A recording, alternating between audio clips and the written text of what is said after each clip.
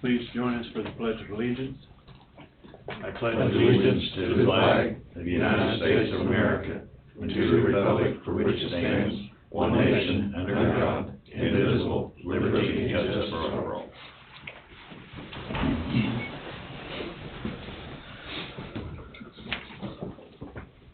First order of business, like usual, is to approve the minutes from last week. I'll make the motion. January 3rd, Tim has moved. I'll second. Don seconded. Any discussion? All in favor say aye. Aye. Motion passes 5-0.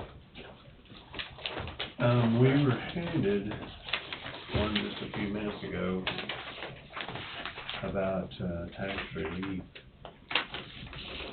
Tom, I don't know, but since the day's the day we reorganize, we usually reorganize before we go any farther in the meetings. Reorganize. Oh, We have chairman. to, elect chairmen and I vice forgot chairmen. about that. Usually that is done right after the minutes. Okay. Can you hear us? Okay. We'll be with you in a minute. So, And with that, I'm gonna move that Jesse be the new chairman for next year.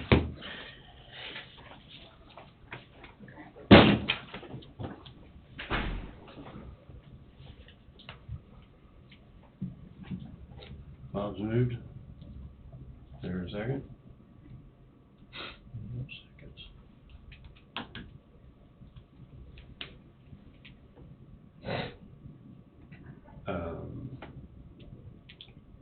Usually we pass it around, and I think Jesse's, one of the reasons for that is that Jesse's a good level head, and Jesse's gonna be, could be only two commissioners here next year from this year. Could be 3 new commissioners. I think it's important that he have some of the experience, so.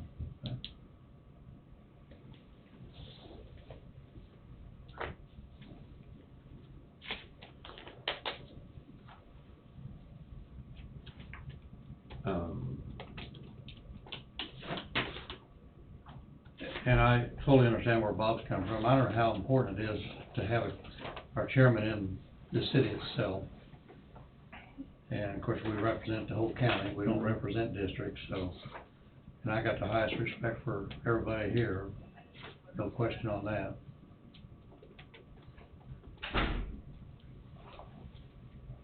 What do you mean chairman in the city? I'm sorry. What do you mean chairman in the city? I think there's a little bit of value to have, because he's a little bit closer to get a hold of. And like I said, that's not probably a lot of value to it either, so. I'll go ahead and second the motion. Don seconded. Any discussion? All in favor say aye. Aye. Aye. Motion passes 5-0. We didn't hear from Jesse. Oh, Yeah, you gotta accept it, I guess, doesn't you? I guess. I mean, You got it. motion passed 4-0 then. All I can say is I'm gonna have to depend on the vice chair, is all I'm gonna. Okay. I got 3 So, companies that I with that- run too, so. And I'll just say this, I'll throw it out there. I'm starting on my 16th year, Jesse's on his 2nd year. I would be willing to be his vice chairman to help him out, and I'm pretty close to the city. I think a little experience, I know some of you don't think I have experience, but I think a little experience could possibly help him in some ways, so. I'll need all the help I can get. I think all of us do it at any time, Jesse. So then we need, somebody to make a motion for Jesse's vice. I'll move it, Bob. Guys, And I'll second that. Any discussion? All in favor say aye. Aye. Motion passes 4-0. It was 5 votes, no vote on it. 4-0. Yeah. Okay. 4-0. All right. I'll do it just for you. And I know for myself and probably the rest of the commission, of course, you're still a commissioner, Tom, but you've done a great job the last 2 years, and special thank you for your leadership. And you're still in the leadership, we're still in the leadership position. Thank you. Tom, thank you. And I think it needs to be known, it doesn't matter what your position is as a commissioner. We're all the same, we all can go out and do anything. We're all the same. And we represent the county, me, absolutely, So you're in even though charge. we're in district. I'm in charge. You're in charge. I'm in charge, huh? You wanna use your book? Not right now.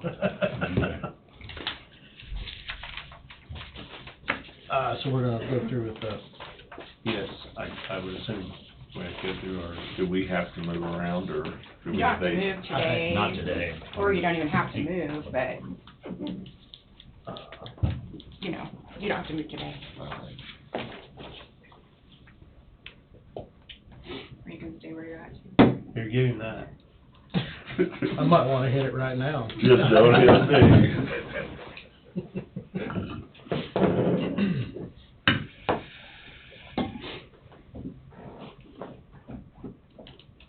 Move to approve got a piece of paper we was handed to us, move to approve the application for tax pursuant to KSA 79-1613 and sign the Coffee County Commission Disaster Relief Declaration for 425 Emmer Lane, Gridley, Kansas, for Timothy Stone. Mr. Chairman, the only discussion I have on this, it says documentation provided was a written estimate of repairs, deed of ownership, and photos. I don't know if I've seen any. They're here, I have them here. I Okay. didn't make, it's a pretty big packet, so I didn't, but you guys can And certainly look so- around at that. So I guess, what was the reason for this? I guess? He had had a house fire, and Okay. it was last February. Okay, And so typically, when that happens, you guys, if someone applies, you will abate those taxes for the rest of the year. So I worked with the appraiser's office, and we got the dollar amount figured up on what should be abated, and that, it would be, so, What is Okay. it? What is the dollar amount then? you would be abating $574.13 500. only for the house, not Okay. the other property, because the other buildings were fine. Okay. So, $574.13. And that's just for the, Just for the home that was destroyed For in the the fire, and one- like I said, the pictures are attached there. just for the 1 year. I'll make the motion. I'll second it.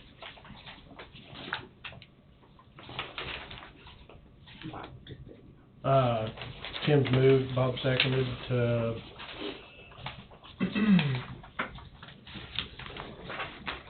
basically waive the taxes, the sum of $574.13. All in favor? Aye.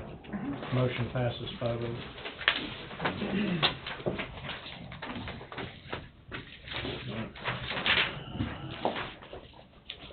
Now, I believe that was the only thing we had. Now we're going to, no, there was, there, oh, sorry. I didn't go back far enough.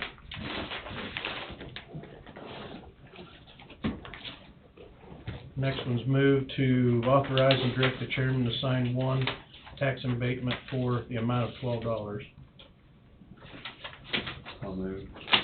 I'll second. Tom's moved, Tim seconded, all in favor say aye. Aye. Motion passes 5-0.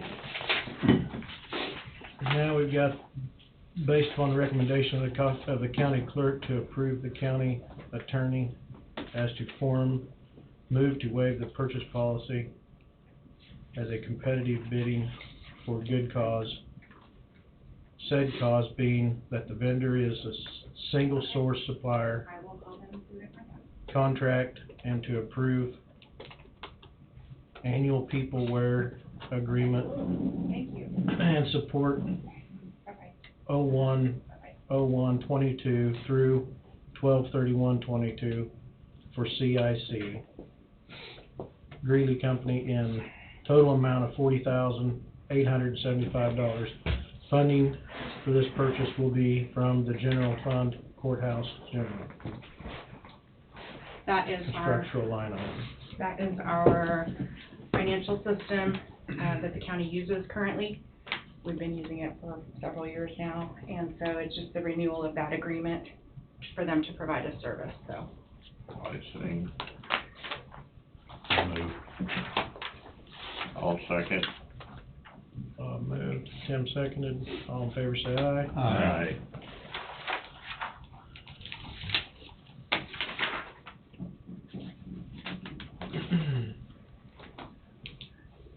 Move to approve resolution number 625-X, a resolution providing that the Board of County Commission for Coffee County shall cause its financial statement and financial reports of the SAI-1 municipality to be prepared on the base of cash receipts and disbursements as adjusted to show compliance with the cash base and budget laws of the state.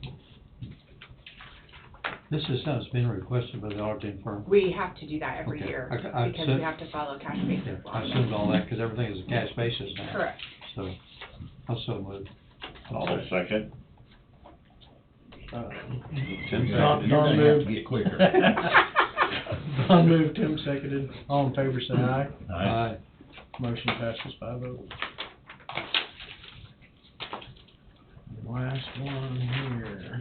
Based on recommendation of the county clerk to find that what? What is it? What's I don't know how you Oh, pronounce it. Kyocera, Kyocera? that's the printer I have. Oh, okay. Okay. Model M3550 IDN printer is no longer required and cannot be prudently used for the public process of Coffee County, and as such should be disposed of by trade-in to Dick's Office Machines in Port Kansas, and to publish notice of intent for such disposal in the official county newsletter. What's the expected cost to replace that, Angie? Uh, Because you're gonna have to replace it if this is not, yes, it's gonna be about $3,200, so too. and they're giving me a trade-in of about $1,000, so. Sounds like they're working with you. Mhm. I'll so move. Don's moved. I'll second. Tom seconded, all in favor say aye. Aye. Motion passed. 5-0.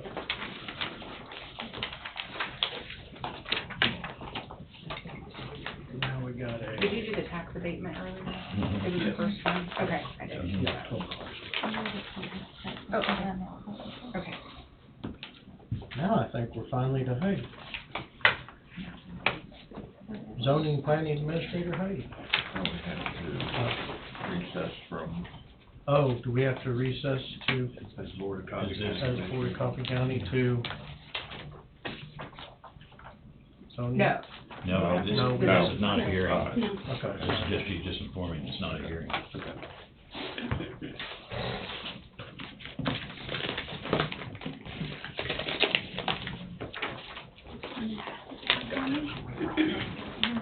It's probably the same thing in your book, but I gotta make them for the planning board too, so.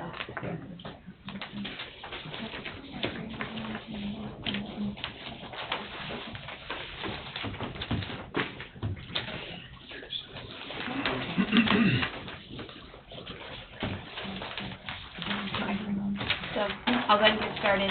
On December 15th, 2021, the Coffee County Planning Board met, and they were discussing case SU 2021-04. I'm going to the zoning administrator's report tab if you're wanting to follow along with me there.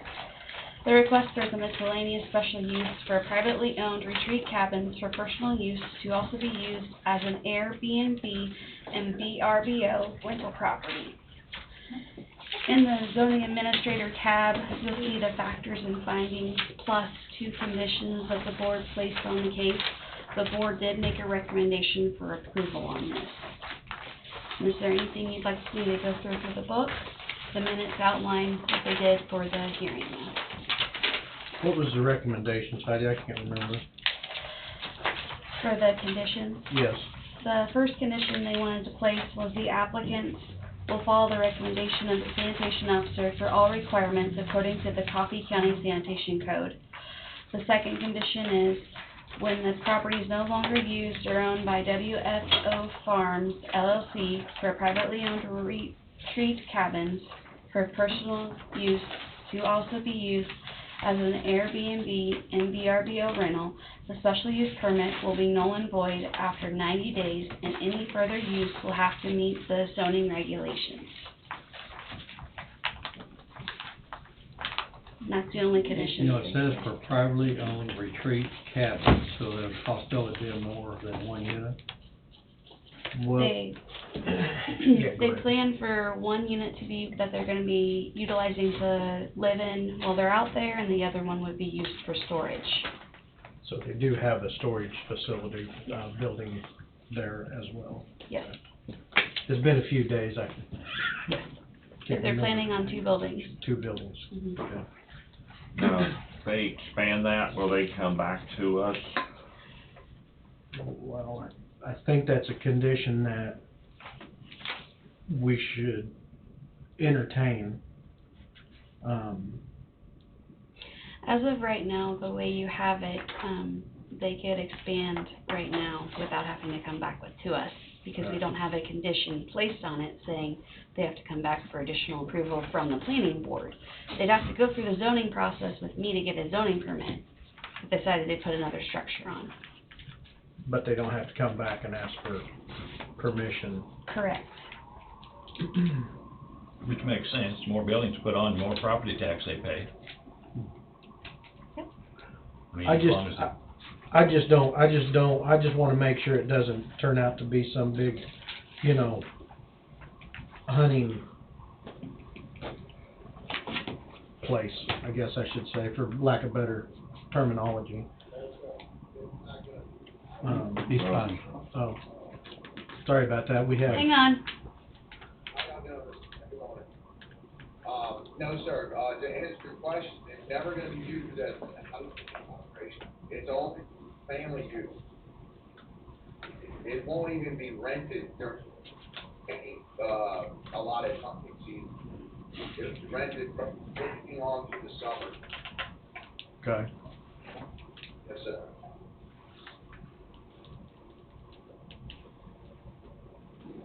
Do you see any expansion in the future? No, sir, no, sir. So a recommendation to protect everybody's interest would not bother you any at all, would it? No, no, sir. I mean, to come back through this whole process, if I wanna put another structure on it? Yes. For like living structure.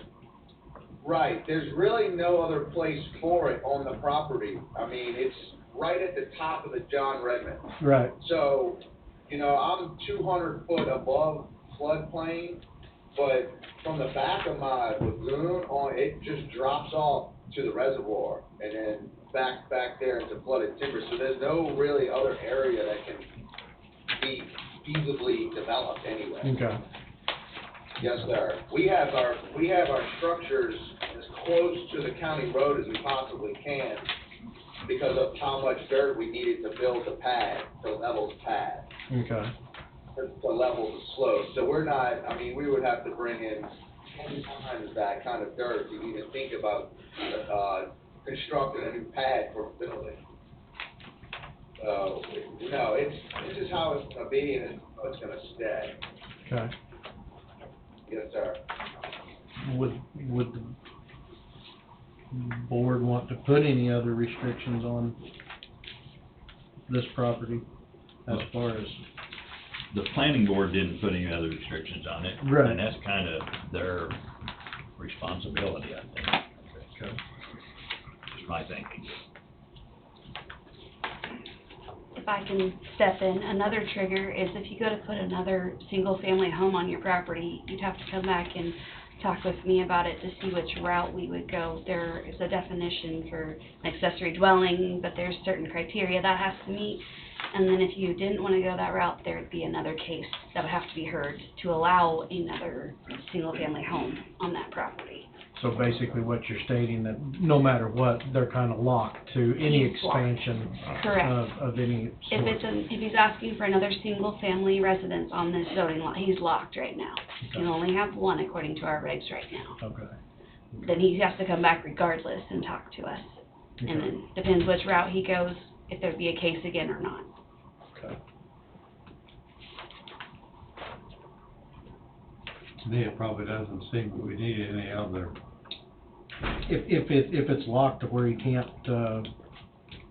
put any other dwelling in there. I mean, I think that protects the people adjacent to his property as well. And then it's gotta come back through the same procedures, or somewhat, same procedures. We're just FYI, so if I'm quiet, it's just because I own neighboring property, so it's whatever decision you guys make, it's whatever you make. I'm gonna bow out. Walk me through this, Tom. Our committee So- approved it 8-0, so they didn't have any of the committee had any reservations about it at all. Correct. So what are you asking from us today, Heidi? I'm Since this asking, is not a hearing or anything.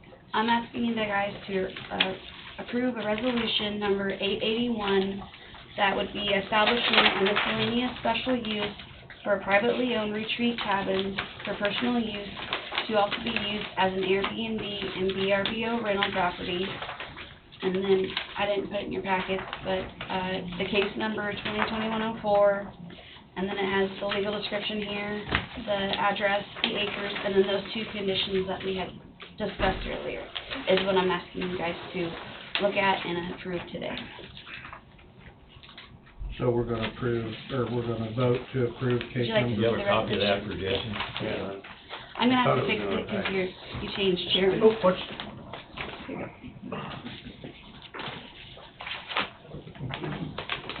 I don't think we've got a copy of it. No, we don't. I thought I saw it. Yeah. Oh, it was in the email. mhm.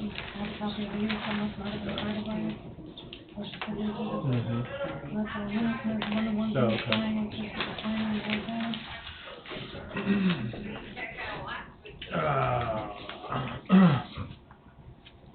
Move to approve resolution number 881. Resolution approval is a special use to establish a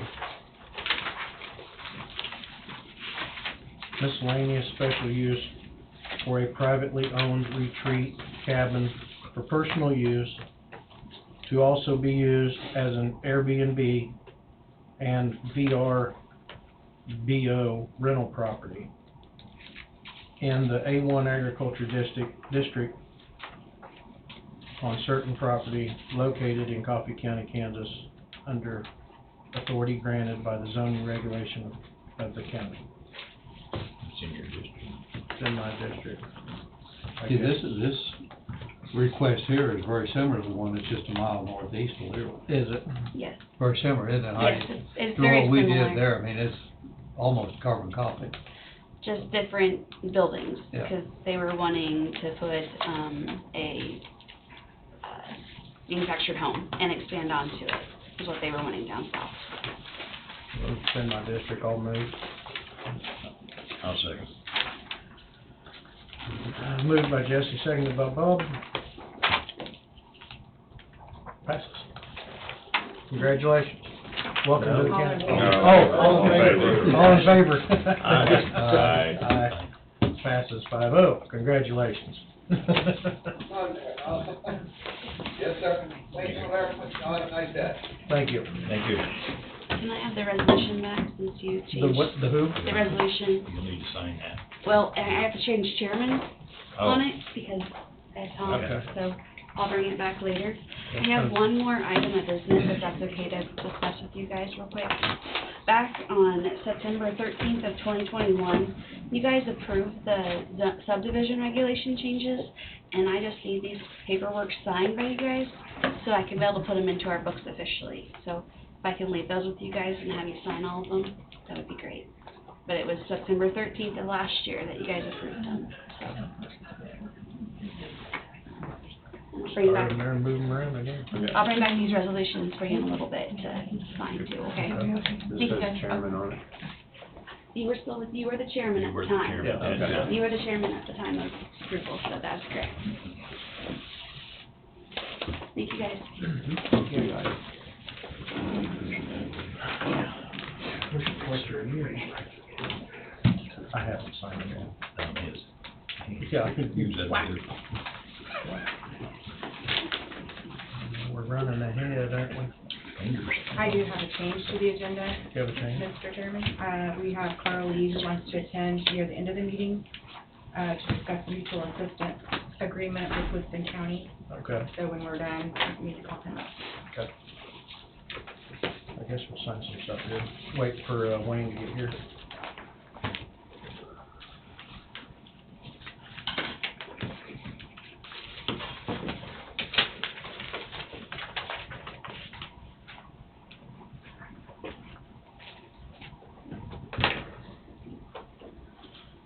No, that's not what you signed under, it's the resolution change. It was a bait, tax You abatement. need to sign that one. No, you'll sign it down here.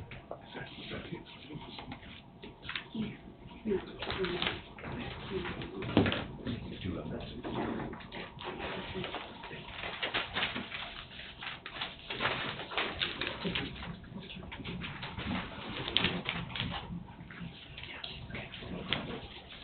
All right, good morning. Morning. Good morning. All right. You said everybody's warmed up today. Already. There's 6 of these.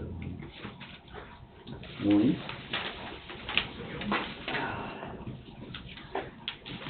You're gone for a couple of days, you come back and piled up on the desk. Yeah. Well, it's still good now. Morning. You need to sign this to check. Okay. If you guys want to just go ahead and sign, pass it around, it's not labeled. I don't even get to sign the checks at mall. Together form. I'll tell somebody something.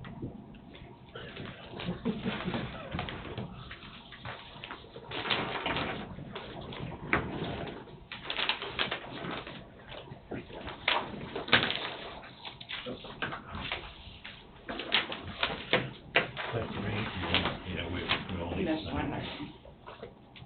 1 minute.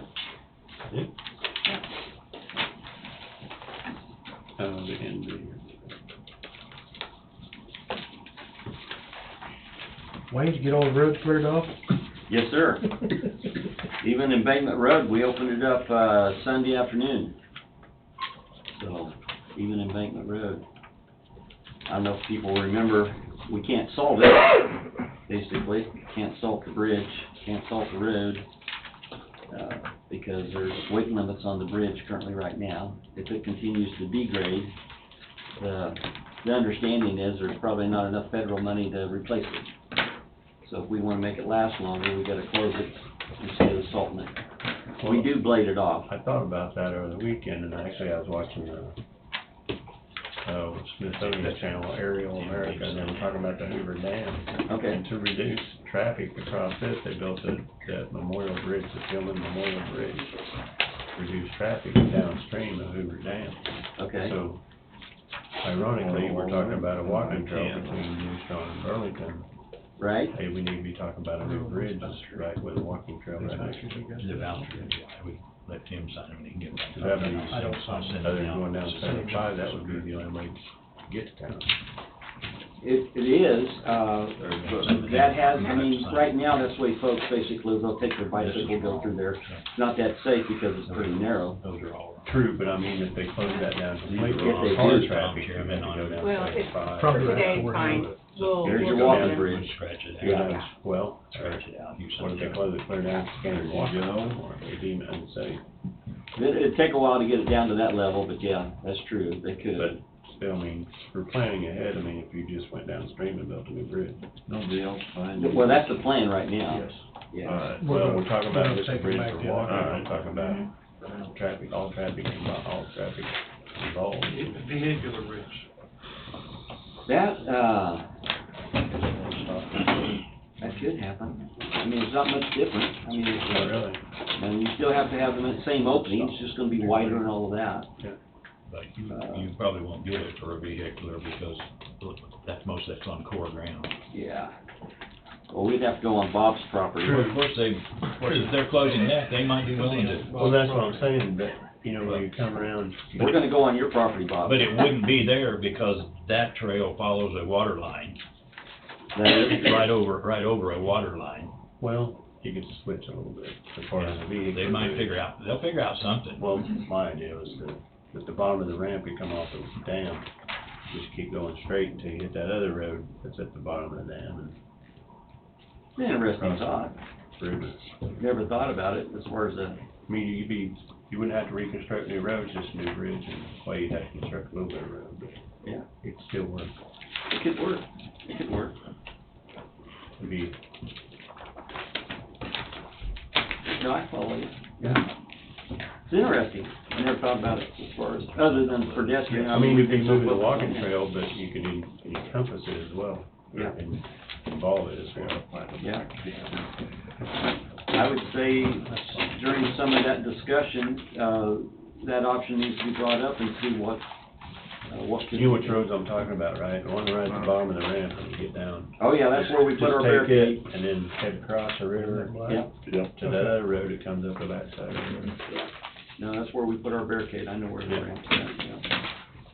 So, yeah. Good thought. We're ready for you, Wayne. Okay, all right. Well, good morning all. Generally, I'm up here on shield, but a little warm now. It feels good. So, hide that down there and this. Don't forget your coffee. Thank you. We do have a special issue check. There we go. And we revised the engineer's report, so I believe you guys got a copy of the revised one? Yep. Okay. Also too, on, just kind of update on the construction projects, or the plan for construction projects for 2022, just to kind of update you a little bit on that. So right now, what you have is an engineer's report. We have December's totals. We have, also last year, 2021's landfill totals. We don't have the All we engineer's got is construction report. zone. Okay, you don't have No, sir. the revised one? Want me to make a quick copy? Yes, please. Thank you. Okay. Well, then let's just talk about, Is it all right if I sign this as chairman, because it says No, 110? stretch chairman out and just sign it. okay. As we're making some of those, I understand what you're asking for as far as the funding sources for the projects. So, the previous draft that I have, I don't have anything to hand to you here, this is just discussion at this point. So, the previous draft that I had for the 2022 projects, the booklet that you have, all of those, the pages that you have, the sheet that says the construction projects for 2022, which would encompass the hot mix asphalt, chip seal, fog seal, and such, on that one sheet. The next one was 2022 maintenance construction plan, and then basically it's listing the section blades, territories, and the areas and what we're going to be doing. So each one of those, then the next one was the replacement projects, which would be like your structures, your culverts, and such as that. So what I got from the conversation, which was very productive, because it was to say, okay, where's the funds coming from?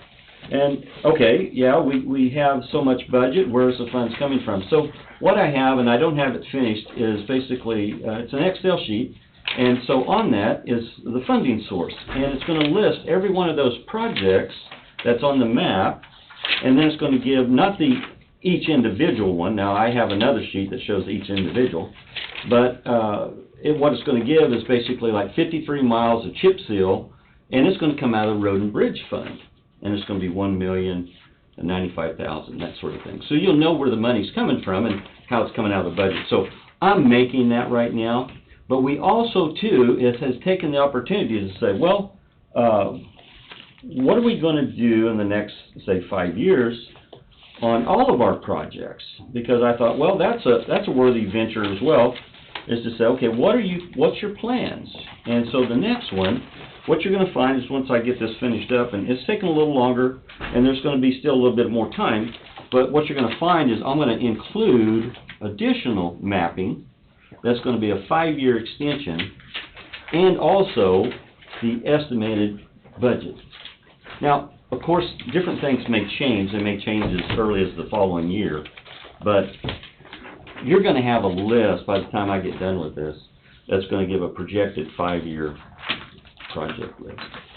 And I think it's gonna be a very beneficial, overall plan for you. So, working on it, staff's done a lot of work, but we've been deterred a little here, a little there. And so, let me silence my phone.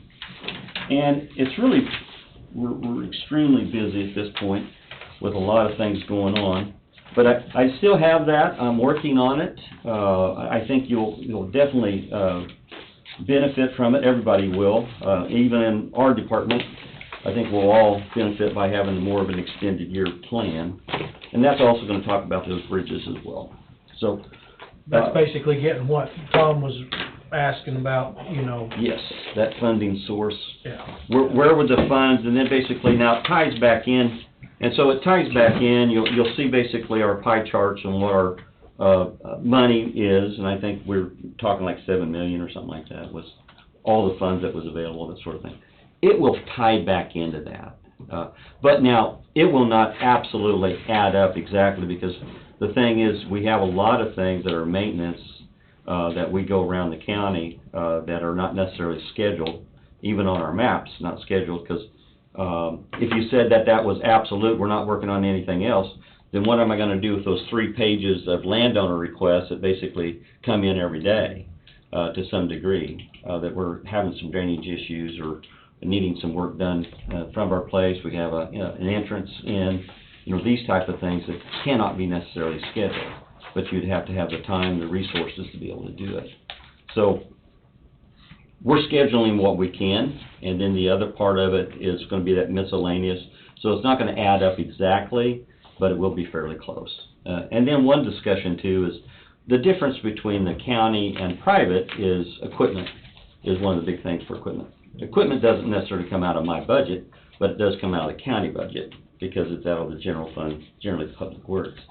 But then our equipment too isn't basically,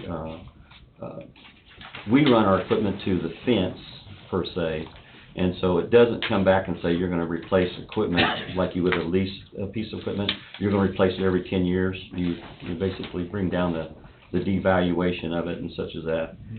So we don't have that. We have basically, we run it to the fence or run it to the point where we're spending more time maintenance onto it than what it's worth.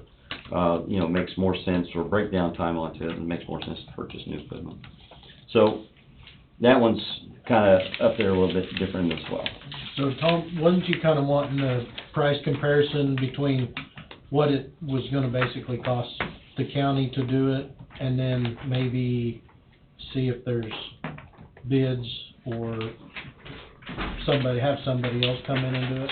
For time-wise, wasn't that kind of the route you was going? Well, yeah, no, but I mean, I'm just gonna use round numbers. If your budget's 10 million and you got 2.1 in salaries, that's off 10 million, and then you have your, overlay projects, which you're subbing out to asphalt contractors, 1.5, and then you have all these pipe entrances to put in. Here's the cost for that material, and then the box culvert's gonna do, here's the cost for that material. To better help you, if you're wanting to bid out another project, you said a minute ago that, you had 3 pages worth of just Landowner's request. landowner's request. So how many people do you tie up on 3 pages with the landowner's request, and for how long does that take? 3 pages worth? It depends on the request, so it depends I on get what that. crew goes to it. I mean, I'm Yeah. not saying nail it to it, but I mean, if it's 3 pages, does it take a day a page for 10 guys? Or Oh, does it yeah. take? No, I mean, each one of them is pretty I'm different. just throwing out Yeah. numbers. Well, what you'd normally do is, basically, once you got to that area, that you were doing some work, that you may be doing other work and just things like that, then you schedule your work accordingly. Well, I'm So, gonna say by that assistant fleet. 3 pages, 1 page is 20 requests. Yeah. So you got 60 requests. Gonna take you 120 days to accomplish? We haven't scheduled them out that way. What I would have to do for that sort of thing would take each one of those requests and then basically assign a task number and Yeah, then the I'm people just- and all that that go I'm with just it. throwing this out there. I mean, what do you mean? Is that 120 days worth of work for 5 guys, or is that 120 days worth of work for Yeah, that one. 3 guys? 2 guys? I mean, and I know Yeah. each project's just a little bit different. It is. I mean, I know, I use an average, okay, I only need 3 guys one day, but the next day I'm gonna need 5, so 4 is my average. We have okay, so I'm gonna just run a scenario. So we have a landowner, farmer that's having some drainage issues in front of their field that's been there for several years. You know, these problems just don't pop up. Right. Basically, they're there for a while. You know, either you got erosion coming off the field or material from the road, that sort of thing. So the ditch fills up. So the landowner says, well, you know, I'd really like to get this to drain because it's causing problems with my field, being able to drain my field and such as that. And then also the entrance pipe that we have in this field needs to basically be cleaned out because it's filled in with silt, it's half full and different things like that. So we go out and evaluate it, then we say, okay, well, this is gonna take our assistant fleet to come out and dig this, you know, probably, 1,000 feet or something like that to cut the drain and different things like that. So we cut it, then we take the pipe, and so we have various people, various crews working on that one particular problem. Now, what you're saying, what we would do is you would actually create a work order, in which we create a work order, but to also do that is to continue that out, is you basically assign the crew, you assign basically how long it's going to take and the equipment such as that. But when you look at these 3 sheets, they're spotted all over the county. So to be able to say, I'm going to take care of him, and I'm going to take care of him, and I'm going to take care of him, it's tough to do because also, too, we may have some rain and some issues that may take us away from that. So we don't have just a straight schedule to go working on these projects. And I understand that, but I mean, with the Yeah. question earlier or later part of last year was, how many people do you need to do your normal yearly maintenance? And you said 52. So, you know, and then you came and asked us the question, you know, what do you want me to contract out? Well, it sounds like everything that ain't normal maintenance. Well, most everything is normal maintenance. What I have initially is when I'm looking through this or working through this, there's at least 3 projects that come to mind, maybe 4, to say, okay, they're big enough that takes enough of our crew's time away from doing what we would normally do as maintenance, that it should be considered for contracting. Okay. So And that would be something I'd be bringing to you. Okay, so that'd be the best way I could help you when you ask the question, what of these do you want me to contract out? Absolutely. I would have to say at this time, if you're telling me it takes 52 people for normal yearly maintenance, then Yes. anything that's not maintenance needs to be subbed out. Anything that takes, because we ran into that rabbit hole, Matthias Lake.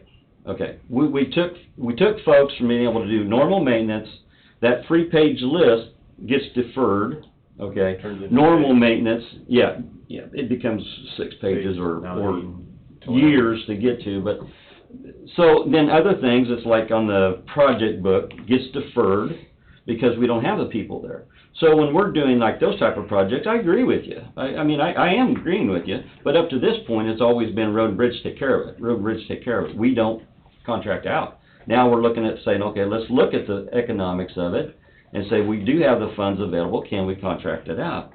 Then I would say, okay, if your Matthias Lake project, yes, that did take folks away, but it was determined years ago, or we're talking over 4 years, maybe 5, that discussion even started, as far as the project itself that was approved. And so you have Matthias Lake, you also have basically the landfill.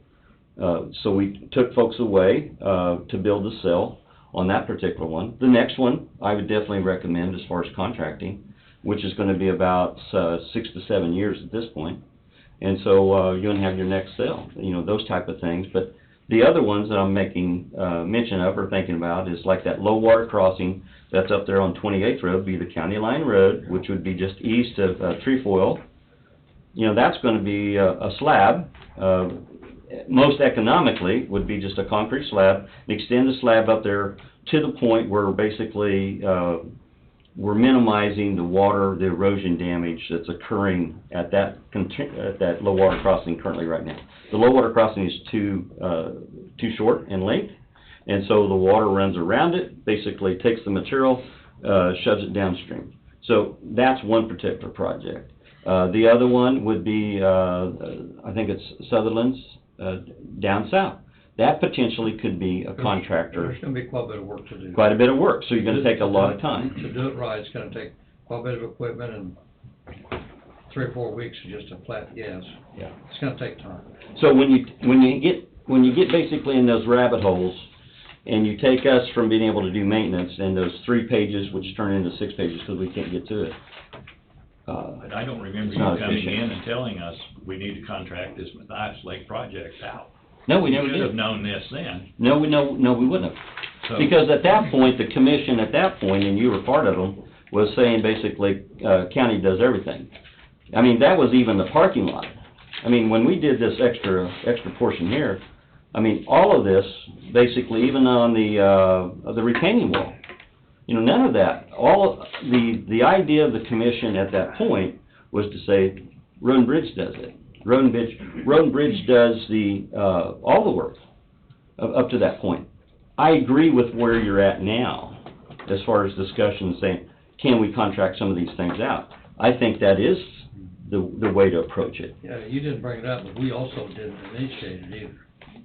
But at that point, At that several years point, back. Things are, you know, right now, we're looking at some changes in that process. Yeah, and I think it's good. I think we're basically evolving a little bit to the point where, being more efficient, more understanding of the funds, and how we can basically maximize our resources, not only our staff, but also the funds that we have.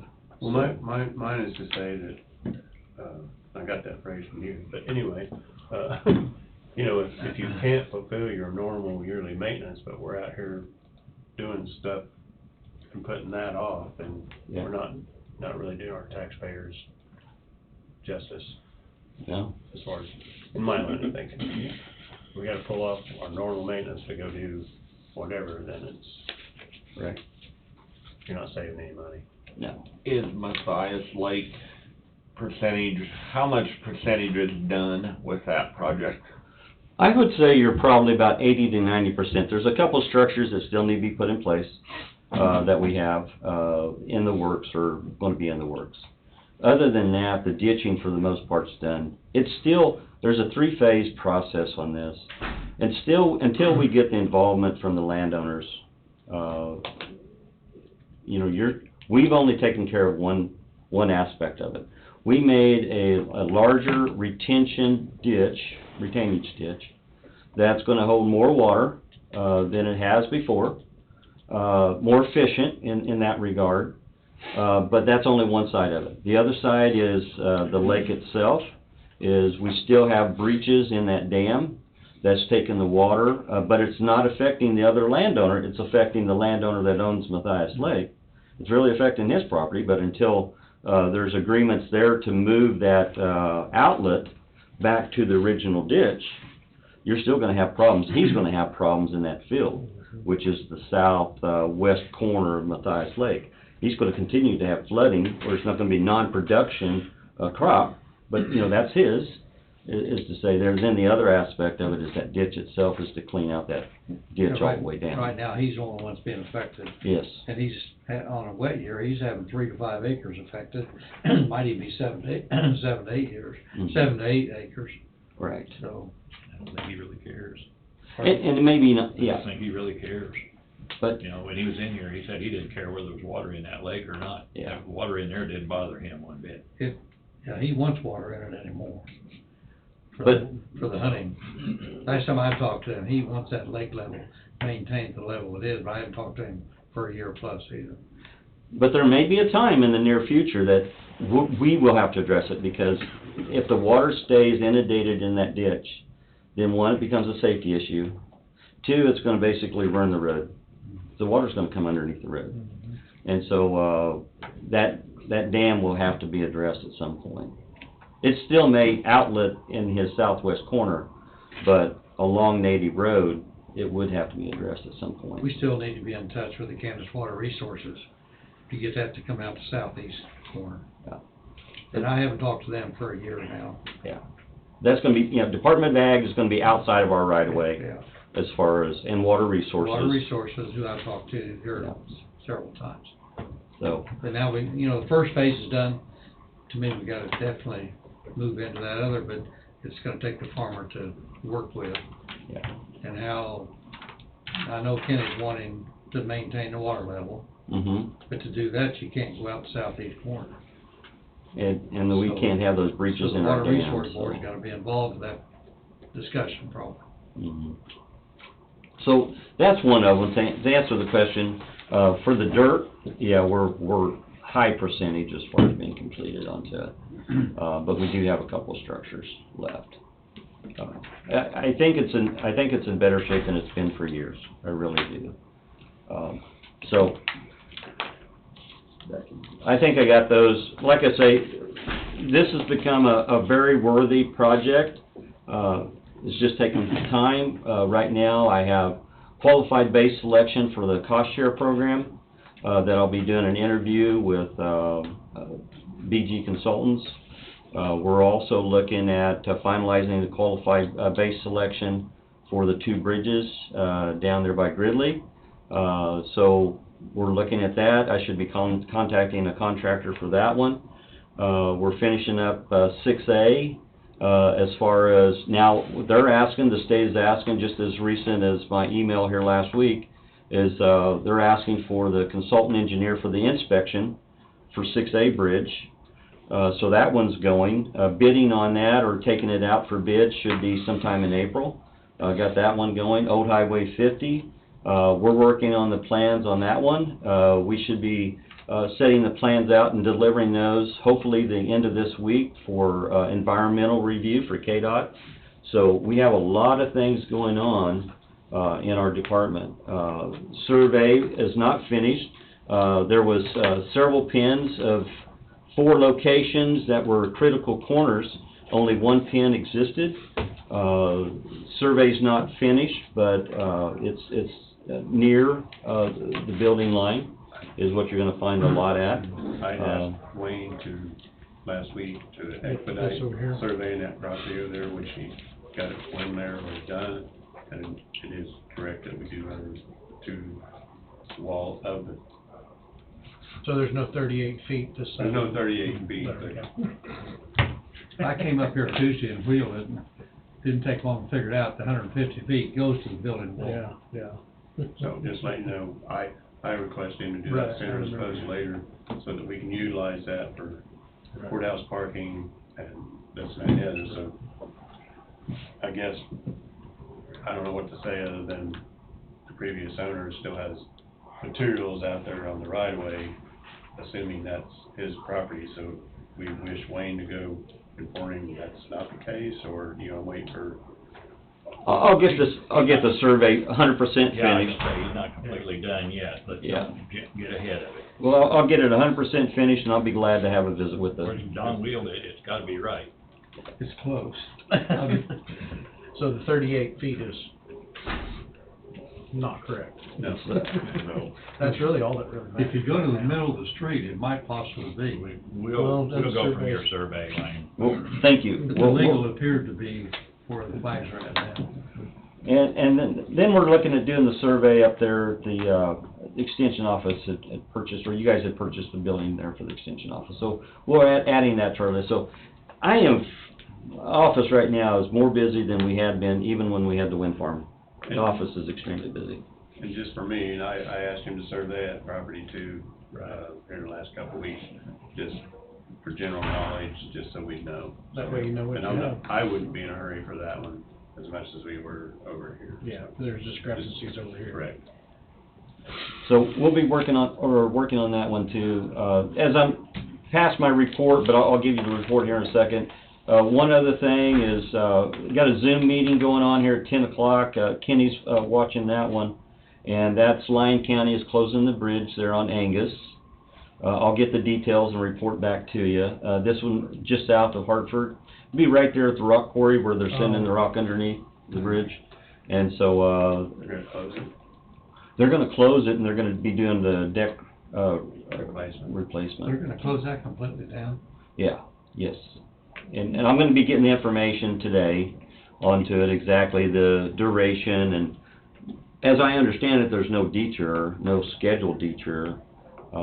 They will be most likely using our roads, but Well, they're probably not 16th will closing get it. busy. No, they're probably not closing it 16th right will now. follow. They're probably not gonna be closing it right now. They're probably gonna wait till spring, aren't they? well, they're having a pre-construction right now, so I'd say it's pretty close. Pretty close. Yeah, yeah. Sometimes with those bridges, it's ample opportunity to get the demolition done while the weather's kind of cold, and then so when it warms back up, be done. I don't know what the traffic count is on that road's It's got a a lot of lot. traffic on it. Angus Huge is amount of a traffic. major road, collector road Yeah, for us. Jacob Street's gonna get wild and crazy. Yes. Look out, horse and buggies.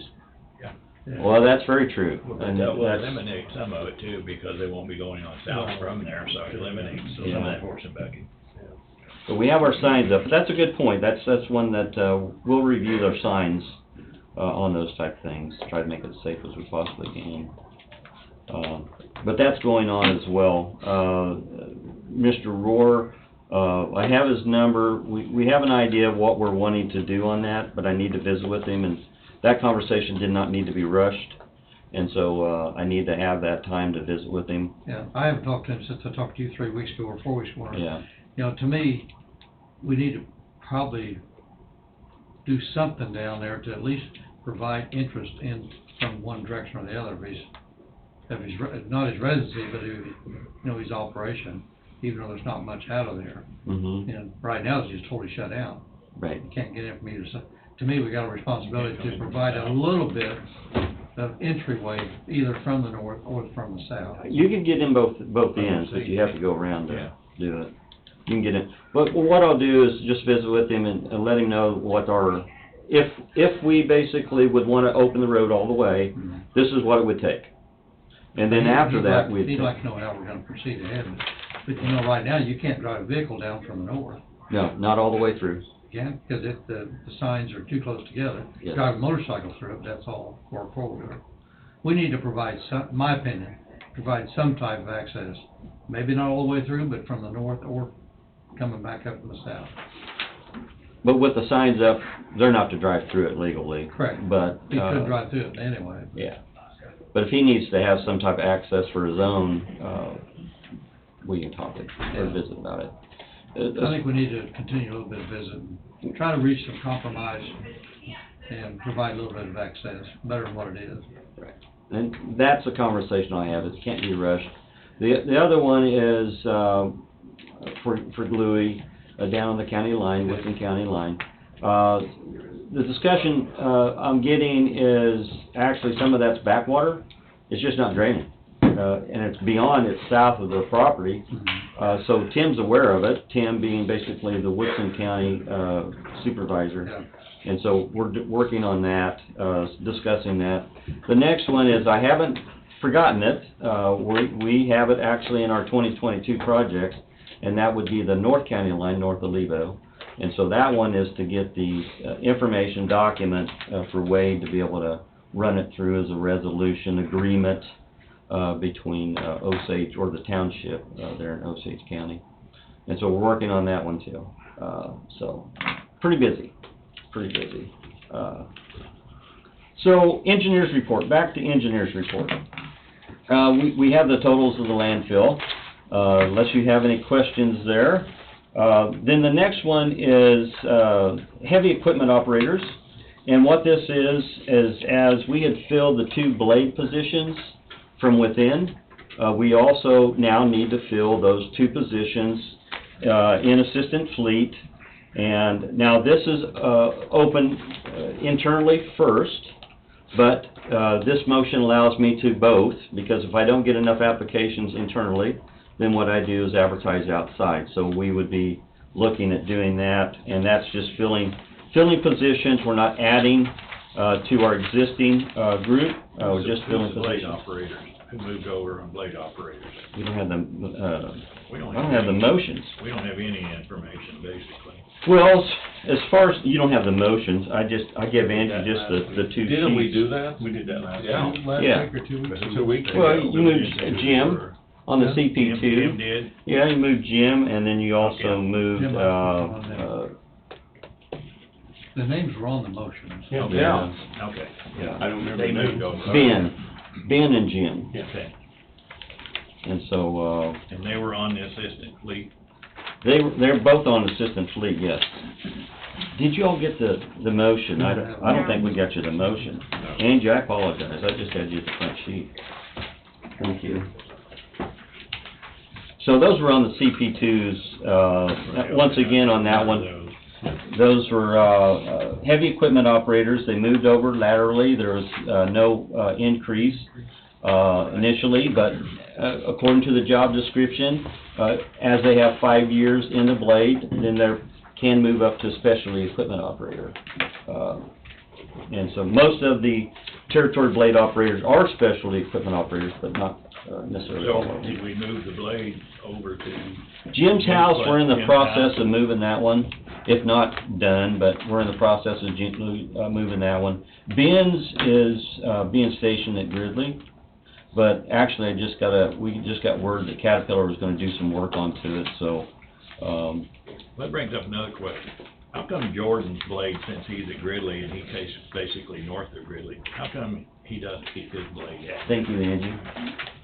At one time it was at Gridley, and then, I think the COVID, kicked in for us, and then it got moved to his residence. And so he's only slightly out of his territory by, Is it at his residence now? yeah, I believe so, Okay. yeah. So, unless you want us to move it, No, I mean, I thought that he used to have to come to town to get it, and I thought it should be moved to his residence. he did. To eliminate have to come to town, COVID would be a good reason for that. COVID was the reason, as I recall it. And it's not that, I'm not talking about the employee, I'm just talking about the situation of COVID, Right. in our operations. So Less exposure that's, for anyone. COVID has changed a lot of way that we're doing things nowadays, so that's kind of where we're at. We wanna go through your motions now and do them, or do Yes, you wanna please. continue through? No, that's, Your other stuff. actually, that should basically be the setting up of the motion, so. Motion 2022-01, based upon the recommendation of the county engineer, move to approve request for authorization to advertise and hire 2 full-time heavy equipment operators for assistant fleet. No new positions are being added. This request will only fill current vacant positions within the department due to crew transfers.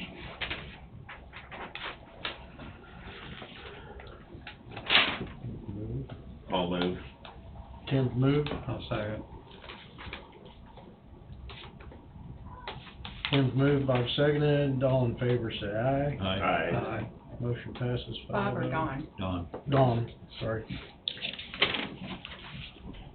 Motion number 2022-02, based upon the recommendation of the county engineer to move to approve the county engineer's request to solicit formal bids for 1 motor grader with optional trade-in of a 2008 John Deere 670D. B, I guess this is a VIN, or B-007, VIN number ending in 23095. Funds to be paid from the 2022 General Fund Public Works Equipment line item. And if I can, on both of those motions that you see, one's for the blade, the other one's gonna be for the 10-wheel dump truck. This blade right now, it's a 2009, it has 12,448 hours currently onto it. That's the one that we're looking to trade, option to trade. The purpose of starting this now is, and probably as Commissioner Knight knows, the certainty of being able to get equipment is uncertain. Yes. The certainty of the pricing of fixing that equipment is uncertain. Because they're even saying that it might be 12 months before you even get it, and even at that, they're not gonna hold the price. So by these motions, it allows us to start the action, to start researching to basically get equipment. It's not to say it's gonna be brand new, it's not to say it's leased, it's not to say basically it can be used, or it could be rebuilt from our current fleet. We're gonna look at all the options, but this allows us to start the process. Where's this blade at? The current blade right now is most likely the shop, since it's a trade-in, the current one. Is this one of those underpowered John Deeres that we bought? The 670s are, yes, sir. Yeah, We had two they had a heck of a 670s. salesman at one time.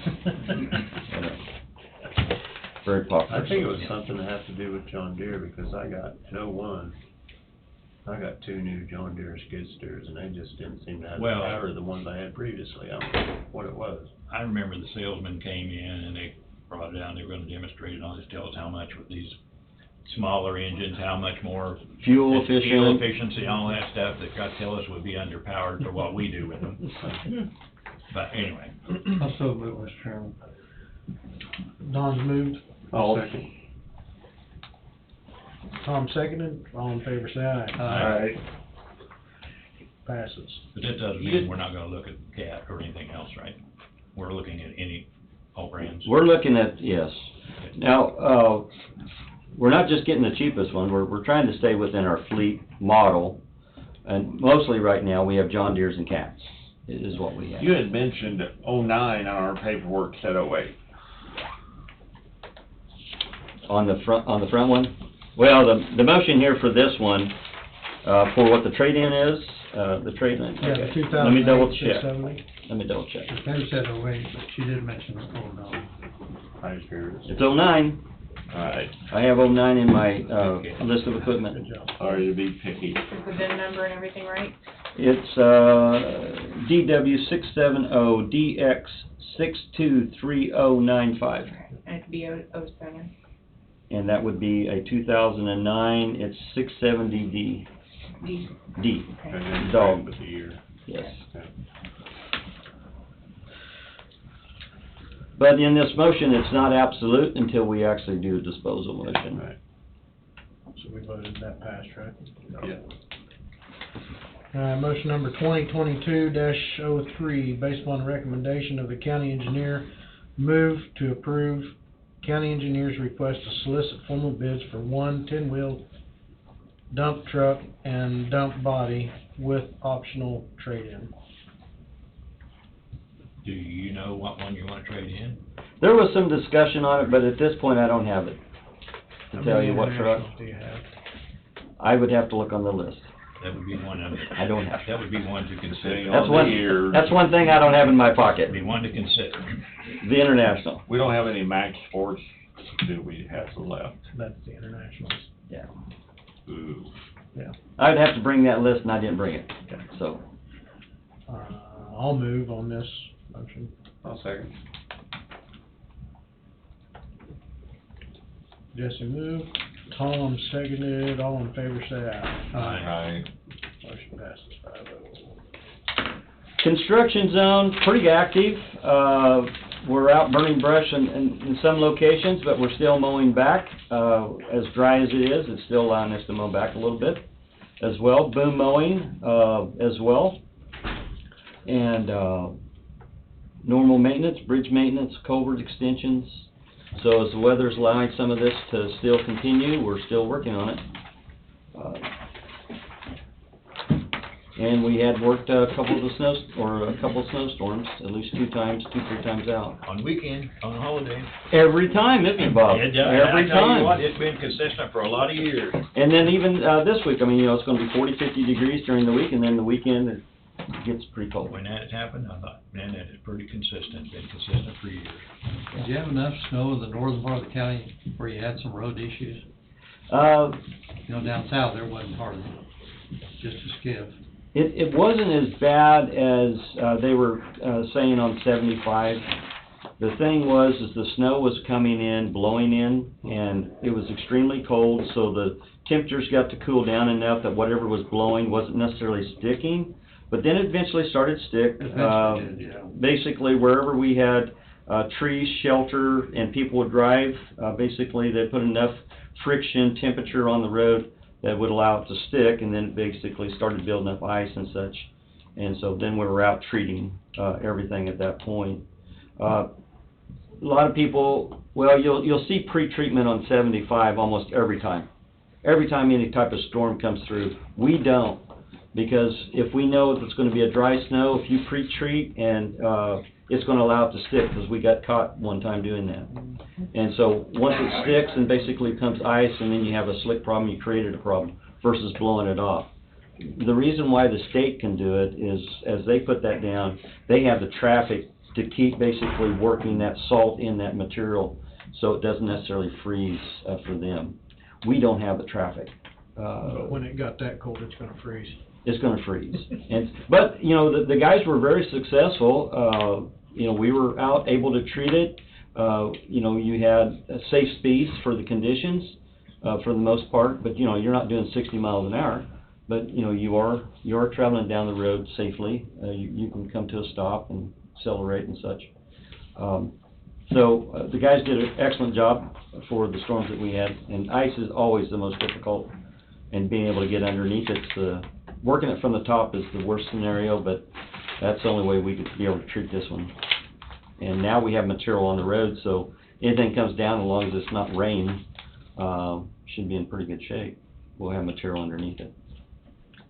The equipment listing that we sold here a month or two ago, I understand all that equipment's been sold through the business that we retained to sell it. How close was that dollar, how many dollars did it bring in compared to what the projected dollars were we expected? I don't have that list, I'd have to I'm just compare kinda that. curious how that came out. But I think it was close to around 150-some thousand. Angie, jump in there if you, remember. On the what? We got a check from the auction of the equipment. We got a check over $150-some thousand. Can you just get us a list of what it brought? Yeah, we can get you. I'd like to see a list. Yeah. Was 150 somewhere close to the projected? I would have to double check that one. I don't remember the I don't exact- remember. I don't remember the project. If you don't mind, I wouldn't mind looking. Yeah, I can go back, because I think we did have some numbers on that. I had that in our round table discussion, see if Heartland would come in and tell us how they, Oh, I think that'd how be the great. sale did. I think we need to know, could we make? We haven't talked to him May want to do it again I've here been too. asked. He's local, right? Yeah. Yeah, have Jeff come in and visit with you guys. Because he did something too, he sold some equipment, you know, buckets off of it or different things like that, which is not uncommon, to try to increase the price. I was impressed, I sold a crane. And it went to Michigan? Did Yeah, it go out of the country or I not? thought it went out of the country. I did Oh, it too. might went out of country. yeah, I don't remember what, I know he told me one of them went out of the country, but it No, wasn't. wait, the truck without the engine went out of country. And, the crane went to Michigan or Minnesota or somewhere. okay. I saw that in pieces on the back of a flatbed, the truck. It The went crane, out. they were having a hard time because actually the airlines froze up. And so, they were having a hard time getting it loaded. But prior to that, it was running. The guy tested it out and such, but Jeff said that they were having little problems with it. I think it'd be good if we'd seen some final figures on it. I Give can, us an idea how to proceed ahead in 2 or 3 years. oh yeah, I can get you the list that I, presented weeks back. And your that motion one. was on this sheet, very bottom and the back. Was it, on the front and back? That's efficient, we're trying to save paper. So,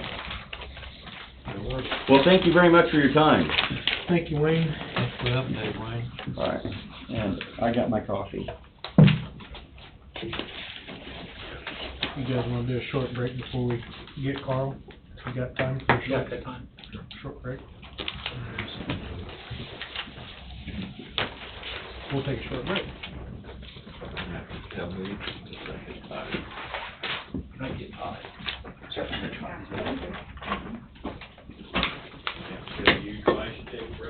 Nope. You already got the idea, you need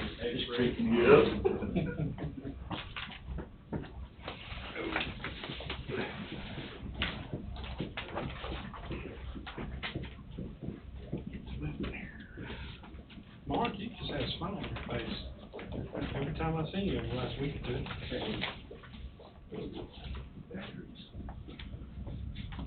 So Tom, I do not sign the voucher sheets, correct? No. I just sign the checks. Well, there's always a page for the chairman to sign. Right. Oh, there's always a page for that. It's always, it's that one on the top, Okay. Okay. but those were like last week, so that's why I signed it as chairman. Okay, okay. So I was told to. calendar during the year, or a Uh, magazine where you Okay. Then I go highlight back to something check. and sell ads random. Like a, We have special sections for birds. okay.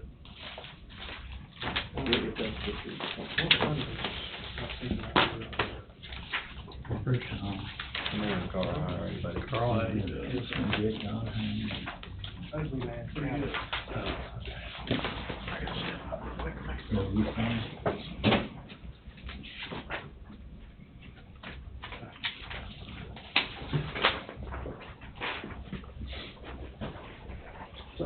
Pete, how are you, Pete? It's good, where you go? Just another day in the life of it, buddy. Yeah. Congratulations. Oh. Hey,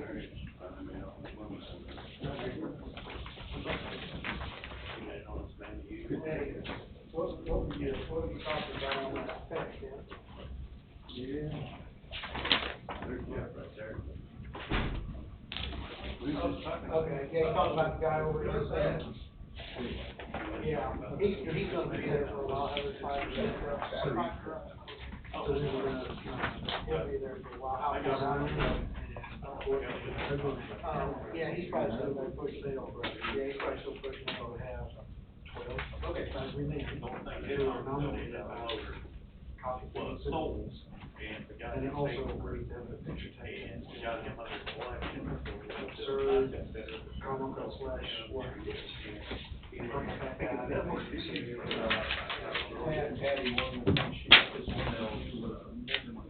Yeah.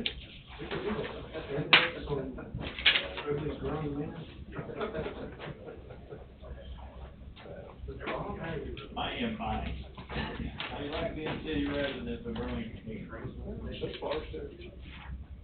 I only live in Burlington, but I'm married. Make a good office, Sean, when it's up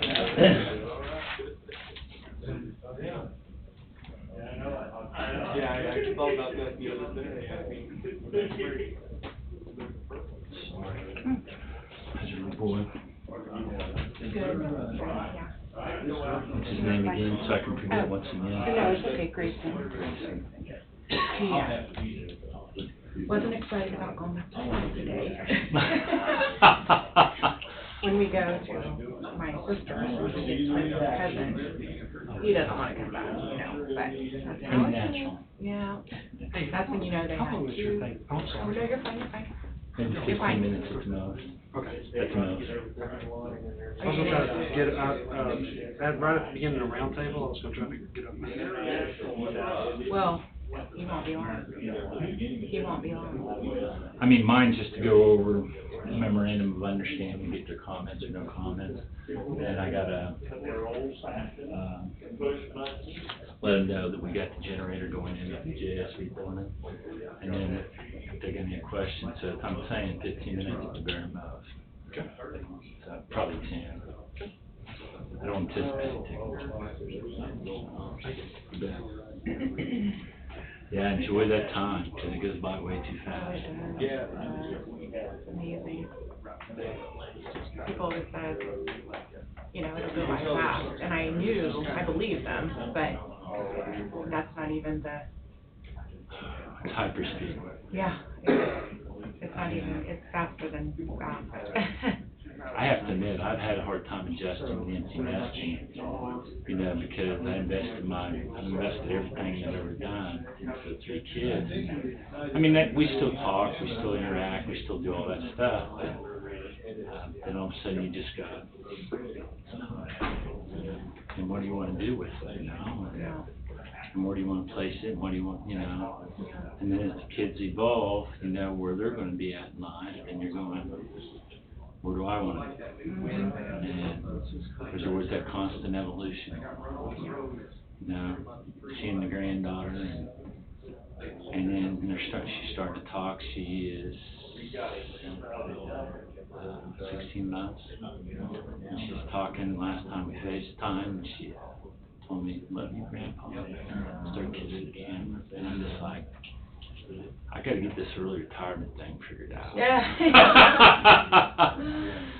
So she needs somebody to watch her, she needs somebody to babysit her. Yeah. Grandpa can be number 1, you know.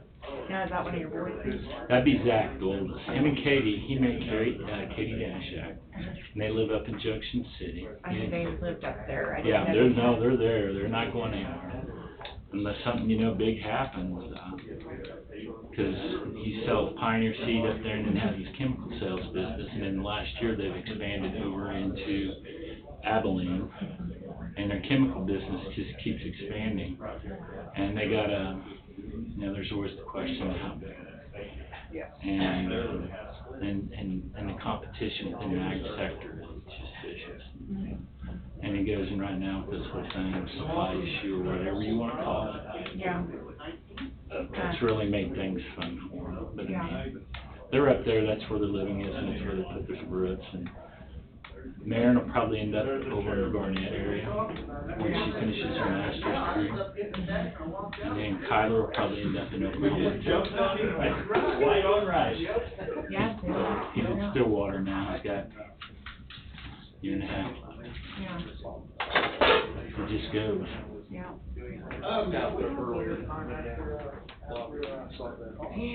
don't know. Did you get your deer this year, Tom? Good. Make you happy for a little while. Small 10, Small thing. about 140 maybe. Big question. Did you see any big ones? I thought that was him. Cause it's getting a little dark. Yeah. All right, you got ready down, so you. I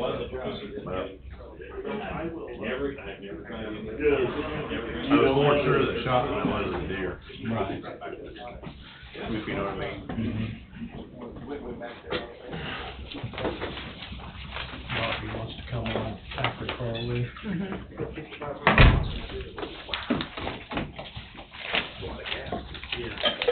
Costs about $800.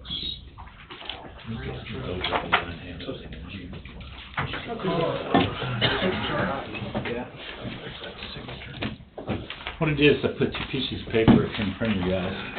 And what it is, the one that's got the little pink mark on number 4, that's the old MOU. And the one that was below it is the new MOU, there's no dates on it.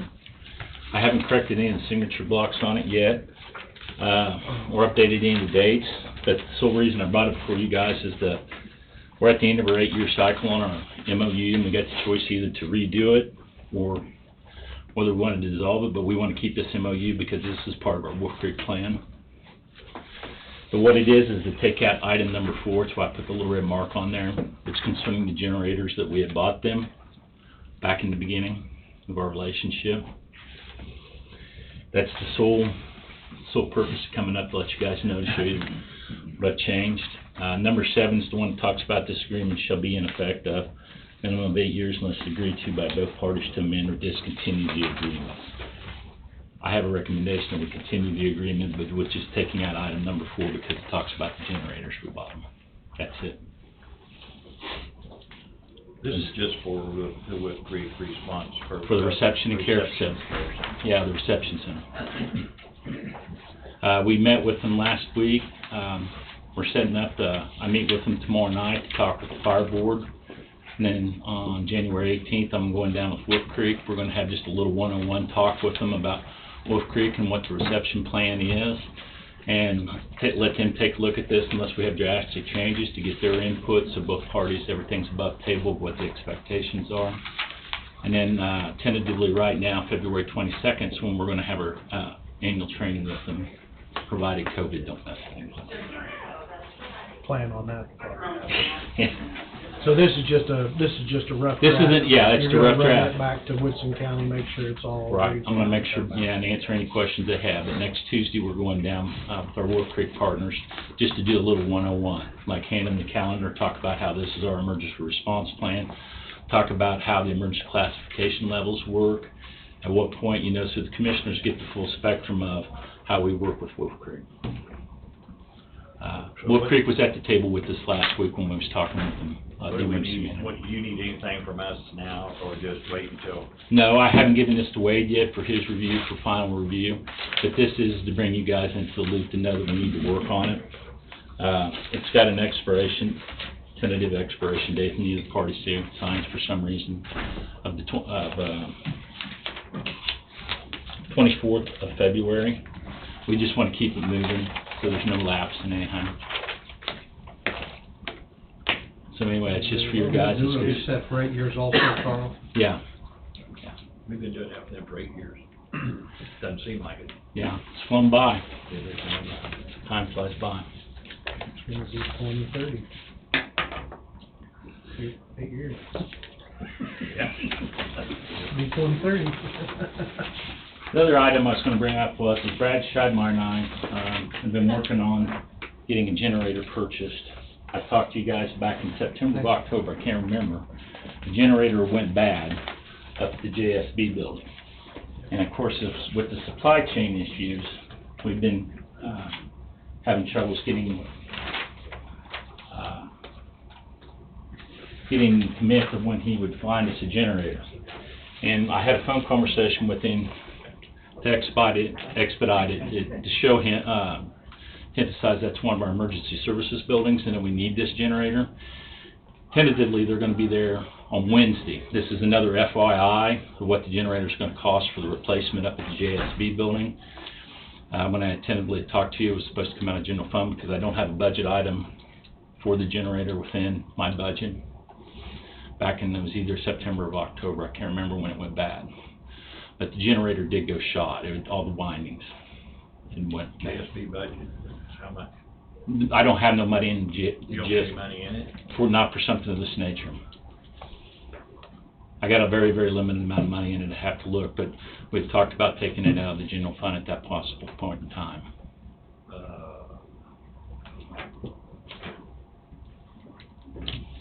Come out of the general. Or if there's another pledge, but I mean, it's not engineered in my budget for a generator. Well, I could say that's cheaper than what I bought my generator for 4 years ago, and mine's propane.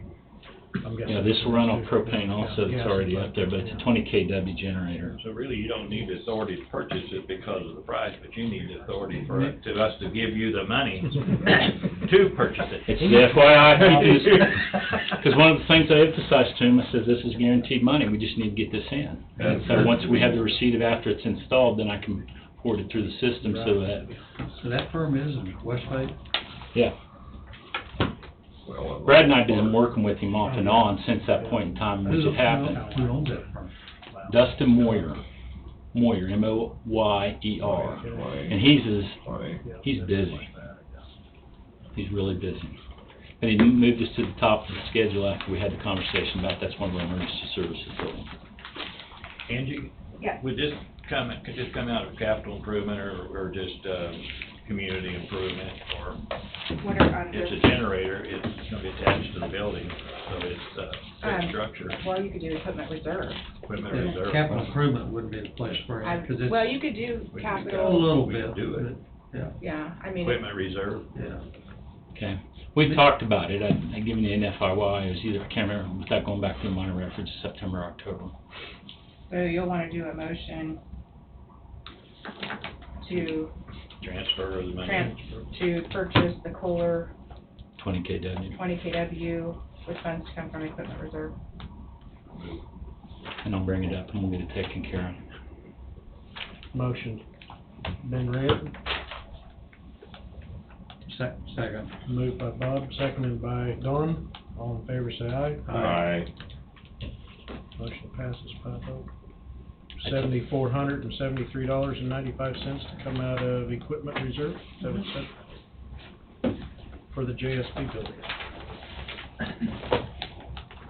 And that's, they're projected to start that Wednesday, so that's all I have, unless you have questions. Okay. Thanks, gentlemen. Thanks, gentlemen.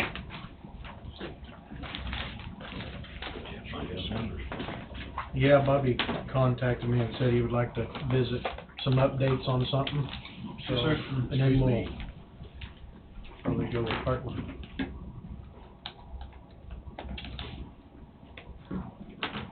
Tomorrow at 1 o'clock, I spoke with Mr. Tom. He said he could do it, but I'd asked for one more commissioner. EMP Shields would like to do a tour of Coffee County,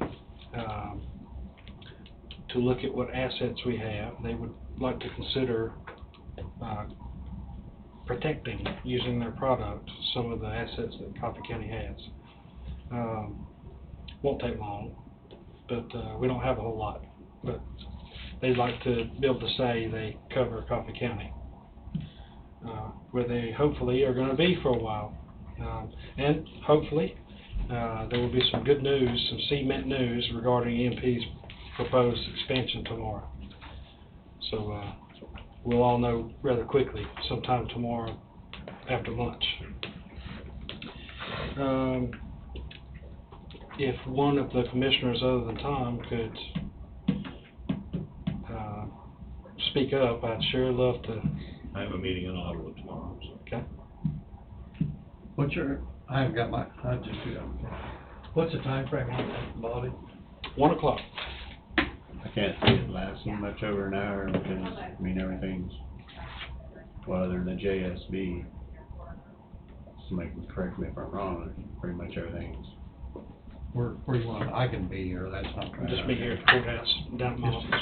Just here at 1? Yes, sir.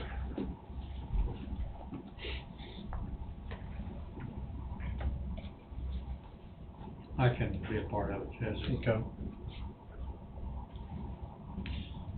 Next item, let's see. On the Thursday the 27th, at 6 p.m., I've got the community planner from Pittsburgh, Kansas, coming to give a presentation on their program, their Rural Housing Incentive District, and all they've done with it. I've had one community meeting, and if you're not aware what a Rural Housing Incentive District is, it's a statute in the code that's recently been changed that allows districts to be created where development can occur using future tax revenues to finance the projects. And it's real popular. Everybody around us is doing it. I may even bring in another person from another city. I'm waiting on a call from them. But Pittsburgh's been very active with it. At Kelly Hall, 6 p.m. on Thursday the 27th, I would hope that the commissioners could come. I'll invite some city council members and other elected officials from across the county. Kelly Hall. Kelly Hall. Okay. At 6 o'clock that evening? Yes, sir.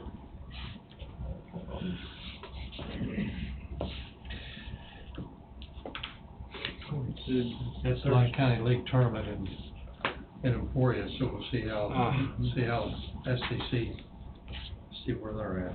Yes, Planning zoning next week? yes, Or is sir. that- No, it's on 19th. It's on 19th. Yes, that'd be next Wednesday, okay. Yes,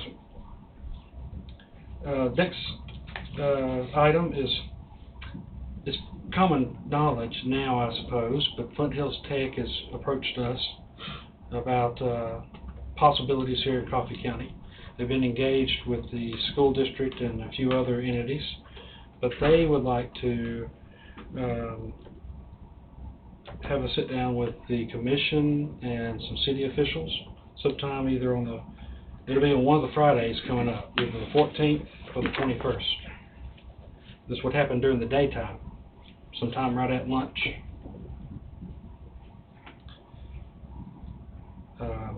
I'll let you know immediately when that date is, but it will either be the 14th or the 21st. So this just be a work session? Yeah, because, we have to be in session. Right, that's what I'm saying, just, I mean, for like I just call it a work I session. would call it a work session, it's the first meeting we're having with them, I wouldn't be wanting to make any decisions. Right. It would be at we can call it a community meeting. You just won't be able to deliberate. It'll probably be held off-site either at, the Board of Education boardroom or Forte Manufacturing or EMP Shields boardroom. One of the bigger boardrooms. Or we could do it down here, but I want to get away from this, county courthouse and the city hall. Home Right. turf. For that reason, you bring it up. I don't want it to Neutral look like a grounds. meeting. Yeah, right. If you said either the 14th or the 21st. Yes, sir. It'll be their president and their board of trustees will be here. I mentioned a while back, if you remember back, you did a broadband project. You signed a contract with MT Networks. Well, to use the ARPA funds, we've come to find out after the fact that there are rules that require us in the hidden print to bid this thing out. Not just bid it out, but we gotta follow federal procurement because it's federal money. So I'm following those rules. We gotta go out to bid, and I've issued a RFP, and I've got it scheduled on the 24th. The commission is scheduled to open private sealed bid. So you will open sealed envelopes from responders to the RFP. And we'll move from there to award. The Carmen Francis, the commission had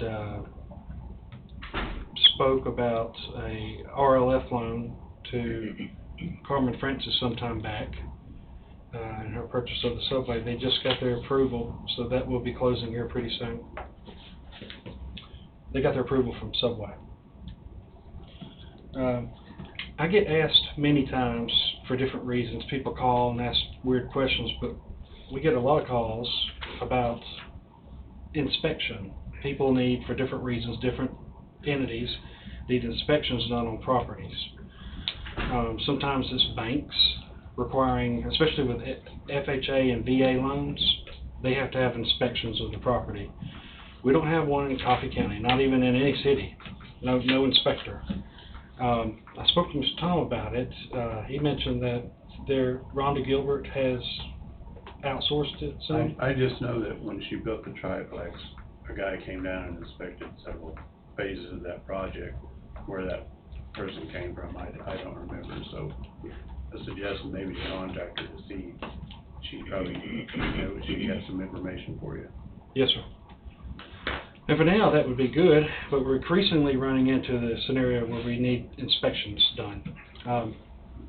But I'm bringing that up also to lead into, the commission has spoke about this before, but we have a sanitation officer that is under the health department.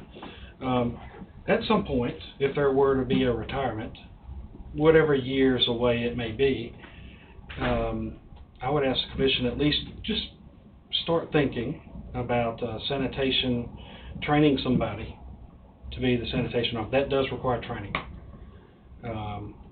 so that they may be able to fall into that position whenever a change does occur.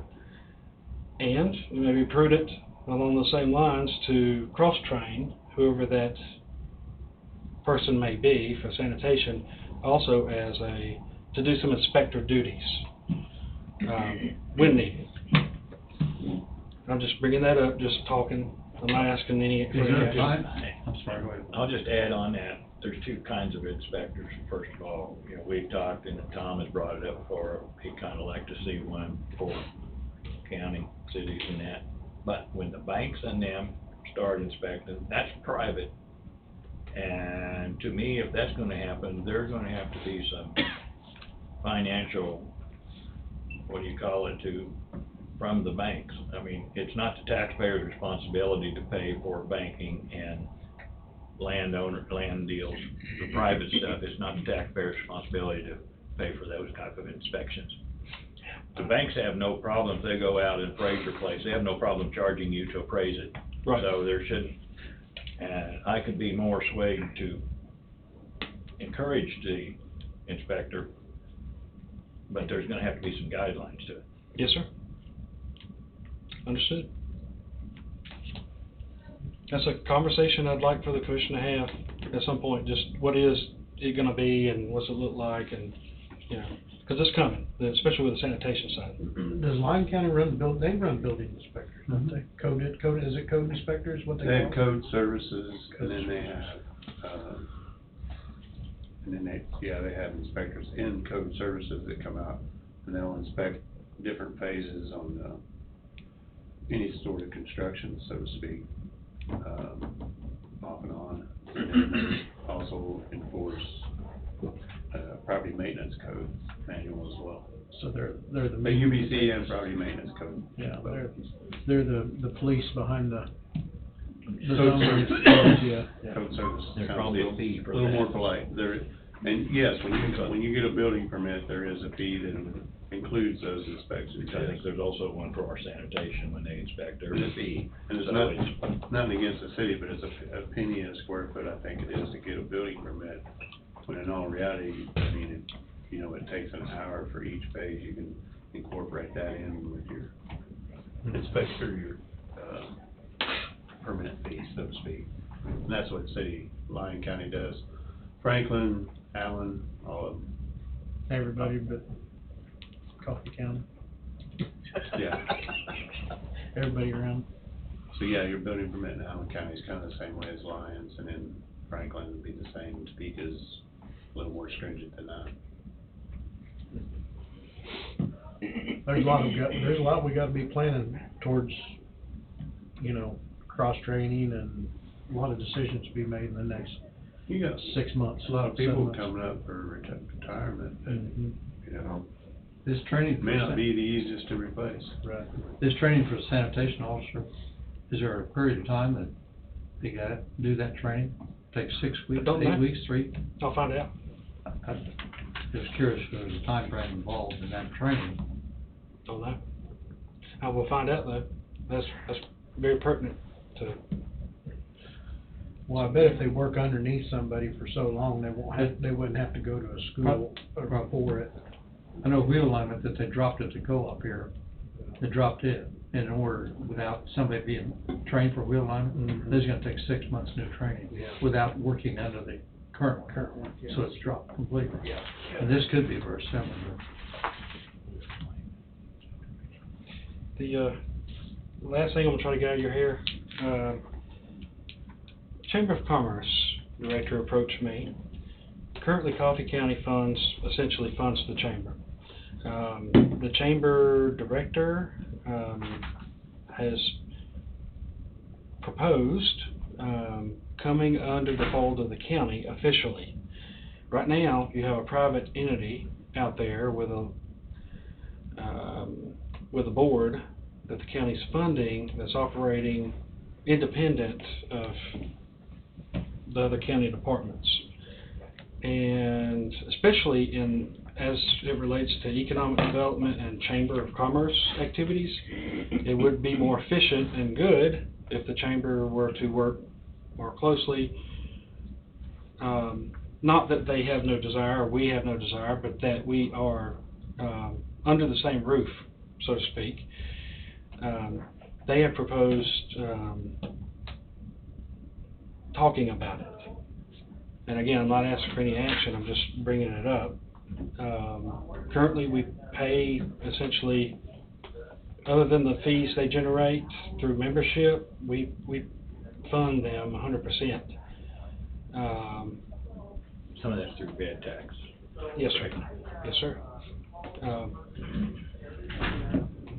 So I would like the commission just to be thinking on it. I might come back to you here pretty soon and ask for some forward motion. It would change the dynamic space-wise. It'd be a good thing to have that in, Working together. working together. That's right. I can see benefits to it. There you go, we bring the chamber up here and that leaves and they make a building for this hometown deal to rent. Yeah. Could work. How many people's employed there? Just one person? Chamber, yeah, she's kind of a go-getter, she's got some good ideas. I was gonna, they had a meeting up in Lebo, and I was going to go to it, and I had a situation Friday, so for a Thursday. Where are you at on the north, 7535? Waiting on, they're trying to decide who's gonna sign. It's just a mess, but I only got one petition I need finished, and we are Ready to roll? ready to roll. Good. Trying to find which chief has the signature. Good. Just, Jog to memory. I've been hammering them. That's gonna be a good deal. Cool. You got a lot to think about. Yes, sir. Thank you. Thank you. Thanks, Dolly. Thank you, Buck. Jeff, did you get your paperwork that you was? I got most of it Most here, of yeah. She sent to me. Come on up and tell us how the auction went. Well, first off, on that 950 cat loader, it's sold, but the guy did not pay for it, so we got it back out on auction. It will sell the 26th of this month. We projected you like 104,000 is what we projected you on what we thought it would bring. The total, For everything now, correct? yeah, that was for everything. Let me find this other one. The total of what everything brought minus that loader and then that bell processor we put in on a different sale too, it just sold a couple weeks ago, was 163,000. So we'll have another 17, 18 on that plus the 6,000 that the bell processor brought. So you're gonna end up around the 180 range. Yeah. Yep.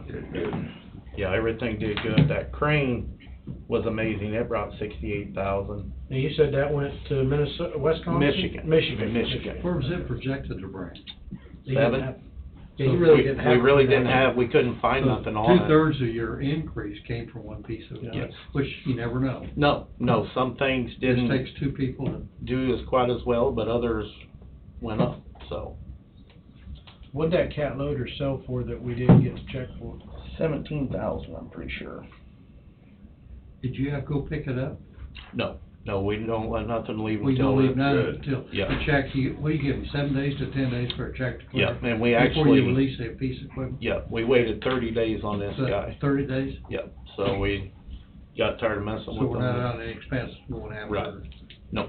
No, and we actually are gonna put him under collection for our fees and stuff for waiting, and that way you guys don't have to pay no extra, so, which, it's just a mess. It happens all the time, it's sad that people buy this stuff and don't pay for it. Sounds like you did a good job, appreciate it. Yep, Got, yep, everything did good. got the gut turning over after they paid that much for it. Oh, now we're just not gonna write a check for it. That's Right. all. Yeah. And Buyer's remorse. Buyer's remorse, yeah. They're just running it up. Yeah, or running it up Everything- and got slammed. like the pug meal, I don't think we had it very high, and it brought almost 30,000 for the Good. whole pug meal, so. And it's going to Arkansas, and like that truck, it went to South America. That was it. Went to South America, Yep, Yeah. that international truck without a bed or a motor, how many thousand it cost them to get this there? a lot. I know just to move that crane was 20,000 to get it to Michigan. So you really have to factor that crane was almost $100,000. Yeah, You they know, would've I give mean, that, but If they was local. Right. Yeah. You know, it was, one guy from New York was bidding on it, and he was figuring 20,000. And then the guy that, I can't think of his name, lives out east of town here, bought the Komatsu loader. He was bidding on it too. But yeah, I think everything went good. Jeff was good to deal with, so. Finally got the crane loaded out Friday, and there's a few other pieces that hasn't been hauled off, but. Yeah. How long do you give them to come get their We stuff? told them 30 to 60 days. Just What happens weather. after that? Then it can be resold. the money stays. Money maybe they stays lose and the it money and can be we sell resold. her again. That's a moneymaker. You betcha. Yeah. It sounds like everything worked very well. Yeah. Yeah, everything went really smooth, so. Good. Like I said, Jeff was easy to deal with out there, and any questions we got with him, and we got taken care of, so. And I'll get you guys this stuff printed off and bring up by here, and that way you got everything. I think where it's all Wayne's probably went. gonna be asking you for it. Okay. You just happened to walk by. Yeah. We were talking Yeah. to him just before we caught you. Okay, yep, I'll get all that stuff, so. Tell him it's covered for right now. Okay, I will do it. One less thing Wayne has to do. Right. He's really busy. I think it was awesome. I'm glad we had somebody local in here who Yeah, could well, I manage this for us. appreciate it all. And worked out perfect for Yep. everybody. Yep, I look forward to helping you guys out again if we There'll can. be more in the future. Know what to do next time. Yeah. Anything, just give us a holler. We're good. Thank you. All right. Thank you, Jeff. Thank you, guys, have a good day. You too. It couldn't work out any better, Jesse. No. Mm. I told him his ears must have been burning. He had to come get taxes. Pay taxes or something. You pay his taxes. Darrell. Well, I guess. Morning round table? Darrell. Sorry, Darrell was came hiding. in. Darrell was hiding Yeah, behind. hi, Mark. So, you got time? Come on Okay, in. Jill had told me that Thomas stopped in and that we needed to do a few things before we even thought about a remodel, like having the engineer look, is that correct? What do we need to do? I just popped down this morning in general conversation, and Jill said that Wade suggests before they do any remodeling, they have an engineer look at something to make sure we're not taking out a wall that's supporting something or messing with the structure and Support wall. So my suggestion at the time was is we had Hector on for designing of the building at the fairgrounds. Maybe they could contact Hector, Vince, we cut his contract short and have him come take a look, see. But I think Darrell and I and Jill's on the same page that that's just a free spanning structure. There's no load bearing inside there, but Wade had suggested. Yeah. The only thing that we had noticed by just kind of peeking up and over was, looked like maybe some supports around the mechanical room or something in that kitchen area. But that's, other than that, I think everything else just stops at the suspended ceiling. But, Yeah, but isn't that red iron truss that's going across there? I think they're 2-4. Are they really? I think it's a freestanding building. It is, I yeah. think, You ought to we're be pretty able sure it is, whatever. I don't see a reason to be spending more money, just have somebody come in and tell us what we think. Okay, I mean, I'll do whatever we need to. I don't know, it's Wade's suggestion. Wade, what I suggestion? know, Pick but it up that way. Yeah.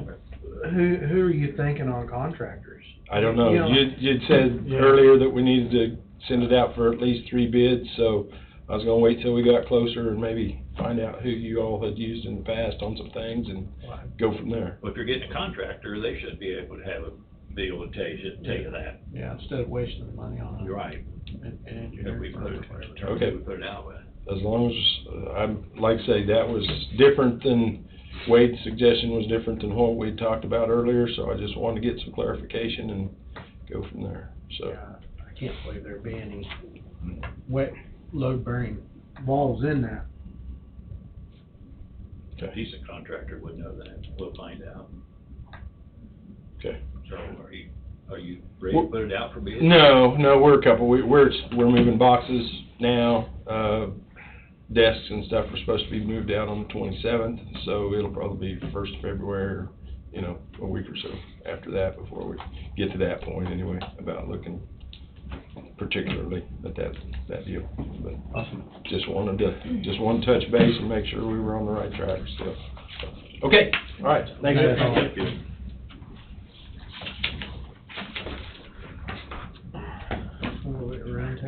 We got something going on this afternoon, don't we? We've got a lot of discussion today, don't we? We were going to talk about Wayne, or not Wayne, but what we were gonna do. Gonna do for Road and Bridge. Yeah, Road and Bridge.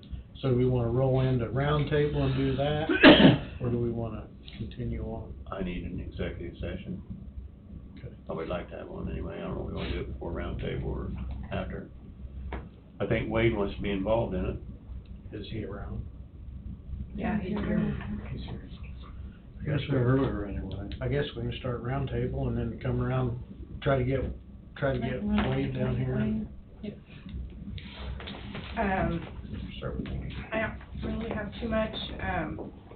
I would just, since you guys have now reorganized, I would just make a couple of reminders that, that one commissioner cannot talk to more than one commissioner about county business. That's the standard. I mean, that's a violation of state statute if there is any of that. And then also I would caution on making decisions or directing someone to do something without a full board's discussion or anything like that, because that's also a violation of state statute, which can be a recall reason. So anyway, so I just, I'd let you know. Do's and don'ts. Yeah, just a reminder. Those New are year, don'ts new and year, do's. new board, new commission. So, and that's all I have. Oh, no, one other thing. COVID pay. We're still doing that, 60/40. Is there going to be an end date on that, or are we just gonna keep going?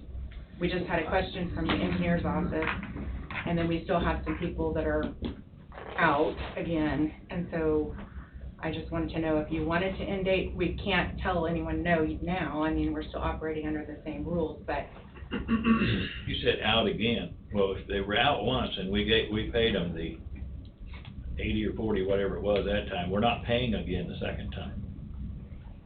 Yeah, if they receive, I mean, it's a one-time. the 60/40 is a one-time thing? I think it's one-time. I know the deal. 80 was a one-time The thing. 80 was a one-time pay, but that we're not, if they were out the 80 and we paid them the 80, we're not paying the 60/40 for a second time, are we? Okay, I guess I I wasn't think that's, clear I on think that. that's what we discussed. That's what the discussion was. Okay, so one I time. don't think we didn't put a, we didn't put a limit of once on it either. I don't think we They may did. need more discussion. I don't recall I it don't saying recall that. a one-time deal. Yeah, After the 80, they get to 60/40, yeah, my that's understanding. how I, But we didn't put one time or two times or three times. No, we I We went from really- the 80 to the 60/40. I really firmly believe this is just gonna be an ongoing It- thing. it- I mean, I'm not saying that's gonna be an ongoing thing, that the COVID's gonna be an ongoing thing, and it's gonna be just like the flu. I'm sorry. And there is people gonna die from it. And now there's some Vaccinated or discussion, unvaccinated. you know, now there's some discussion about Delta and Holman, however you pronounce Yeah. it. One person, there's a new strain now. You got both of them. Got both of them. Yeah, so. This thing's gonna be. You also have the COVID and the flu together now, and they call it Yep. flu Yep. cove or something. Yeah. I mean, I, I'm not too sure, maybe we had not put a date on it. I think The first- possibility of renewing it. I think person probably better put a date on it, and I think you probably better go back to sick leave if you catch it. Go back to what? So go back to using your sick leave or vacation. What if we continue with the existing 2-day? And put it, today's the end of it, except for the ones existing 2-day. When they're out of it, that will take care of it. That's whatever the court wants to do. Because if you wait 2 weeks, You're then gonna you're gonna have- have another existing or You're gonna have something. another existing. Somewhere you gotta draw the line. I mean, some people are probably not using their vacation pay or their sick pay, they're using the COVID, more than likely. right, or making up the difference. Making maybe, up the I don't know, difference I'm- with it, you know, and so, I mean, I guess we need some good ideas on which way to take it. I don't think the county can afford to continue to do it forever. I don't remember, a one-time or a two-time deal on a 60/40 either. Wow.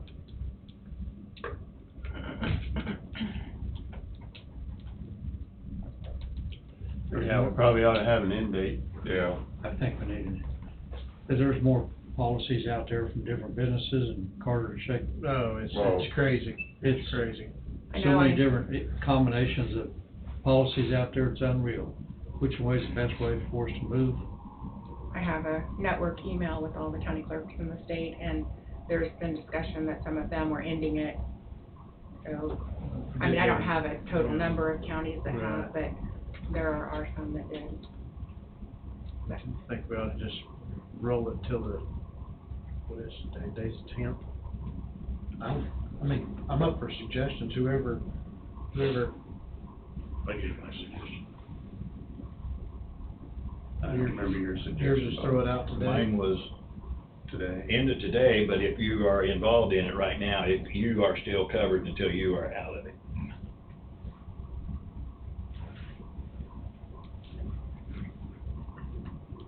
So I'll need a motion if you're gonna do that. I wanna have something in the minutes.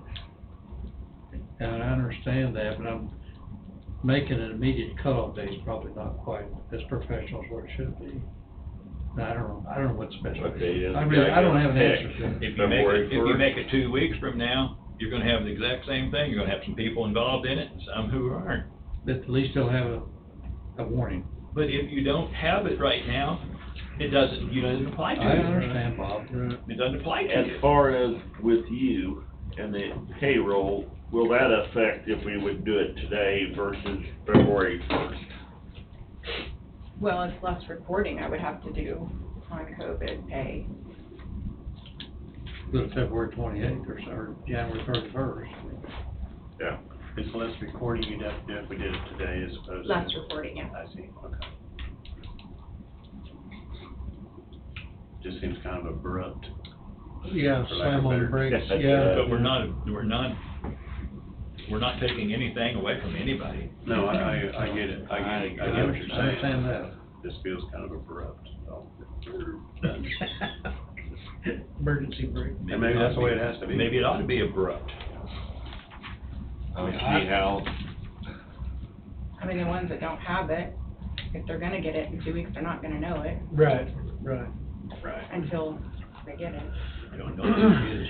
Well, the way I look at it is just an added benefit to their employment anyway. And all good things or bad things Our must come to benefit an pay end. is pretty hefty. And I think everybody's, or a lot of the employees are overloaded on vacation time, sick leave, Yeah, we have so some that are on. gonna so- lose from the Yeah, end of so, last year already. I mean, I think, now, they can't, that fund, that one fund that people donate to, Oh, the School. shared It's not leave, under that. it's not, It won't that's not under, qualify. won't qualify for that. I mean, if Bob wants to throw a motion in there to pull it today, or I can throw a motion in there to pull it today, or wait till the end of the month, or, I mean, Well, personally, I don't see any advantage to wait. If we're taking care of the people who have it now, right. if we wait 2 weeks, then we might have another group of people who have it, so we're gonna wait another 2 Right, weeks till right. they're Just gone, keep- and then just keep waiting keep until. going down Well, we need to set a date. Till we- We don't want a moving date. Yeah, right, right. And whether that's today or end of the month.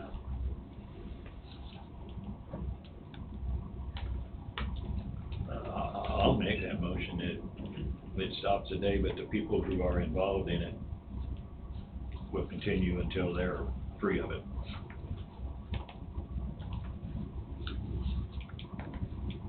Bob's made a motion to end 60, 40 COVID pay. so if they're in this, I just wanna get this clear, so if they're in there today, or if they get COVID today, Diagnosed They're covered. today, they're covered. they're covered. Alright, Effective tomorrow, let's start effective tomorrow then, not today. Start, yeah, I mean, it'd be start, Effective tomorrow. If they come with, down with it tomorrow, they're gonna be outside. they're out, they're Outside. way out, I think we all If they understand. come down today, they're in. yeah, The quarantine period shifted to 5 days anyway. 5 days. Yeah. Unless, 5 days asymptomatic, but I don't understand the asymptomatic. Do we have to thing. adopt that five? Just, you got it, but you're not, you Not don't know it. Yeah. You have it, but you just don't know it. We don't Since the 60/40, or somebody's never had it, that's 100%. Because it was if they had never used their 100%, they still got their 100%. Then they got the 60/40. Yeah, that's gonna be the next question somebody would ask. Right, so if they've never used it, they don't get their 100%. The 80 hours is what you're talking about, the Correct. 100%, yeah. So that'd be the next one, you're gonna stop it too. Well, that ended December 31st, wasn't it? of 20.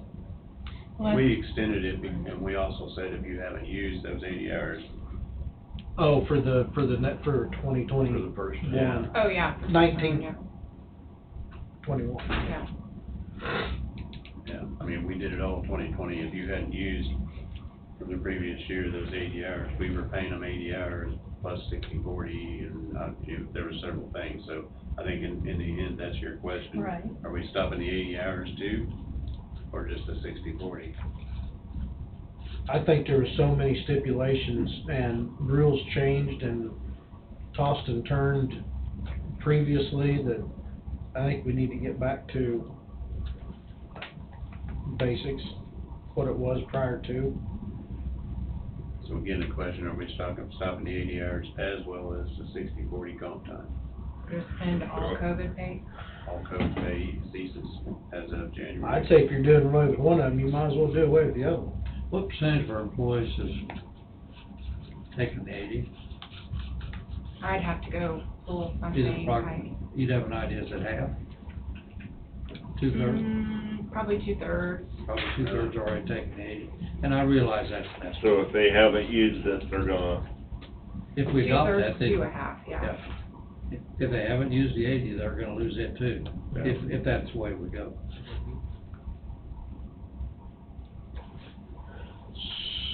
So back the motion up to end all COVID benefits at the end of the business day Wade's today. frowning. Is Wade frowning? Frowning, I was processing. There's a lot to process here. So it might, I mean, I understand what's happening and the reason why. Might wanna have a little more information, and putting it off just a week to get that information might be the better option, in my opinion, and then you get, we don't walk into a trap door later.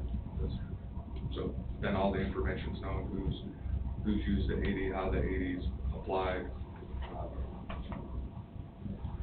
I don't think a week will hurt anything.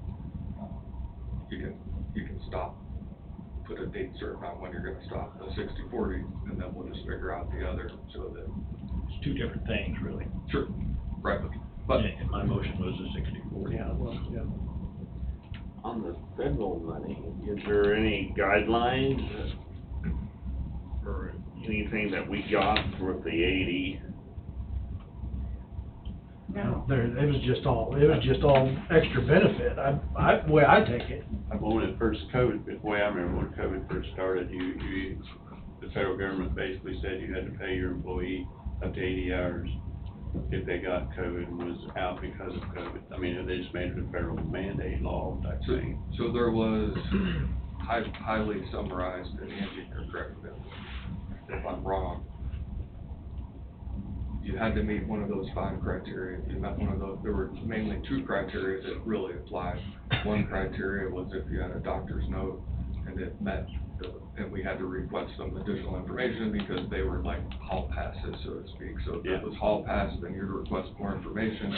And then if you had what I call the child care exception, where you weren't sick, but you had a child sick, then you got a different percentage.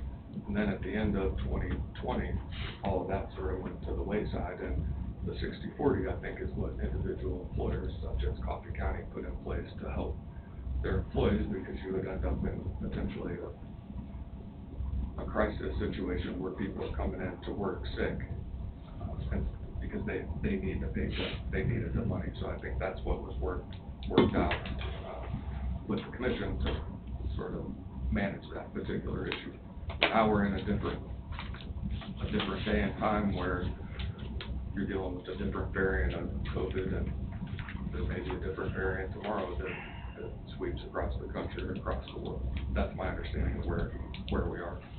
And can I, so for those ARPA funds, and a lot of the counties too, and those group emails were discussing how they were gonna use the ARPA funds to pay essential workers extra, because you could pay each employee up to a certain amount. So several counties were trying to decide how they were gonna use that money to pay essential workers back from 2020. And that's not something this county is doing, so I think that was another benefit in a different way, was the sick benefits, whereas other counties were compensated at an essential worker increased rate. think we did pay some of the essential workers out of the ARPA fund. Out of the CARES Act or The ARPA, the first one. I think we did pay, some of our health workers out of that, for overtime and stuff, I think. And then I think, When yeah. they finally started taking it over. Right. It's like as far as essential workers, and where do you draw the line at essential workers, is it? Everybody that works is essential worker. Right, if they had to come to work. They had to go out in it. If they're not, you wouldn't hire. Yeah, exactly. Everybody had to be out in it. Exactly. So we want to table the COVID stuff until further date, next Monday. Next week. That's probably the best option.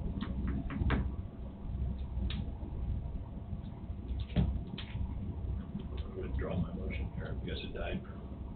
Lack of second, yeah, so now we won't worry about it, we'll just bring it up next week.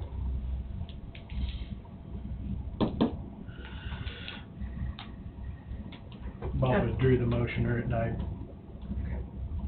I would suggest the email go out to all the employees that 60/40 is, the anticipation is it's gonna come to an end soon, just so the employees are put on notice.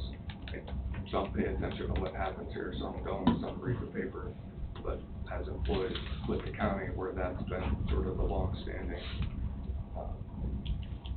consensus, since it's gonna change, I'm always about putting people on notice so that if they have any questions or issues, then it can be brought up to either individual commissioners, me, Andrea, Angie, then you can field those questions.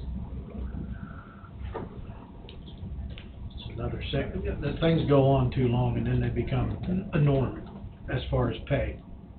You know, and so it needs to get back to the basics. And I'm sorry, the COVID needs to be treated more like the flu, you know, in the work side. You know, you got strep throat that's going around, you're off for 5-6 days with that. You know, there's strains of pneumonia going around. There's all sorts of stuff going around. So it's realistically, not that I'm saying the COVID's not important, but it's there. You're sick, stay home. I mean, that's just bottom line. That's why you get sick leave. Exactly. I still think we need to give them a little heads up like we're talking about. I think we owe them the courtesy of that. And they've got to accept, in my opinion, they've got to accept the federal cutoff date. Well, they might not like it, but everybody knows that once something gets implemented, it keeps going and keeps going and keeps going and keeps going, and then everybody's upset when it doesn't, when it gets shut off. So the quicker you cancel it, the better off. We're gonna be bad people, that's for sure. I haven't got an email yet, so we're good. So, are you gonna draft a letter for that, or? We could, whoever the board thinks it best coming from. Chairman. It's coming from us, so. We could, So either probably myself or Andrea. we could have Andrea do the letter. Throw something up. That's what she does. Simplify it, please. Okay. Have Jesse read it. Don't put lawyer jargon in there for me. She probably better write it then. Exactly. You got anything else, Ange? I don't. Mr. Tim? The only thing I've done is kinda looked at the church and got any ideas, kinda reach out and start a bidding list of people would be interested in getting on a list to bid on stuff from the old church. Was the items found that wasn't there? We're not sure that they were Okay. there. Okay. Not sure that Might they have were already there. been removed. We're looking for pictures. So out of the 7 I reached out to, one person had reached back and said they'd be interested in being put on a bid list. I guess, since some of us know what's not there that might be there, or what wasn't there that might. Chandeliers, globes. When you look up in the main part of the church, the chandelier, right now at the bottom ring, where you can just see the light bulbs. It's always been that way. Light bulbs have always been right there. There's never been anything around the light bulbs. Alright, a lot of those, there was, but. There was, but these weren't. Years, ever since I've been. Just a glass globe up above and then Got the the globe light in the bulb. middle, but the light bulbs were always, cause they had to stick. They had to stick it up there, squeeze it on the bulb and screw it, and then put the bulb in, screw it, and pull the stick off. Yeah. Alright. Did you ever do that? No, sir, I wasn't tall enough.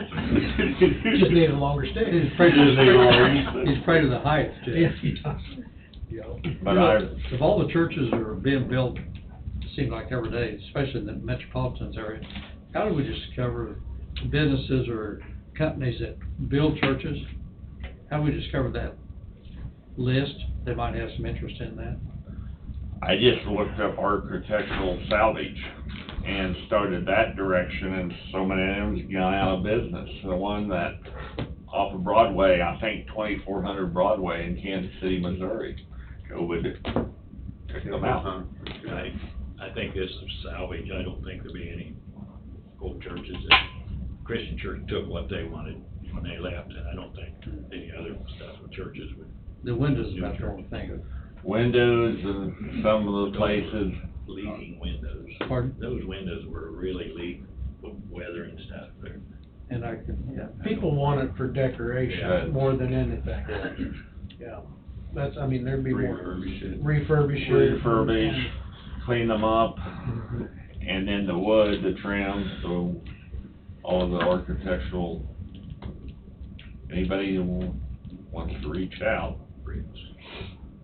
Lots of bricks, there's gonna be lots of bricks. Yeah. With that being said, we, on insurance wise, we just put liability on there. Do we wanna insure those windows? I mean, or anything like that? I mean, something to think about. I wouldn't know whether they'd be worth $1,000 or. Well, son, I just looked on eBay, and some of the prices on eBay for some of those windows, now, they're still there. But they weren't sold. They wasn't sold yet, but $2,500, $3,000. So it's not gonna bring in big bucks. No. I just like liability on it. Well, and that reminds me, we Now, have if they're electricity stolen turned tomorrow, on you're in for the trouble, health because department, you if they're not announced gonna what try they to have were. the electricity turned back off. Sorry. The water is on that when it comes to your turn. The water is on. The water is off. The water's on. She has electricity turned on for the health department. She don't know if we want it shut back off, so I'd say yes, I guess. Yeah, that was. Yeah, not using it. And one more.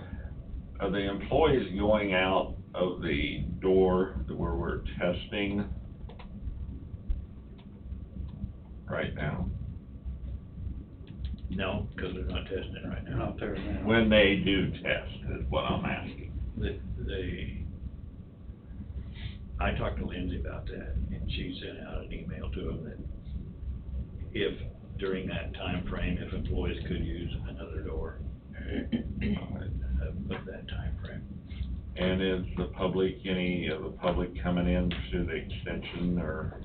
Nobody, none of the public who test even come in the building. They don't even come in the building. That's it. And you can all go talk to Lindsay if you want more information on it. I'm sure she'd be glad to explain the situation to everyone. What's the fire code deal with those doors being pretty well shut down? Is the fire code an issue? They're not shut. It was on They the- have changed what they did the very first time, they've changed it. I was up here Tuesday or Wednesday, I don't even know what day it was now, maybe Thursday. There was about a 3-inch gap in there. There And, was, but they're not doing it that way now, they've changed it. I suggest you go talk to Lindsay. Yeah. Because that was their first thought, they were experimenting with it, trying to figure out what was going on. So, or we can just call her up here and she can explain to everyone else what's going on and explain to the public where to come to it. I would suggest we That just might call be the Lindsay best up, thing to do. let her explain that. That way everybody will know, Do we wanna, Wade, are you on a tight schedule today? I'm here. Okay. I don't have anything for roundtable. We want to bring Lindsay up. Yeah, I mean. Andrea, would you get it, please? Yeah. I don't have anything other than that. Mr. Don? On the, no, I don't have anything really other than the Waverly Senior Center. I seen that check come by. Have you looked at that yet, Tim, and see what the quality of work, cause we only have. They haven't started on it. They're just waiting until. So we're issuing the check prior to. Normally, we pay for it as it's being done, and then they invoice us for it. We don't pay in advance. Karen called and said That that they were, contract didn't state it that way. I forget what that contract stated and how it was stated. yeah, she called and it seemed as though they were needing the money to get going, I and they think don't have any money. I think the contract stated that it was gonna be an advancement. Okay. I think there was a certain amount of, I think there was And a you certain was in a amount of dollar motion, you amount guys approved it back, November. that they December. wanted to even come in. Yeah. They had to have startup. I think, and I'm not, don't hold me to this, I think it was between 8,000 and 9,000 to get product bought. Yeah. We paid them the 19, didn't we? We paid them all, the whole contract. Contract.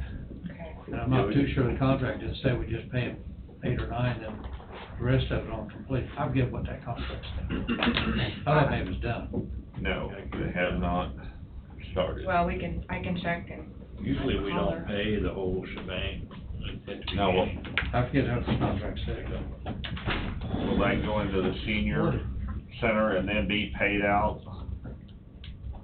Usually what we've done, when we did their roof and some of the other senior centers, is they had the work done, and then they sent the bill to us, and we paid the bills. I was going by what was in the motion. This or in the here was a minute. little different. Yeah. I forget now And maybe we need to pay some upfront, but we shouldn't have paid 100% of it upfront. Yeah. I'll call Karen while you guys are. Alright. Lindsay, What's that? there was questions about the COVID testing doors, I don't know. Is the employees going out that door while testing's going on? I've sent out an email to all staff asking if you see people standing there, that you please use a different exit. But if it's just us staff standing there, it's okay that they go through. We're wiping down the handle and stuff and trying to get the door open so nobody else touches it, so. There's the occasional person that walks through. So the person suspected of COVID don't come in, or do they? No, they stay outside. Don was concerned about the doors. so Yeah, I Wednesday or told him to Thursday when I was clean up here, I came to the door, because I said, I'd heard that you were set up outside. And I know you had a little trouble locating a proper location for temperature, everything else going on. But the doors are basically locked, have a 3-inch gap in them. And I didn't knock on the door, except I put, but none of the 3, and I don't remember what 3 ladies was there, or 3 employees. None of them offered to come to the door to see what I wanted, and I didn't speak either. So Well, they the door's pretty well locked down? No, we did that They were that one day, or one time, the day I the was first time. That afternoon. I was here Tuesday or Wednesday or Thursday. I don't know. That afternoon, we changed it completely. Okay. The doors are completely open now, Okay. completely, and everything is to one side. We're not blocking the I've seen the stairs. tables off to the side. Yeah, we're not blocking the stairs, the doors are not blocked.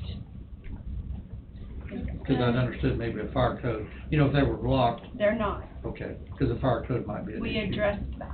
That's my concern was the handicap spots.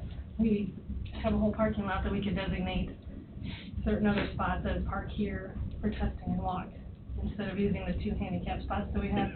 So I have the one employee who does use those was actually feeling bad about it, saying, do you not want me to park there, do you want me to move? I have somebody who feels like they should park there. And we have And a she whole- came to me and I talked to her and said that, no, park there, that's for you.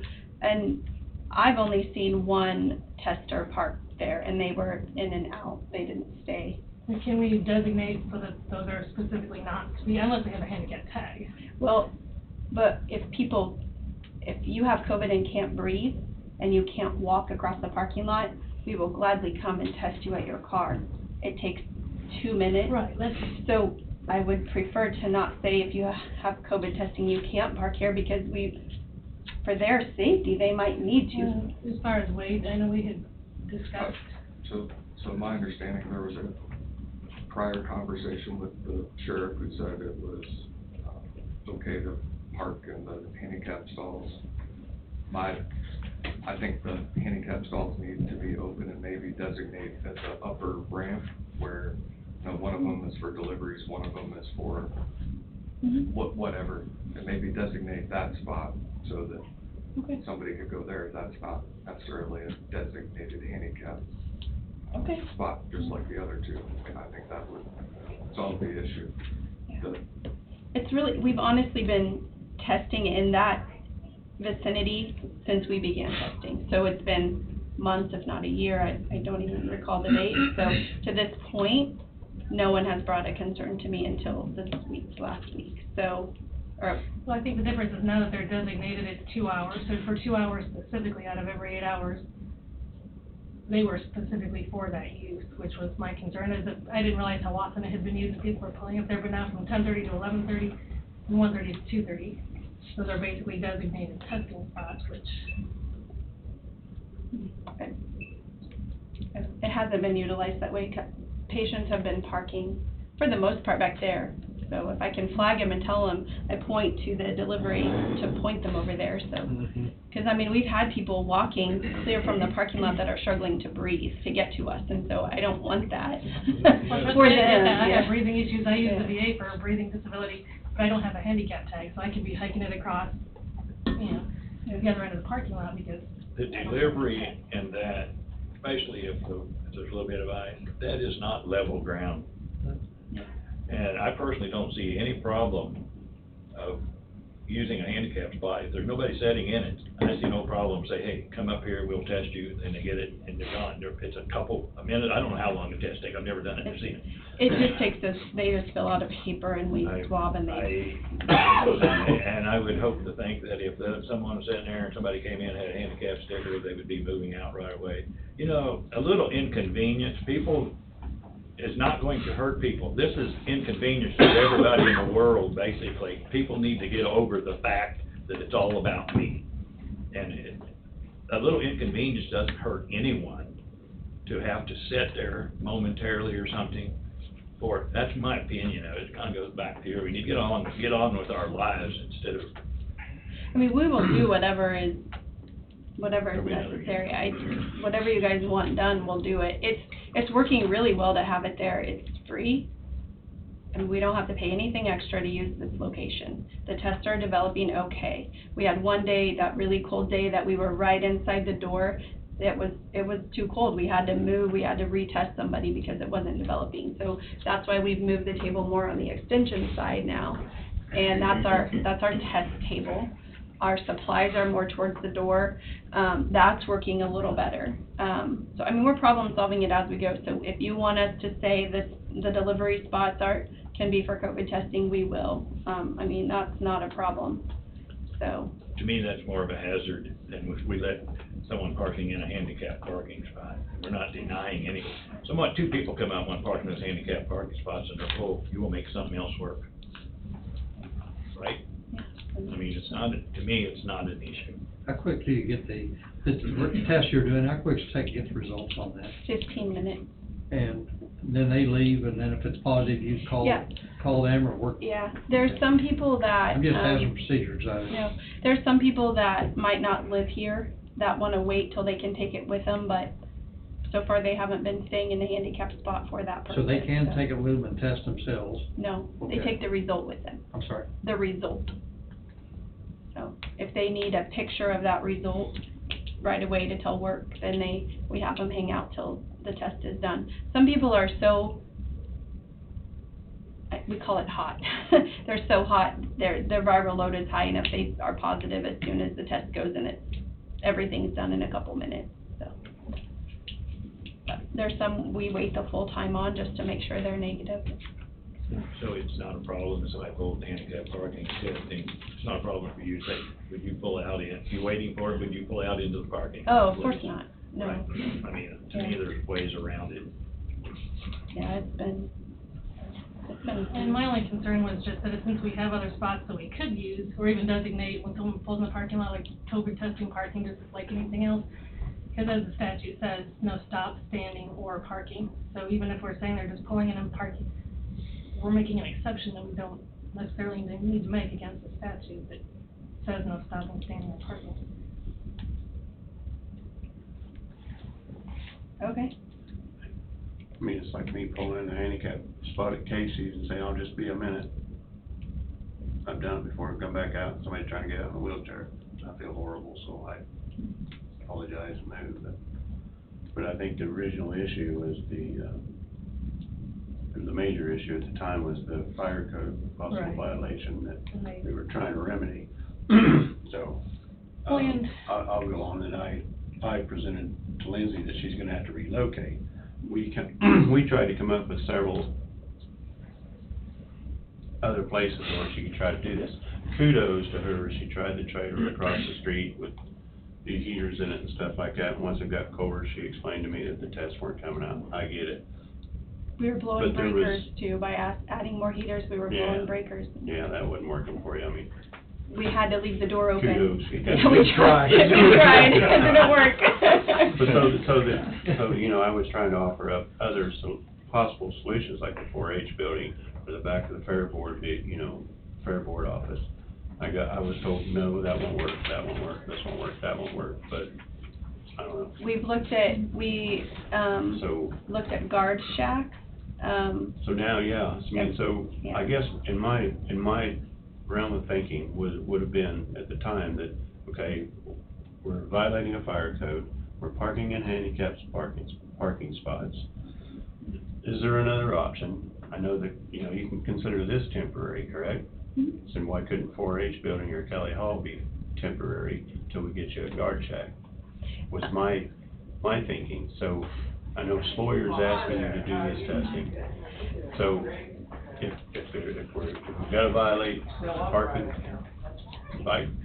parking violations as well as code violations, we'll just shut it down. We'll just shut it down until still doctors- violating fire? With what we're doing right now, with how we have it today?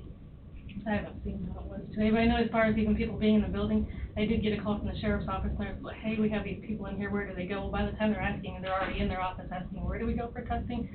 There's clear signage. Right, but I mean, that's. And we can do even. There's signs down the highway that says 65 mile an hour too. And that was just the one I knew about, because she's asking me, hey, they're in our office, where do I send them? So I mean, how many other people do we know have walked But- in because they don't follow? Wade, back to you, we talked to the sheriff happened to be in there the day we were talking about it, and he said he could find another space for his employee.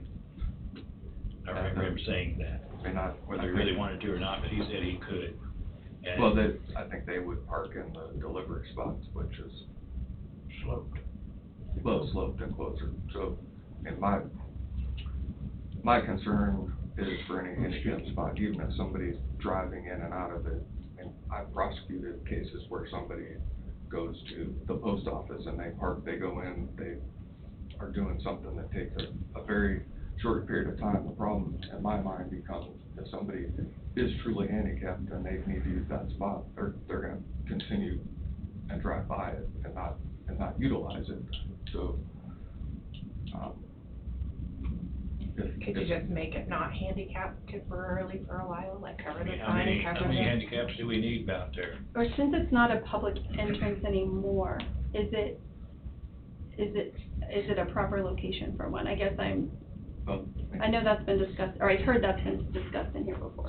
So I know at one point in time, and it was prior to my time, there was an analysis of how many handicap spots Coffee County needed per ADA regulations. I'd have to look that back up, but at the time, Coffee County had enough. Now, if you take spots away, then are you We not in can compliance? put more right out here along this street. So that may be ultimately the answer at the end of the day, but for right now, there are designated spots that we would need to find some new spots to designate if that's ultimately what needs to happen. But I do have, whether it's here or anywhere else, let's use, say, Hoover's, for example. Someone pulls up in front, they wanna run in and grab a gallon of milk. now there's other spots there, but those spots are designated for a particular reason. So could somebody be cited? And if you've ever been cited for parking in a handicap stall, I mean, it's a pretty, it's not a, it's a very hefty fine and penalty, and it should be, because some people, they don't care and they park there, and there's some that are egregious violators, some that do it because no one's there and they don't think, and there's 8 different handicap spots, so what's the big deal of me running in? But I think the difference is when we started this with that language, pull up to a handicap spot and we can come to you to test you, we were at the Christian church that is not open. And we had the shop make handicap signs, 2 extra, so we'd have 3 of those spots. So if you cannot leave your car, we can come to you. So I think there's a difference there, because that's a place that's not an active facility with people going in and out of it. That was a way for them to communicate with us that they could not leave their vehicle. So now that we're here, there's a different language. So I think we can make it whatever you guys want it to be. Well, we can leave one handicap spot out. Why don't we just cover up one of the handicap signs with a sign that says COVID testing? And move one of those temporary handicap signs that you had made right out here along the street, because really, handicap, you don't come in downstairs, the handicap parks there, they've got to walk up the slope anyway to get anywhere else. If they go around and they park out here, it's ground level. And I would venture to say, why is there handicap parking next to stairs? No, there's the ramp there, but we also basically have 2 main entrances, at the east and west side. So you could have, everything on the east side, but we basically do have 2 main entrances that people come from on both sides. So we're eliminating a handicap spot for an option that we could go a different way, but we're just not wanting to. So we're eliminating a handicap spot to, and I guess I don't What do you understand mean that we don't rationale. want We have a whole parking lot, here's our building, we have handicap spots here, designate some of the employee parking, and the employees can either scoot down or park somewhere else. Designate these as, like when you pull into a restaurant, you see delivery parking, car-to-go parking, make some of those COVID testing parking. Instead of taking away a handicap spot, we have options available, so I don't understand why we would consider at this point, because that to me makes this a long-term option. That says, okay, we're settling in, this is it, we need to make some changes to accommodate this. It's kind of what. Well, we got 2 handicap spots out here, and there's 2 out here. Right, one of those is a van accessible spot out on the west side. And one of them is used by current employee all the time, so there's only one available out there. So if we take one away for the employees, basically we're doing that for the employees' ability to park closer to the sheriff's office. The general public isn't going into the sheriff's office. That would be an employee benefit parking place, not a handicap spot that would benefit the public in any way. So the 2 delivery spots, so if we're thinking about, these are people that cannot leave their car because they are that sick, it would be us going to them to test them in the delivery spots. It's not them coming to us, so they don't have a risk of getting out. You do. We do. So I would prefer the risk of going close to the building versus the risk of walking clear across out to another spot. Because, I mean, I know you guys aren't out doing this testing, but just testing one car, one person that I went to their vehicle, I couldn't feel my hands when I came back. So I'm not going to go out to parking spots all day. If they want to test out in this weather, they can come to us. If they physically cannot leave their car, we'll be glad to go to them. So I would like that to be as safe and easy for us, because we're the ones doing it. Well, that's why I think we need to expedite like another option besides. So We can make the first stall of every one of those out there handicap if we want to. Then handicap doesn't say that it has to be right at the door. It has to be the closest to the public entrance.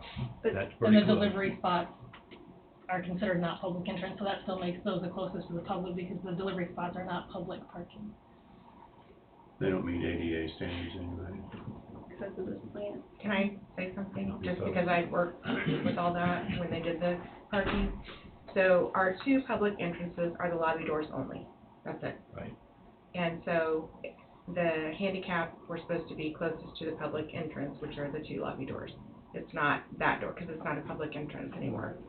So I was just giving you that information because I was involved in that whole parking lot study with the ADA commission and all that, so. But the two to the left, two closest to this door is not Public park. ADA compliant because they're on a slope. So you can't move these two over here because of the slope, so you're gonna have to do something. You gotta move one or the other, so leave the handicap there, do the testing over here, where I'd much rather walk up the ramp versus walking up and down stairs all day, personally, but that's just me. So, I'm not a stairs person. Doesn't matter to me. I mean, if our option is that we have to walk out into the parking lot for those specific people who can't leave their vehicle, I would rather do that than move the entire operation off campus. My reasoning for Kelly and 4-H, scheduling is somewhat difficult. You can only schedule within like 30 days, I believe, a month is all you can go out. What if it's taken next Tuesday and Wednesday, then I'm gonna have, I'd rather not. Then we'll have to put out more information. I don't know, it just seems like a mess. And using it for COVID vaccine was not a fun experience. So, If we moved one of the if we closed one of the handicap and we moved it out here, we're actually doing the handicap people a favor because we're not making them walk up the sloped area. We're making them drive around here and park out here and walking on level ground all the way into the courthouse.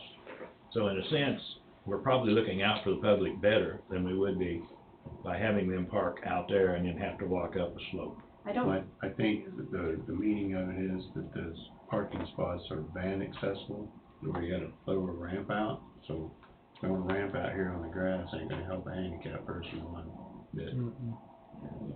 But we have a ramp, we have a van accessible right here to south end. Okay. I don't know.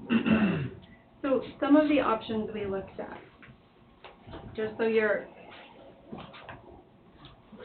aware that we went through as a staff and listed every place we could think of, and we took a vote on them. Our top vote was to not do this at all, but we're appeasing the request of Dr. Sawyer and our community, and hopefully alleviating a little bit of traffic issue at Auburn Pharmacy. We feel like this option might alleviate a little tiny bit of the traffic situation that we're in. So we went through our list.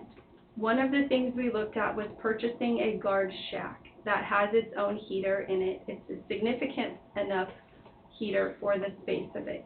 Just the very first place I looked at, just to see what's available, was over $12,000. It's ready to ship. It's already built, ready to ship from New Jersey here. It would require about $1,000 to $2,000 worth of electrical work. Talking with an electrician as just questioning, not as the authority on this, but saying that the best spot for that would be running a line between the church and the lumber yard off of the pole over there.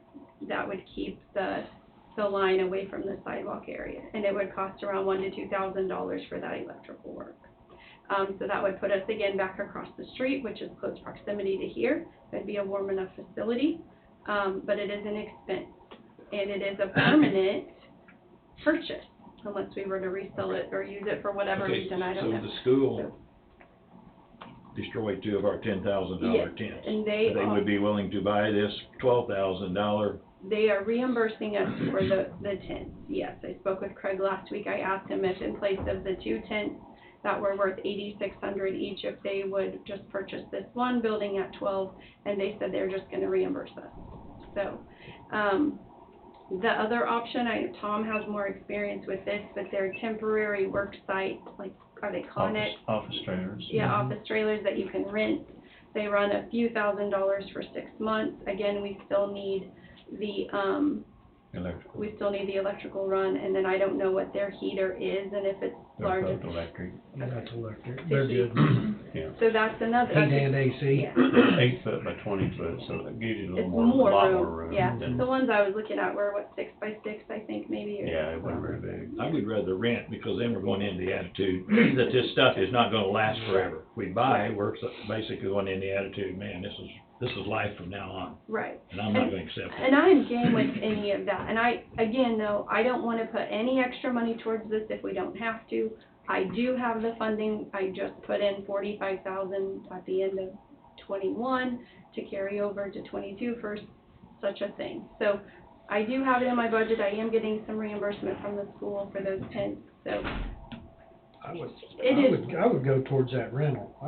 I really There go. was just right at $4,000 for 6 months rent. 6 months rent, option to continue renting.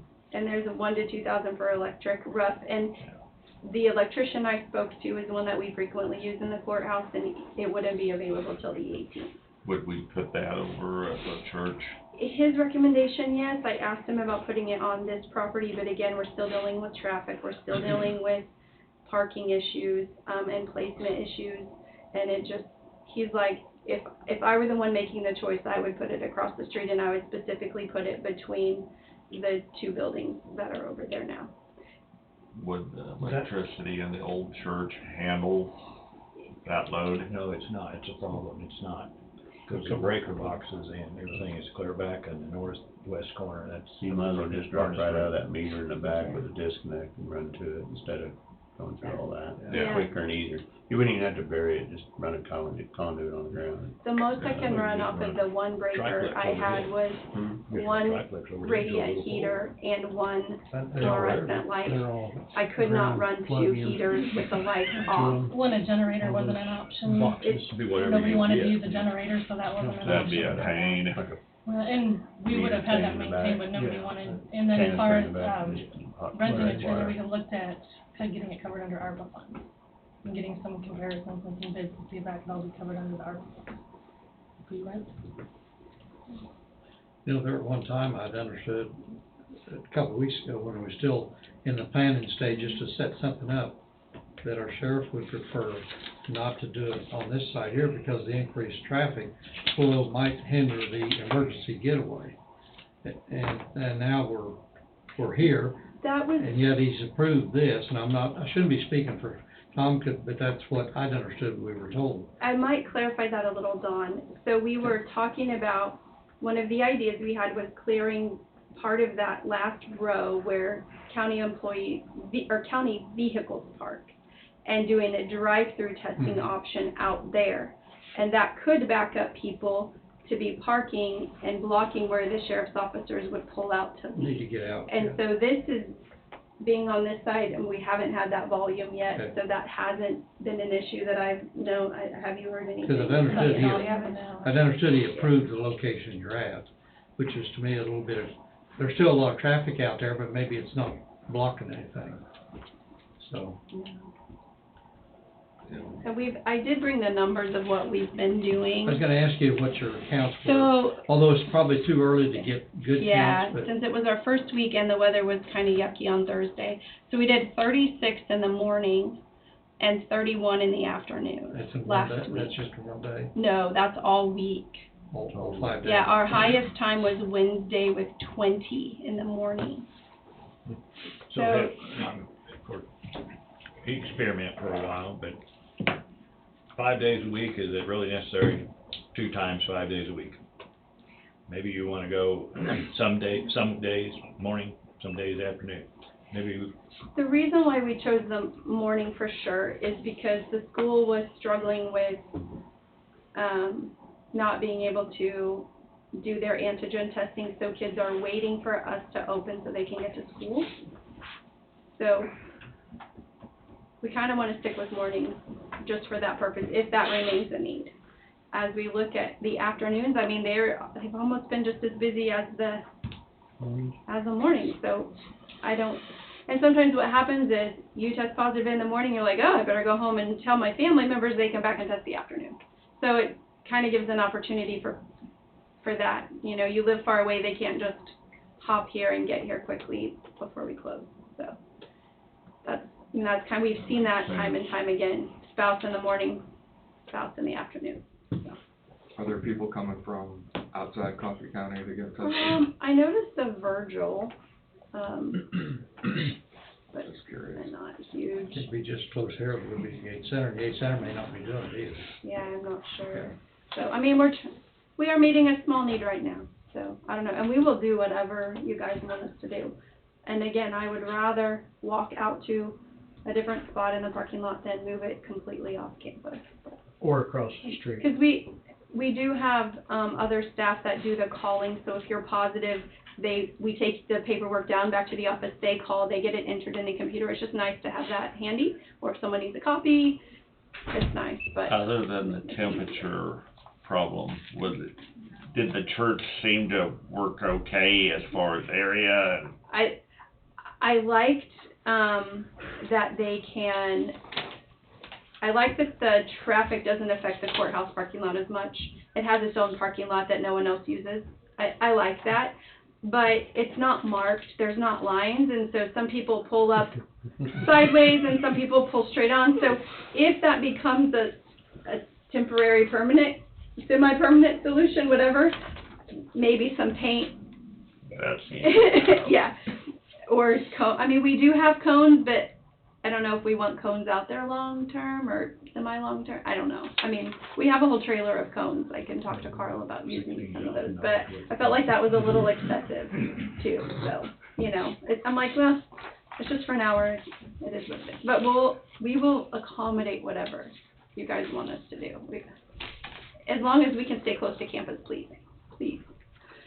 It seems like to me, if this is gonna be something that we're gonna be doing for a while, I mean, the rent would definitely be renting one of those job trailers with its own heating and air. Yeah. 'Cause 6 months from now, you're gonna be worrying about being hot, you know, so. Yeah.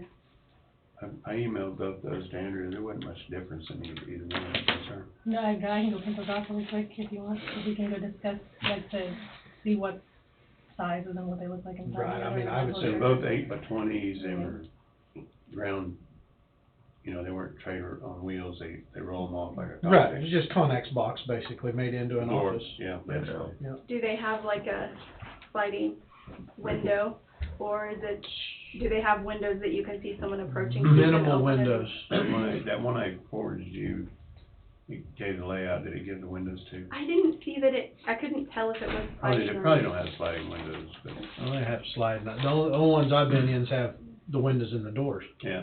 because Oh. that's. I would doubt that. So then you can't see anything. Yeah, then they That can't- might be a little more They difficult. can't see when somebody drives up. Yeah, so then we have the Yeah. door Well, open. you just have to have Or a we door. can get a Ring doorbell, they're like $100. Or if you have a window or two in it, you're not gonna see anybody, you're not gonna have somebody stand there looking out the window all the time and watch somebody parking out That's what there. we do us. I just have a doorbell They or have something. windows. Yeah. They had windows, yeah. I do remember seeing windows, but as long as we place it right, maybe get a Ring doorbell if we can't see well. I think there's a lot of details we can hash out. I think that'd be better than purchasing a, whatever you wanna call that. Guard shack. Guard shack thing, The Google term I used. yeah. Yeah. If we knew we was gonna be doing this for 2 or 3 years, we'd be better off purchasing Purchasing something it, with right. the renting. How long are we gonna do it? This is totally an unknown. I'm thinking 6 months. And then call it good, as soon as the contract's up with the, Yeah. as soon as the contract's up with the I would rental. rather go 6 months and see where we're at. What's better to plan than not? Well, still, years with rents, roughly 8,000, that's still cheaper than a $12,000 guard check. Yeah. You have time, something to If do. it's only a 6 to 6, it's not big enough to do anything. Granted, it's not gonna look the best sitting over there, but it's gonna serve a purpose. Who cares if it's pretty? And they don't look bad. They don't look bad. I'll also mention, I talked to Dr. Sloyer about another issue, and, we got on the topic of the testing occurring here in the building, and maybe this is the best place to insert that feedback. He indicated to me, and Lindsay can, sort of, walk everybody through the process, just so it's known, as long as no one comes into the building that's potentially being tested, as long as the proper protocol is being followed to get the test, and then it goes into a tube or a place where the sample marinates, I guess is the best way to put it. Incubator.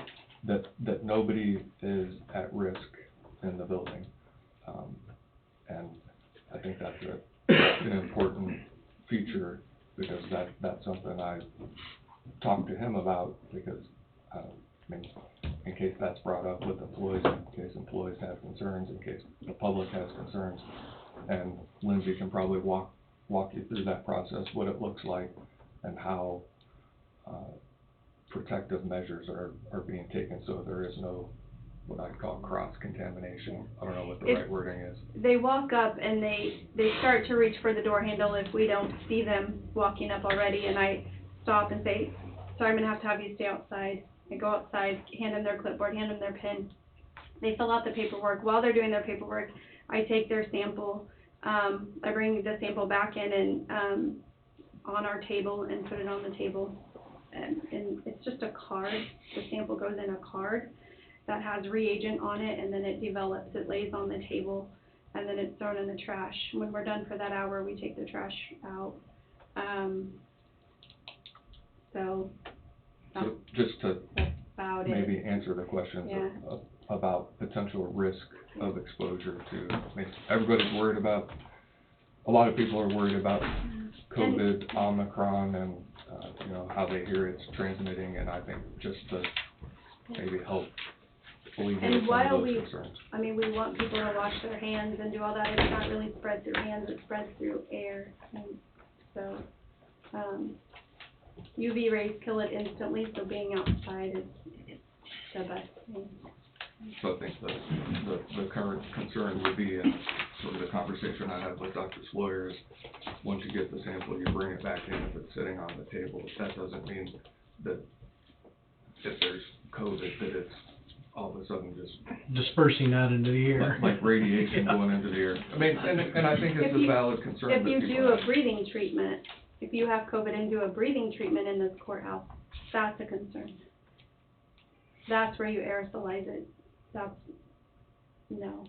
We don't do breathing treatments in schools anymore on COVID, no. So that's the concern, but shouldn't be here with what's being done, so. But, so, what is the consensus? And how do you want me to operate this afternoon? Do you want me to put signs up on the delivery spots? No signs on the delivery spots? I don't know why the delivery spots can't park in the no zone, you know, to the, in between the delivery spot location and the building. I mean, Well, sometimes they do. it's, If it's a large enough truck, they do pull all the way up into the Right. entrance, but I would much rather have them pulling up there, walk up the ramp, test them, back down the ramp. That's me. I'd much rather, instead of taking out the handicap, I just put a sign over one or both spots right there and say, COVID testing only. These people in the delivery trucks, they've been redoing all of this stuff all over the country, so they're constantly looking for a spot, or looking for something But new. I mean, I They're don't not know. after that, they're not after that often. Right, right. What else? Right. And I mean, we're only testing a couple hours a day, so I'd hate for them to be only for Like COVID. a permanent thing? Yeah, only for COVID, only. I would just get you something and make it two-sided, staple it together or something where it's wide enough to slip over the sign, and just put COVID testing. That's say only. Just Well, we have put we COVID have testing. one of our A-frame signs over in the grass with an Uh-huh. arrow pointing Right, toward. you need that. So then we have 2 A-frame signs before the lobby doors saying, do not enter here for COVID Yeah, you testing. need that. I think it says use the back ramp. So more signs over on the delivery. Is that what I'm hearing you say? I would say you're probably gonna have to have something, because they're gonna pull in looking for signs. There's a sign out there that says delivery only, that everybody parks in it anyway. Yeah. Just stick a COVID testing sign over that sign. But you don't have a COVID And I'll double testing check sign. our Make it Facebook to make sure it doesn't say park in handicap court. I'm pretty sure that post went away when we changed from the church to here. So I'll make sure that that's not in our communication, so. so do you want us to go ahead and look for the least expensive and get that going? 'Cause otherwise, I would think that's gonna be the best bet going forward. I mean, I hate to go out 6 months, but. What's the availability of those little buildings? The one could be here by the 19th of this month. 19th, it's only a week, That's 10 next days, a week. week away, 10 days. And we can't get electric till, well, depending on what electrician we use, we can't get electric till then anyway, or after then. I would get started on the electricity and get the building, that's what I'd say. Does Vince get any electric outlet right close there that we could pay him so much a month for that use? So you won't be able to run it off 110. That's the Okay, problem. he doesn't have to pay him 3-phase or anything? It's out there on the pole, you know, like, disconnect the whole smear, so. Be like hooking your camper up, so to speak. 50 amp, 40 amp, 30 Yeah. amp, something, 30 amp.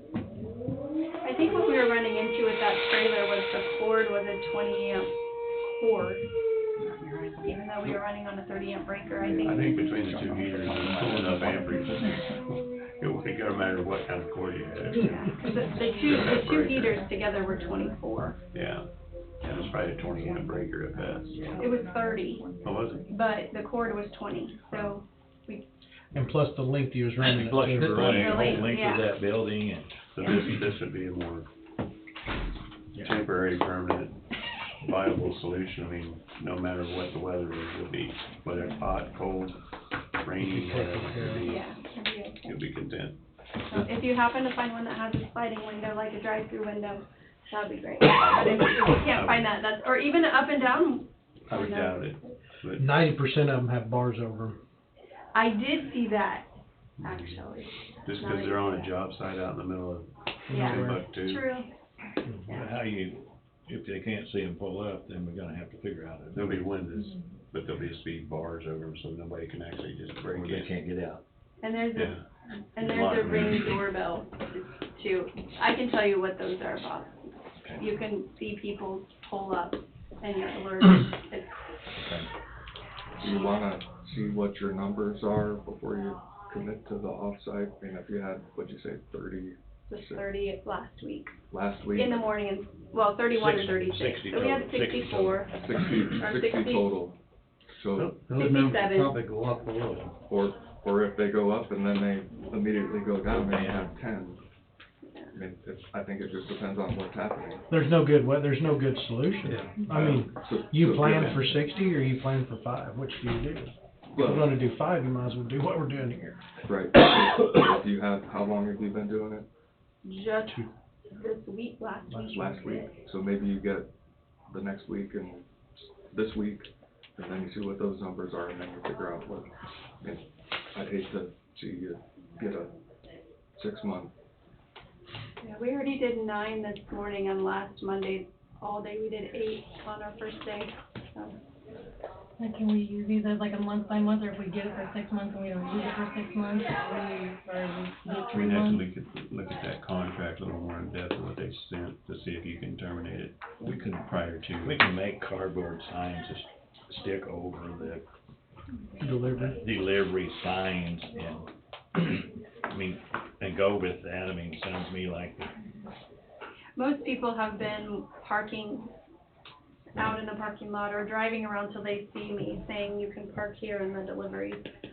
So, Well, I think they're in their normal parking where they need to park to get to the building, like. Well, so would you want signs, like when you pull in on, I guess the north side of our parking lot, where you first see that sign that says COVID testing here?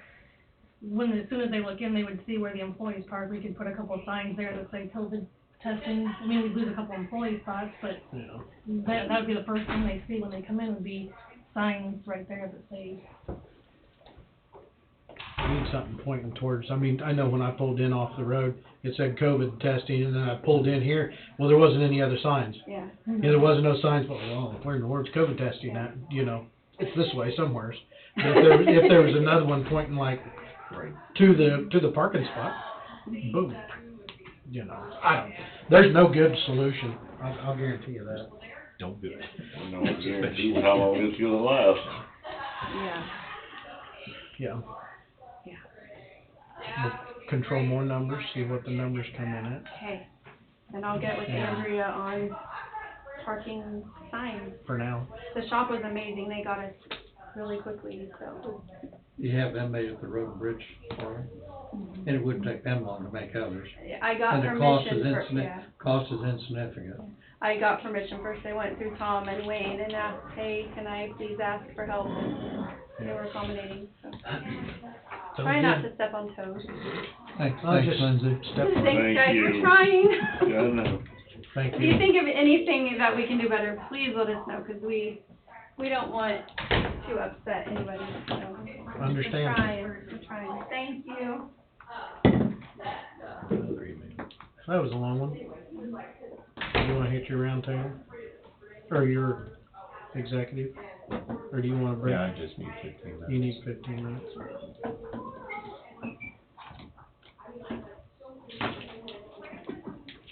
I gave you that, depending on what.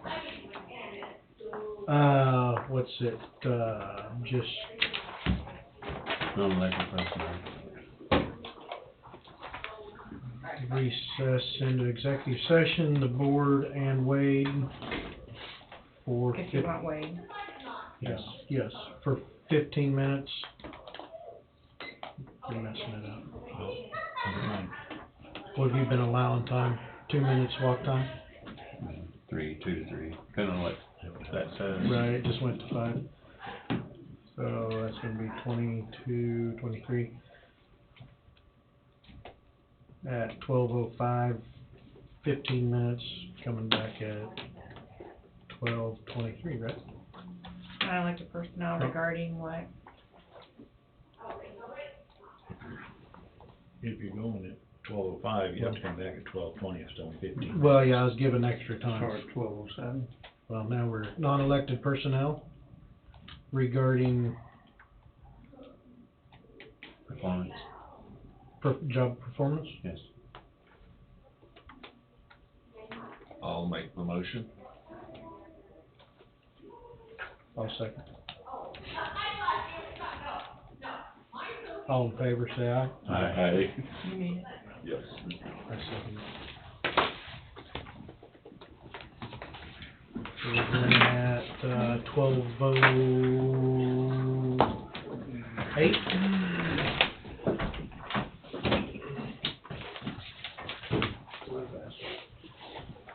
Run fast, look where you're.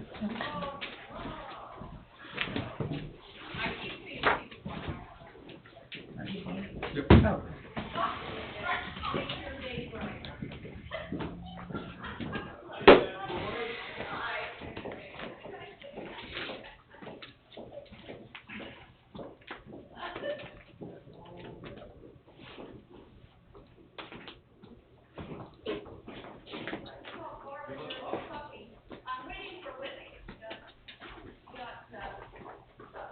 Someday, it'd be nice to return to an hour and a half meeting. Mm-hmm.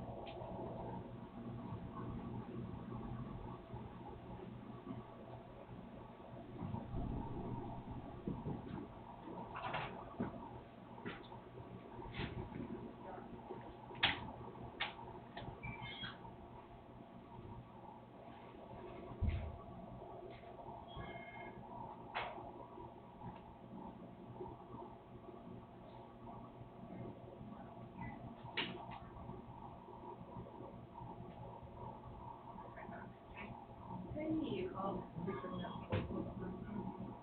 No, he's gonna appear in the meeting day today. No, he's done.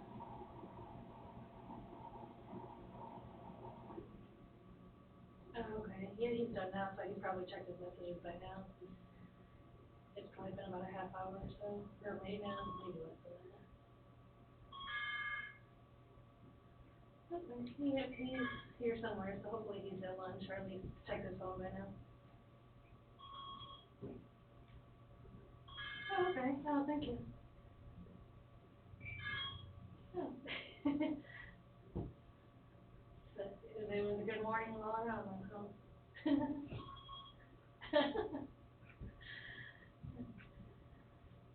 Okay, alright, okay, thanks. Alright, bye. Yeah, they're gonna be back in session in about 2 minutes, I think, so, when they're supposed to.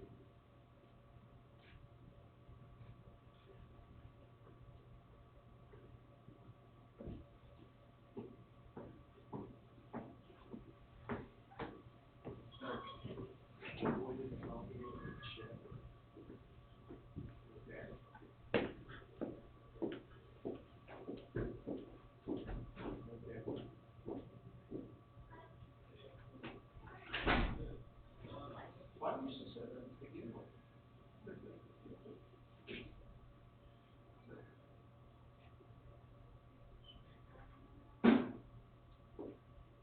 Right.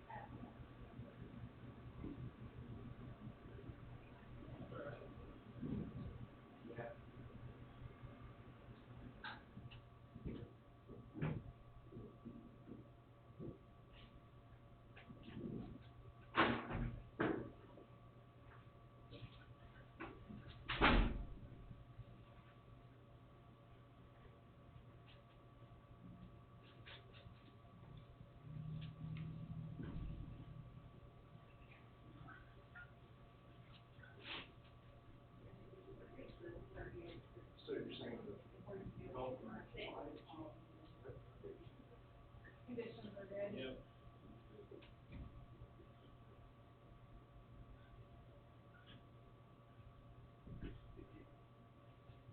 I don't know if I think you just need to go select it and then make sure it stays on.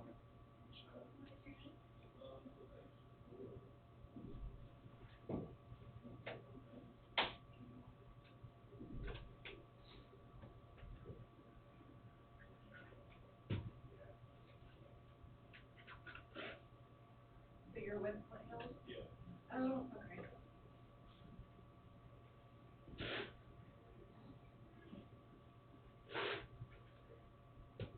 So you know what you're doing anyway. It works, it looks even worse. Yeah.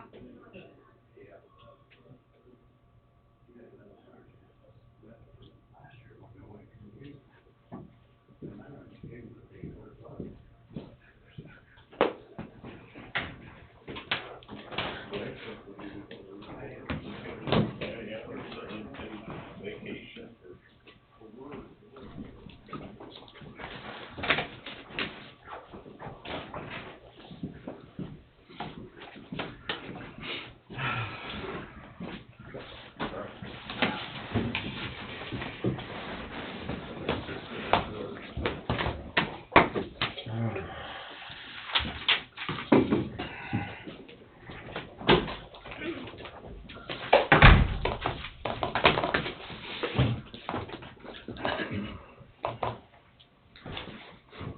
We're back in session.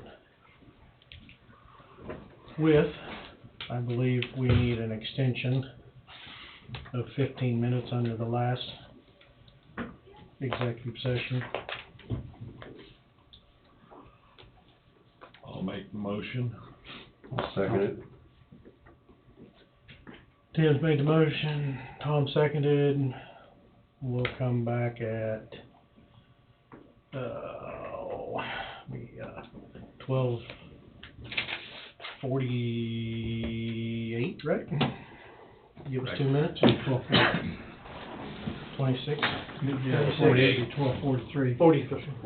43. I give up on that admin part, I Yeah. think we're leaving here. Yeah, we're leaving, we'll be back in 15 minutes. This way, Lynn County does it.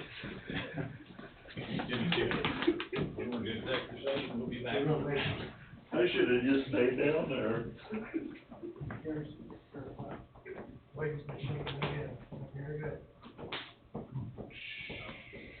So what were they going at 12:28, right? Yeah, that's what I got from there. 15 minutes. They're coming back too. Okay. I'm all confused. Yeah.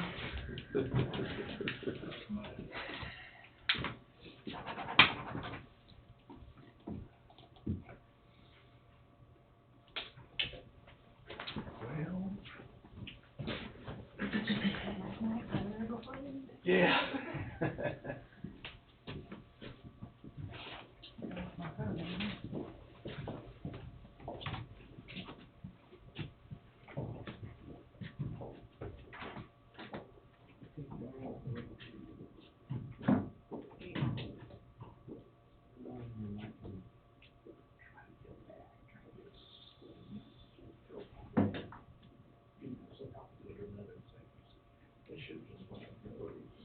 Yeah.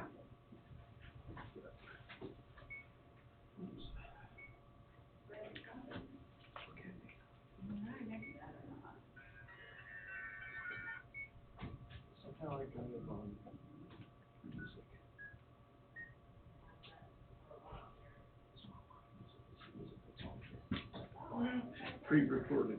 Alright, well, we'll see ya. All right.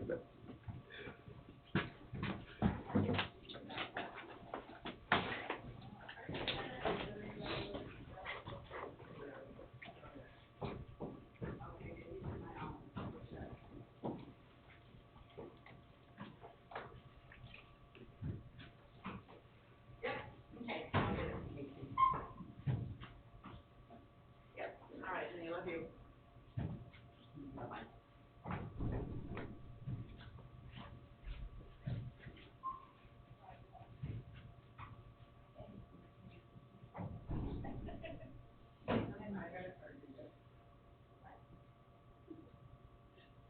You know, I always want to meet, especially that is happening.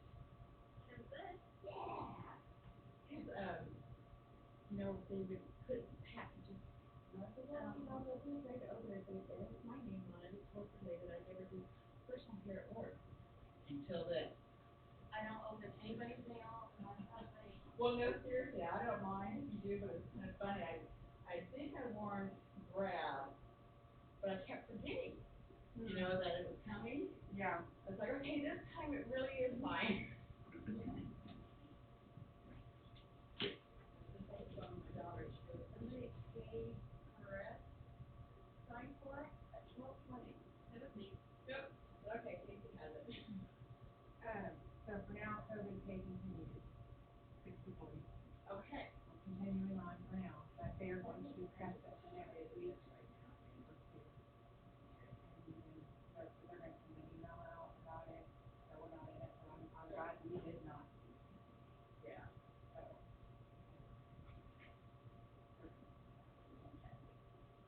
So it does continue for now. And, okay, so that is, if they had a second, third, or fourth time, now it's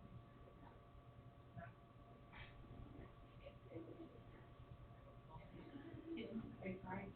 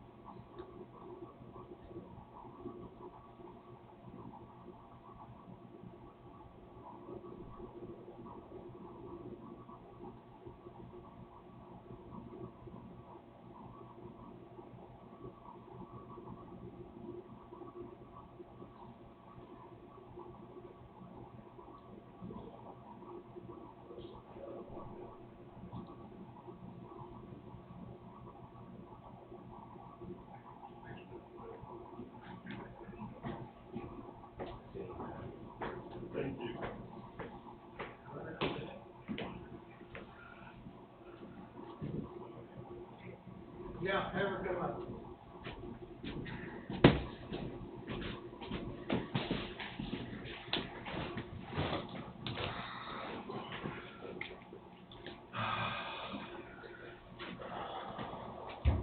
You still want to have your Wayne work session? I think we probably ought to, Lunch? You want- next week. Oh, there'll be another fire next week that we gotta put out. I don't care, I'm free all day, so I am too. What about lunch? I'm not free, but Anybody feel like? chicken? Thought you were gonna say lightheaded. You'll help. I am. I am too. I've been hyperventilating. Do we want something delivered? You want to deliver, you want me to, bring it? That big TV puts up a lot of added, no space. All right, Lindsay. Yeah. Is your, these appointments, or these just drive up people that's? Not appointment. Nothing's appointment? Nothing. There's been a lot of concern about people passing people, whatever, in the courthouse with other employees about COVID, possible positive people being here that's not a county employee. So I think we'll run today, the rest of today, and cease until we find an off-site location for the COVID testing. Okay. What changed in the last 30 minutes? Well, we've had 2 executive sessions regarding the COVID testing and the lack of a place for it that's not public to the county courthouse. So, I mean, we've always wanted to protect the employees, you know, but now we're doing, not mass, but doing a lot of COVID testing, and there's people crossing paths with people that could possibly potentially be COVID positive that nobody knows at that point in time. So the commission has agreed to, after today, we cease until we have a location, rather it be across the street with the job trailer, heat and air type thing that we've talked about earlier. Okay. So, I don't know, do we need to go through a motion to stop that, or just? I don't know. Probably be better to have a motion so that.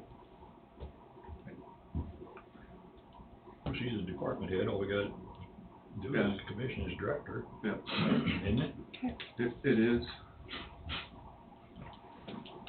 But it's also been, she was also directed by our county health director. which is Right, Dr. So, Sawyer. not defying Dr. We're not Sawyer. defying him, but we're just. We're gonna accommodate it, we just need to find a safer Did alternative. he direct you to do it, or suggest you do it? I think it was, I think you said, I think. And I don't think it's a bad idea, I I don't really either. don't, so. But But I mean, I if you think guys it's want a- us to, or I think want it's- Andrea to, she'll research these office trailers a little more, I'm sorry. I think. No, I mean- You have to find a better way, a better location to do it. The first intention was great, get it off the side of the Yeah. county courthouse, you know, but it just was so cold, and it wouldn't work. Yeah. You know, so Yeah. that was great, it keeps everybody away from the courthouse here, and plus the parking issue with the handicap, and then I guess there was something about the chair, or the tables in the doorways, whatever it may be. You know, I think to do it right, a person's gotta close off that area to make the county employees feel safe. Close it off, and then have people come in there, but you've got offices there, it's just not, it's just too much. It's just too Okay. much there. And people feel at risk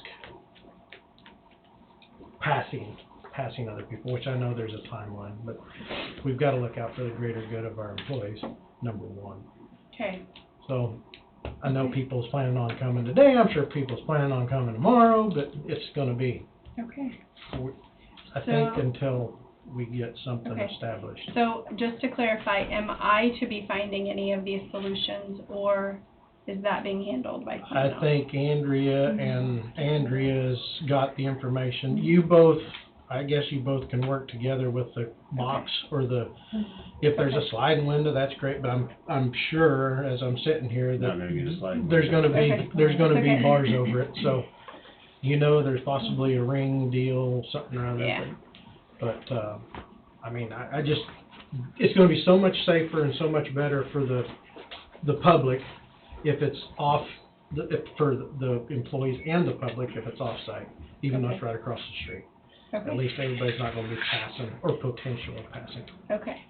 so, and that gives today, and then, I guess, put something out That in. one said they could take it delivered by the 19th, wouldn't it? I Yeah. just wonder if Wolf Creek might not have something like that out there, they might let them. Yes. I did reach out to, VP of Safety out there, and he was out of the office last week. So I needed a little answer before then, so I just said I would find something else, but I can reach out to him again today, but. They might possibly have something out there, as much as they I can. think a lot of this stuff just sits around. Do we have a local construction company that might have a job trailer? I don't know if Skillman has anything. I don't think, no, I've never seen any. Probably- I haven't I'm not- either, but- I shouldn't speak for him, but I have Right. not seen any. Well, I out can there. call Victory out there just to, You could call Vic. I would Talk- call Yeah, and check Victory. with Wolf Creek first. okay. Wolf Creek and Victory and see what, but I think that's the safest for the public and the handicap people, for the handicap parking and the employees of the courthouse. Most contractors, a lot of contractors don't own them. I know, I've been a general contractor on a couple of projects, and that's what I do, is I get ahold of these companies and rent one, have them delivered, set up. I mean, you visited with electric people, have you not, you said? I did. So, I just gave Creighton Cox a text and and he called me back and just said, hey, I'm not officially asking on behalf of the county, but if, this were to happen, ballpark estimate time, ballpark estimate cost, and what ideas or suggestions would you have? And that's where I landed with him, was, he's like 1,000 to 2,000, couldn't be before January 18th. So So do that's we just wanna the go ahead one. and give her clearance for having him wire that? I didn't know if there was another one that's available. I mean, as department head, she has that authority if it's under so much to, Right. to do. Well, I didn't, it's so weird since it's not the building, but it is Yeah. the building, and I didn't wanna step on toes, but I was like, And the good, is this and the even good enough? thing about it is 17th, we're closed on the 17th, so that's one day that's not gonna happen anyway. Yeah, So I would say start the electrician ASAP. Rather it's whichever Okay. one's doing it, but you both Yeah, need you've to already decide. talked to Creighton, Oh, or I sure. can call him back. I can, that's fine. Time to get it going as fast as you can, because then if we get something from Victory or something from the Wolf Creek, Okay, I can then do that. then we're that much further. We'll ahead. advertise that we won't be able to start it up for a little bit, so, and I'll text Lawyer or call him and let him know. Just tell him it's Yeah. public safety of the employees of the courthouse, and, I mean, I just, that's the best way to put it. Okay, So we need a motion. Let's come back to that here in a few minutes. Okay, okay, I think we're done. Thanks, Lindsay. sure, thanks. Thank you. Round table was to Is that you. for me? I think it's up to you now. Round table's been going on for about 3 hours. Round and round and round. So that actually brings up the whole looking for a place, that is suitable for the employees. I was talking to Carly about maybe looking into other options then for the command bus, because he was saying that this is the year that maybe they have some funding for upgrading the command bus, but have you all seen the command bus that dispatch uses in an emergency? It's an old bus, and Oh, so yeah, it's got all the windows, the air conditioner units up top, and we've dispatched out of that in the heat when the air conditioners are frozen up and gone out. You're out there. I mean, one of the other girls and I have been out there sick in the heat. You're either freezing or you're sweating and you're answering emergency calls and you're right next to each other and you're trying to tune out what the other person's saying, but you need to listen to what they're saying. But they slept in there overnight, and if something was to happen, that would be what they would work out of for an unlimited time. So this whole thing has kind of made me see maybe we can look other funding options or, budget options for maybe doing better for the command bus instead of trying to put more money into that. I know they've looked at other options as far as trailers that a vehicle could hook up to, because the bus now, we went to go use it one day and the engine wouldn't start. So you're dependent on the fact that the vehicle even starts to be able to get it somewhere. Mhm. A lot of them have command trailers. Yes. Homeland Security has a bunch of those kind of trailers, don't they? That they bring on site. They did at Reading and some other places. Right, when we went to Eureka, yeah, we were the only one out there in an emergency vehicle in a bus. They bring their trailers out there. Mhm. That kind of thing. So if we could look into those options where a trailer to where the staff, if they're sleeping, could have a unit in the back to sleep. We slept out there, we were sleeping under a folding table, and I've got the pictures if anyone wants to see them, or if anyone wants to come out to the fire station where the bus sits. I slept on one table, the other dispatcher slept on the floor under the folding table, and we froze with wool blankets trying to stay warm enough because you had to get enough rest because your shift was up again soon. So this has kind of made me see that if maybe we can look into ways to do better for that before. Mhm. Now, I'm assuming it has a generator, It does. self-contained generator It on does. the... Actually, do you want to see the pictures? No, I was meaning the trailers. The other trailers that were The other that trailers were that they bring around. out, yes, yes. I would check with Homeland Security and see what they got, because there's one or two in this area, and it's not like you're gonna need that command bus 2 minutes after something happens. Well, but even for instances, like when they were remodeling dispatch, we worked out of that bus on the outside of this building for days, and when the air conditioner went out, we were sweating in there, we were getting sick in the heat, but there was nothing else you could do, because they were like, well, the air conditioner's on the ceiling, they froze up, you're gonna have to, so as you're sitting there thinking, we're basically in a hot vehicle, with and sweating in there, and until, well, actually one of the employees came and had to unfreeze and break the ice off the air conditioner on the ceiling, we're out there sweating, so it's like if we have something that could, accommodate in maybe an unknown period of time, or and even for other incidents, they've taken that vehicle out there to dispatch in, hopefully kind of see that it's an option that someone's got to work out of, Well, find a better option. Definitely something to look into down the road as capital purchase, I'm sure. Right. And before, because Carl said he was trying to see what he had in his budget to upgrade, but if you've seen what it is and you're upgrading, are you putting money into something that's... Yeah. You'd be better off to put money into a trailer. Right. Yeah. Because then that way you got vehicles that are available to Right. tow it somewhere. And then you set it up where you have your vehicle's free versus a bus that doesn't start. Definitely something to put on the plans for 2022, that's for sure. And other than that, we had called in Modern Air. One of the air handler units completely went out, which included economic development, extension office, the health department. It didn't get very cold that day, but Modern Air was able to come out later in the evening and get it going. It froze, and no matter what they would tell us to do to reset it, it just wouldn't stay. So they did come out there in the evening, and so that's going again. Yeah, that. At least they got it there and taken care of. Yep, that's nice. But so yeah, that was an after hours, because they had to come in, otherwise it was frozen. Right. That's it for me. That's it for you? I have one more Do you have thing. anything else? I talked to Karen Redding on the check we've written for her today. The bid she handed out to you with the down payment, the down payment was $13,450, and at completion, they have to pay the $5,775. And the check that went out, that was signed, $19,000. was a total of 19. So we can void it and reissue if you want, or... I don't think that there's... Did we make it out to the contractor or to the entity? We made it out to Waverly Senior Center. Okay, well, they can follow that and disperse as per contract. They need to be sure not to give it all to them. Yeah, she said that is what the completion was, $5,775. I'd have no problem with them dispersing it out as the contract is written. Yeah. I don't either. It's fine with me. Okay, so I will let her know you took that check today. Okay. That's it for me. Mr. Wade. I'll have one 5-minute executive session, but I'll do that last. So 2 things. One, our jail, it's overflowing again. We've got inmates in Elk County, Lyon County, Wabunsee County. They're looking at farming them out to other jails, but other jails are overflowing. If you wanna find out exactly what that means and how that impacts day-to-day operation, go talk to a jailer. Last Thursday, it was a mess because we also had, the jail was full, people were being farmed in from up, and we had someone in Bourbon County as well. The jail is overflowing. Last week, we had 3 care and treatments. We had city units that were sitting on potential patients up at the hospital. We had the sheriff's department sitting on one. You want to talk about taking up resources, the mental health issue is I mean, it's not going away. It's got to be dealt with.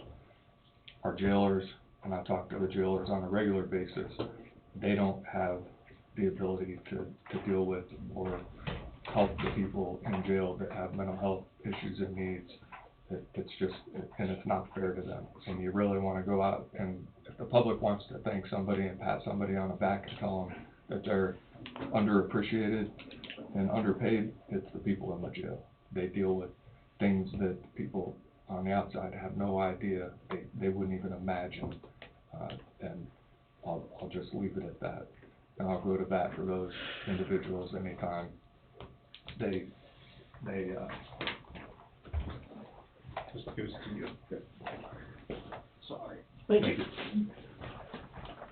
Anytime I can, because people need to know the jail. You want to talk about what happens in the jail for the public who says, well, I don't know if we need a new jail, I don't know if we need this many beds, I don't know if we need such and such. Talk to a jailer. They will tell you exactly what is happening in there, what they're dealing with. We had an individual who sat in custody for an extended period of time. They had an extradition warrant out of another state, and we couldn't, they could not waive extradition to go back to that state because they were not competent. So they sat and waited and waited and waited and had significant mental health needs that had to be addressed in the jail. And the jail staff would come up to me on a regular basis and said, I don't know what to do. What do we do with this person? They can't be let go because they have this extradition warrant, but we don't know how to treat them. They're a danger to themselves. And that's just an ongoing issue. The second part of that sort of tied into that is, I don't know if you know how many attorneys are in Coffee County, but there aren't that many. And the number of attorneys who are actually taking cases on an appointed basis, or even taking cases, at least that I deal with, is at a very is at a minimum, and that's just not unique to Coffee County. That's going on across this area, across the state, and probably across the country. You have a lot of attorneys who are retiring. I know Lyon County is in a situation where they got a number of people off their panels, and why that's important, why you need to hear it, and why the public needs to hear it, is if we don't have enough attorneys in Coffee County or the surrounding areas that are willing to take appointed cases and be on the appointment list, that is ultimately going to cost the taxpayers, because they have to have attorneys, those attorneys have to be paid, and if they have to reach out into outside areas, even outside of Coffee County, Anderson County, Osage County, those individuals are going to have to come over. They get paid for all of their time, and it'll be at a higher rate than what they would be paid otherwise. I want to plant a seed to the commission, to the board, that at some point in time, they may need, this board in this county may need to consider an option where they have some sort of incentive to recruit new attorneys to be a part of some sort of pilot program where they come to Coffee County and there's something to bring them here, some sort of incentive or package. Because if we don't have any attorneys, we continue to have attorneys that step away from the practice, you're not going to have any attorneys around. And, it's very important. So some have an issue with defense attorneys, and defense attorneys, and I used to have this conversation with my mother, I don't see how somebody can defend that person. I say that it's a checks and balances system. My job as a prosecutor is to prove a case beyond a reasonable doubt. The defense attorney's job is to make sure that I present the evidence that proves somebody guilty beyond a reasonable doubt, and to make sure that, you know, there's that law enforcement element, that they're not out doing things that they shouldn't be doing. With the checks and balances, we have to have defense attorneys. We have to have people who are competent to come in and defend these people that are accused of crimes before the court. And if we don't have them, then our system comes to a screeching halt, and then the taxpayers will have to pay extraordinary amounts of money for indigent defense to get people to come down from Topeka and Lawrence and wherever else that are not adjacent to Coffee County. So think about it. That day and time isn't coming. I'm sure if Judge Wine were here, he would sort of echo he and I've had this conversation, echo the concerns, because they are reaching out, trying to get people to come and help. And our caseload is not going down here. It's going up. I think this year, last week, I filed somewhere around 10 cases, and 7 or 8 of them are felonies, and they're serious crimes. So that's all I have on that. That'll go back to economic development for me just a little bit, because, you know, you bring those lawyers from outside, where they're gonna have an office at. So, I mean, if economic development, or if the county could have a place where they could set up a shop, that would be start for an incentive, I would think. So I'm a graduate of Washburn. I went to Washburn Law School. I went through the Washburn Law Clinic. I've reached out to the law clinic to see if there's a way that I can partner with the law clinic to bring somebody down to at least intern and work in my office, or even on the other side, and the court would have to be involved, because the issue is getting new attorneys into the rural areas. They have to see that it's worth their while, and a lot of times when they have the option of a more urban area and a big prosecutor's office and another place, a bigger city, they're going to choose that because there's more action. They look at it as the pay is better. But I can tell you, I've been in both. I've started in Allen County. I've been a prosecutor in major metropolitan area in Detroit, Michigan, and look where I am. I am in rural America, because this is there's something to be said about being here and the opportunity that is presented. And I encourage anybody to come down and check it out before they just go ahead and write it off. But you have to get them here first to show them what that opportunity is. And hopefully that occurs, and it needs to occur sooner rather than later. So, but if the county had some sort of incentive for somebody to come down who's getting started, and, you know, everything's been talked about, some sort of assistance with student loan, because when you come out of law school, guess what? Your student loan is significant, and if you're making not very much, then you have to make ends meet in addition to your student loans. It's a rough go. Mm-hmm. So I think Coffee County's in a unique position to probably be able to aid and assist and maybe help. You know, some people, they come out of law school and they don't have health care. I don't know.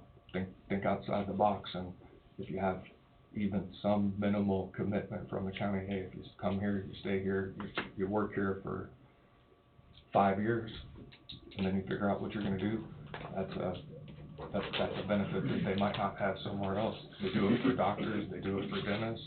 Why not do it for attorneys? Mm-hmm.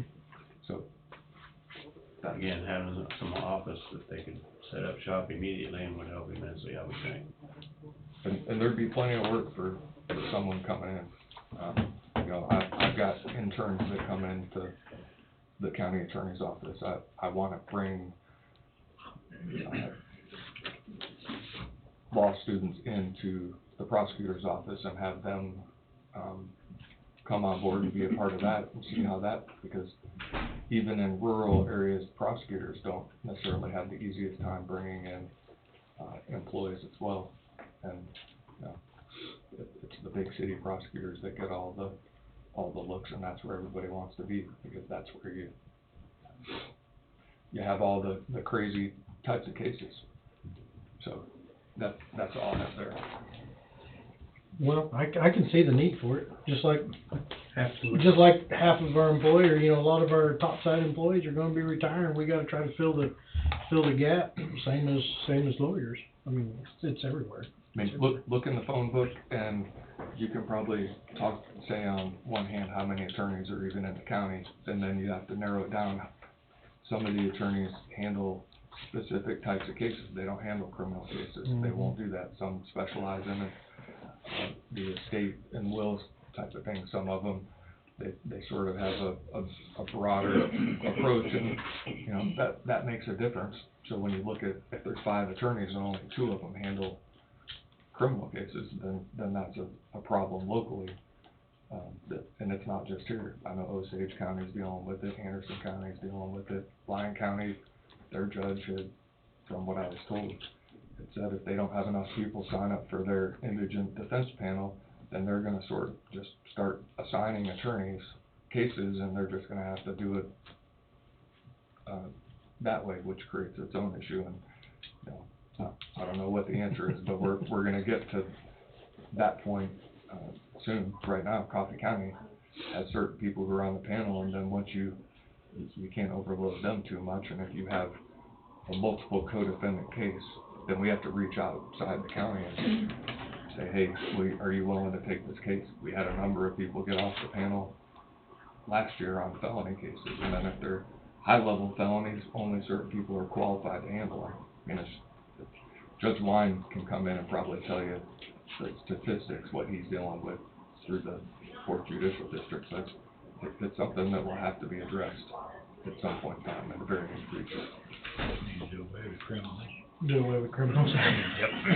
Only honest people in Coffee County, all right? That won't happen. So, a lot of local or out of town stuff. it's a mixture. We've got, I mean, some local, a lot of them are from out of town, a lot on I-35. Quite a few out of state. Yep, I mean, and, you know, every day, every week, we sort of have an evaluation of who can we try to get out of the jail to free up space. Because once you get to a certain number in our jail, they have to keep basically holding beds available in case somebody comes in, so then they farm them out to these other counties, and, you know, at a certain point in time. It's a snowball. Last week was a mess. And in New York, they're gonna have plenty of space in their jails, because they're gonna let all theirs out. Probably gotta be vaccinated to go into New York, don't you? Oh, that's right, yeah. So the newspaper last week had, I think there was 19 or 20 in here at one week, and it may be more of it now. No, because they can't house that many because of the different issues. Well, we've got 10 out of county right now, as of this morning.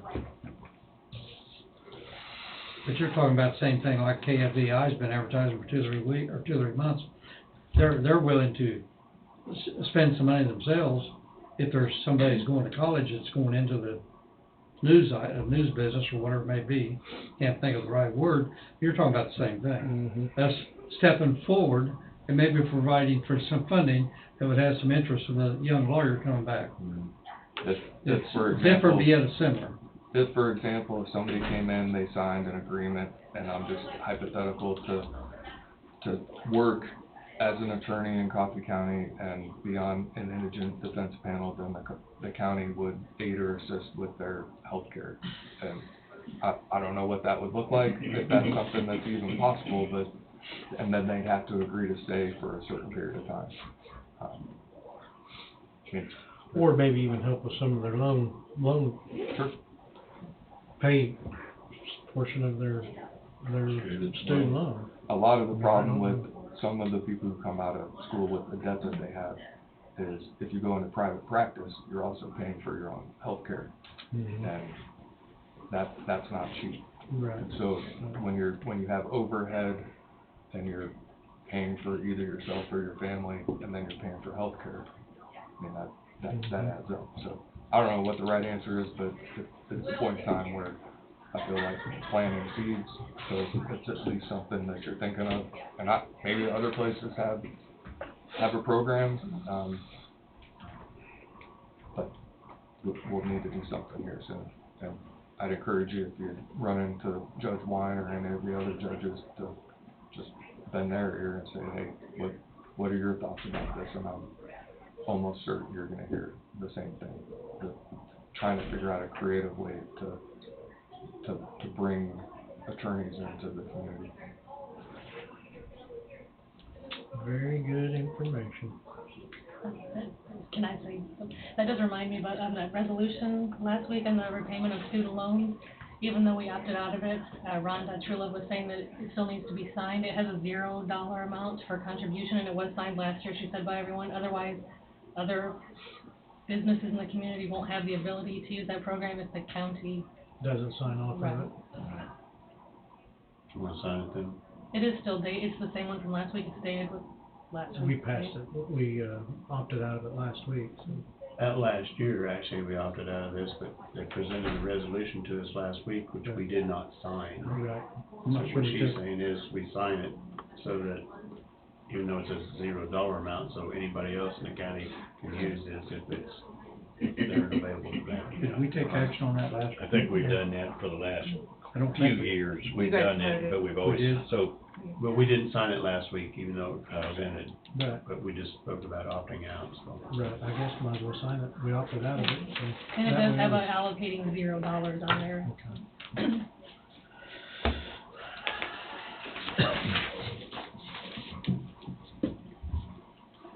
What you're saying, the motion is back. Well, Yeah. yeah, I wanted you to see it, and I got a couple of typos I saw in there. I won't notice typos. Well, it's, a little different. different because I added the proper language. Alright. We kind of should, so.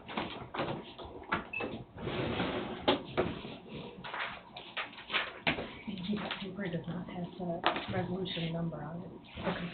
Oh, well, you need to make a motion on the resolution then. We did that last week, didn't we? You just, no, you opted voted out. to opt out of it, Oh. but you didn't say anything about the. Oh, so this is a resolution to be Yeah. out? Oh, okay. Yeah, so I gotta get you a, To support it with $0. Yeah, basically, we're not committing any money, we're just gonna support it. We don't have any motions last week. No, we did not make a motion. We had no motion last week. so you'll have to move to approve Yeah, right there, resolution $0 number, and I'll is what get we- you a number here just We a support second. it, but we're not giving any money to it. Just a minute. So that's the part I'd read, Yeah. top part and that part. I would just read, We had six resolution motions number, last what is week. the and none of them had She's it. looking at it. Yeah, I gotta get the number. Resolution of the board, I just read it right here. We had six motions last week and none of them were. If they wanna know what it is, they come in and look at the resolution. I got kicked out, so I gotta go back in. Security breach, security breach. Yeah.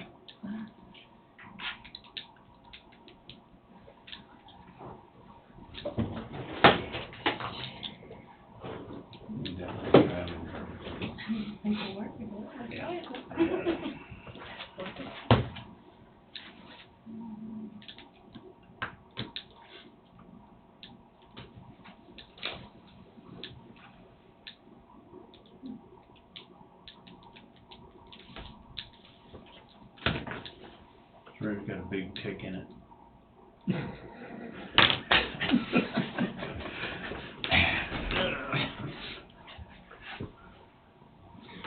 Anybody has Tylenol?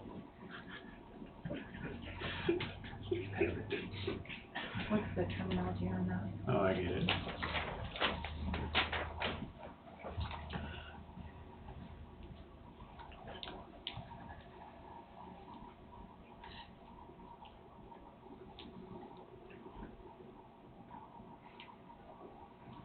So we still doing Wayne today? It's your call. Yep. It's group. Chairman, we probably, It's group. I mean, it's on our minds, I mean, it's up to you guys. we but- should a little bit anyway, maybe. But Wade's got an executive He's session. got 5 minutes. And it's 5 minutes literally. And I know it will be only 5 minutes. I guess the question to ask is, we talked about this, we wanted to kind of talk among ourselves on reorganization maybe of our road and bridge department. Can we do some of that in executive session? We might wanna discuss some personnel.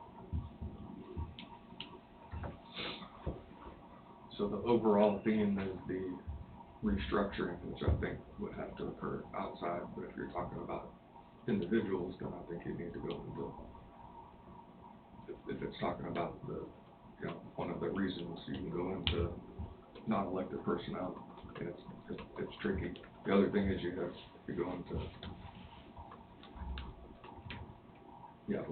a work session about it, but it's still the same thing. So basically, to answer his question, no, you can't. But if I wanna talk about performance evaluation of some individuals, then we can go into. You can go into it then. But will the discussion go to, at that point, at this time? Yeah, Yeah, I could take it there real quick. well, You might talk about generally what your thoughts and ideas are, and then if you wanna talk about some individual, non-elected personnel, then you do that, sort of reserve that for the back end. Would be, but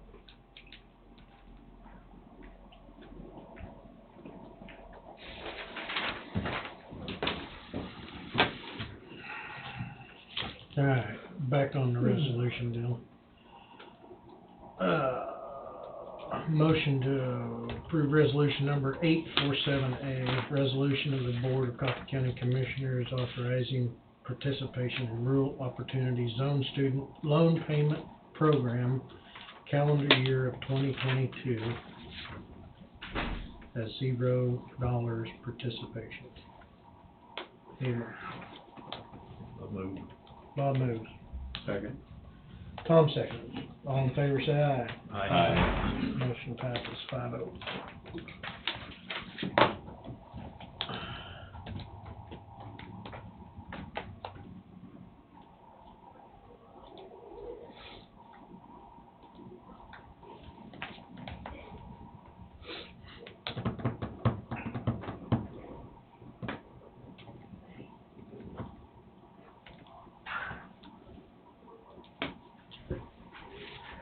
I've got your preset. ready for mine. I think we're ready for your final. Request to recess into executive session, myself and the board, to discuss matters protected under the attorney-client relationship exception to the Kansas Open Meetings Act. The specific subject matter is related to potential litigation.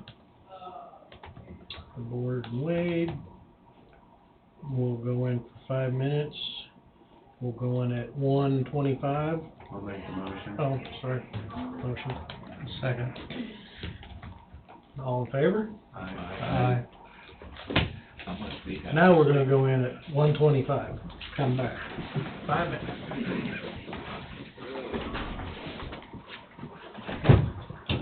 It's gonna take you a while to get all this stuff on you. Stuff you told that teacher aided before. Follow the procedure.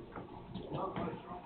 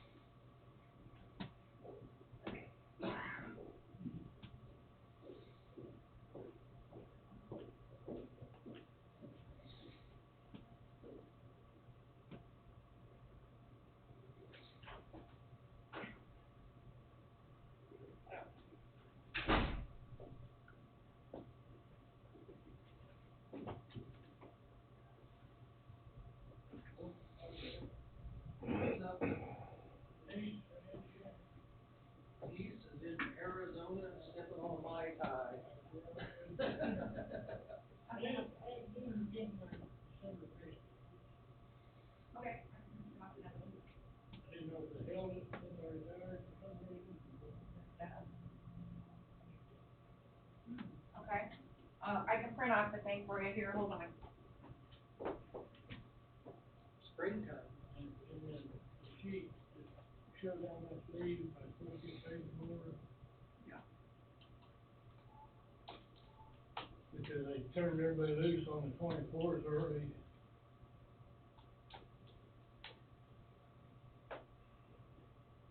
And I think I'd already filled out her out here, she's on the phone.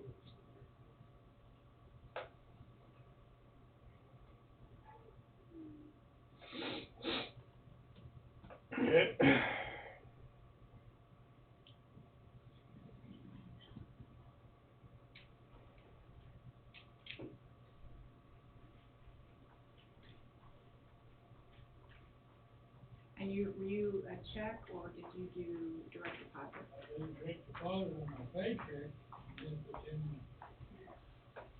then I had some leftover vacation. That I don't know if they direct deposited it or. Yeah, it all should have went to your bank. I will print your advice off.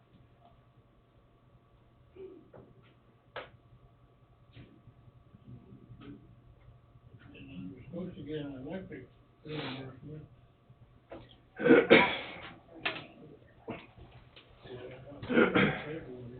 Yeah, you just do the one that you do that. Okay, I'll get yours.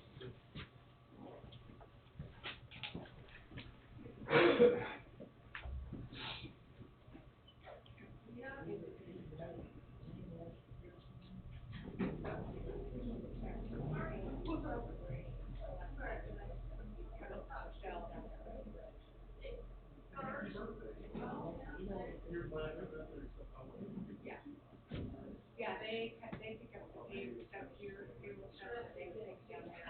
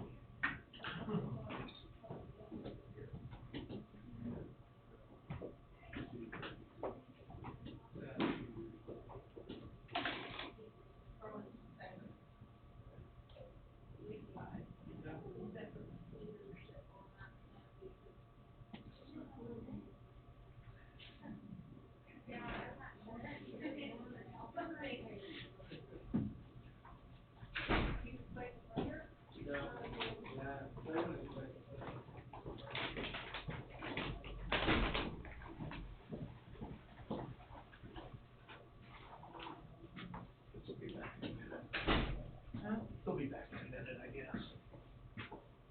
Did you get mine? I did. Real quick. Called back, you know, said, I'm getting that letter.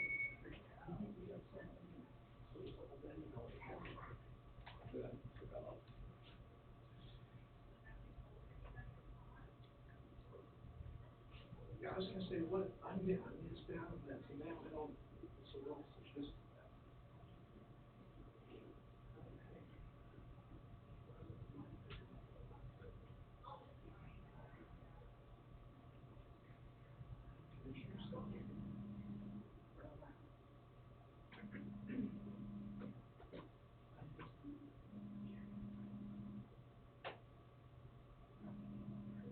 But it's not long.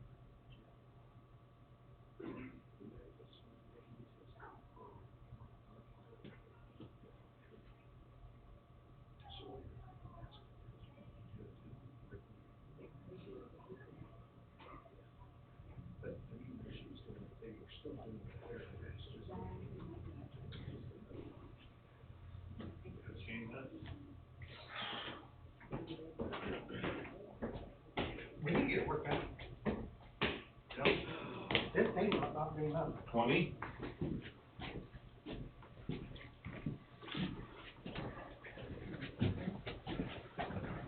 Second. Yeah.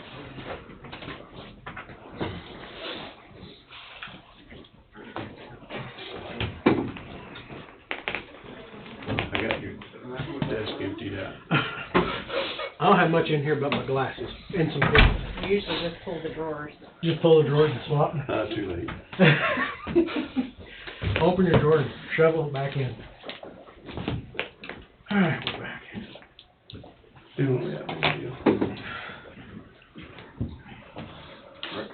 That was it for me.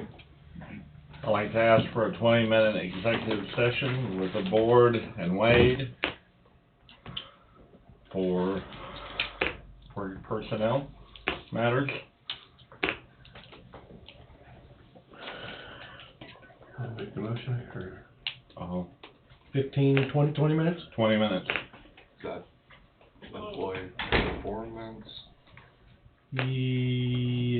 Yep. The board and Wade? You seconded? Or you? Well, he said he made a motion, Make so I'll motion. second it. Yeah. Alright. How's that work? All in favor, say aye. Alright. We'll go in at 1:35. For 20 minutes? 20 minutes. I'm like, you know, water right now?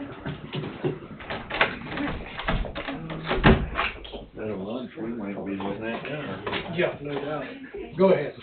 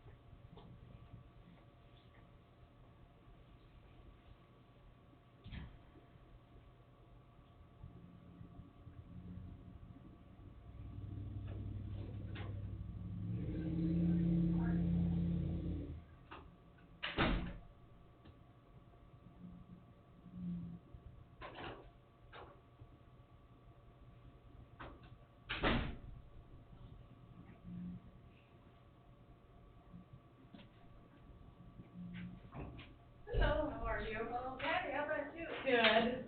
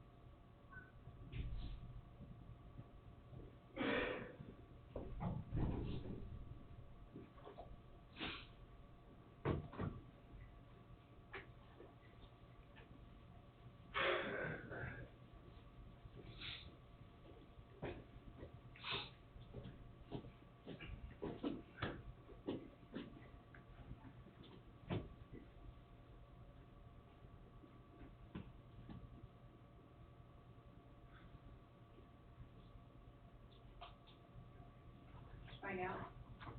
Yeah, yeah.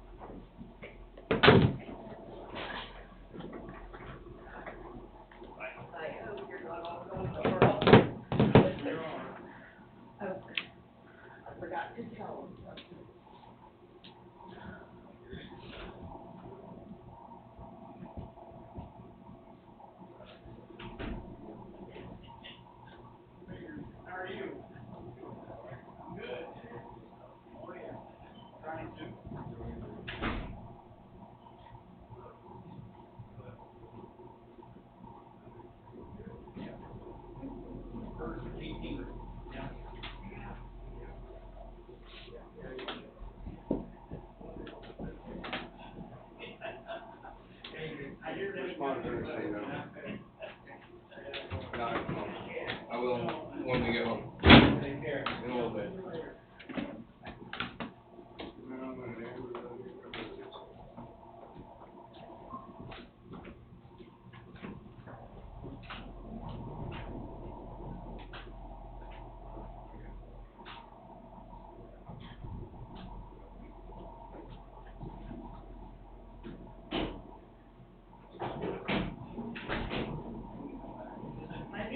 I've already packed lunch, I gotta go. Things happen.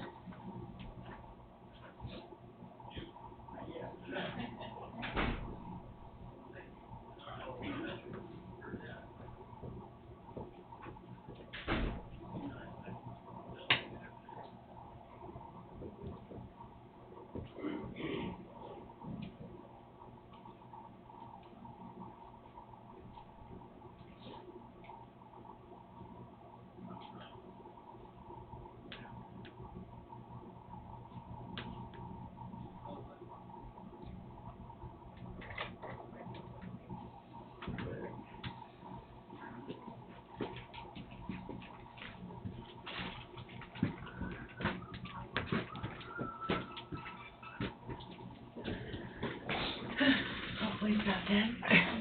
I know. I bought a snack and I ate it already. I know, I had one of those nutritional bars for canned food. Yeah.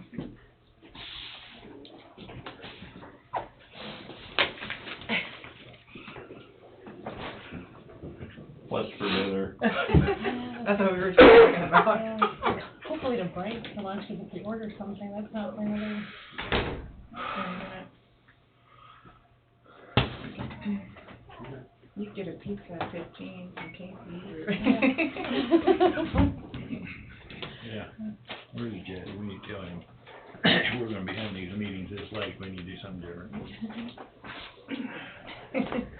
Need to stop having these meetings with short agendas. I know. It seems to Look wind up good all on the other paper, time. Mark. Yeah, look, at 9:30, we're done. Yeah. You gotta watch out for the short agendas. Yeah, the short agendas are the ones that get you. Sneaky thinks.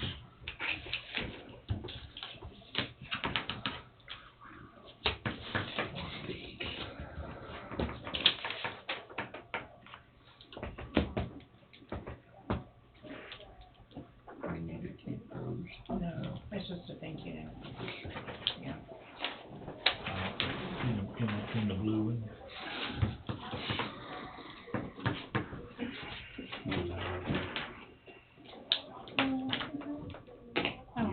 Oh, no, I'm good, thank you. I had two for some reason. Oh, okay.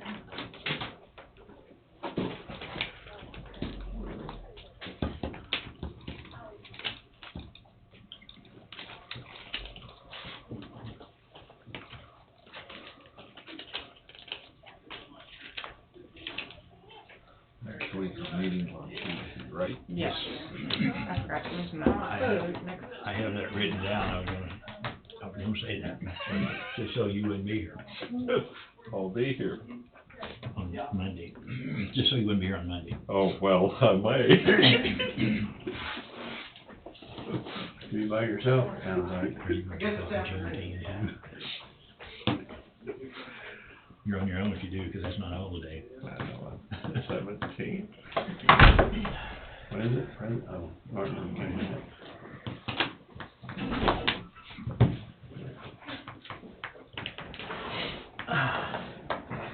Stopped in and visited with Lindsay after,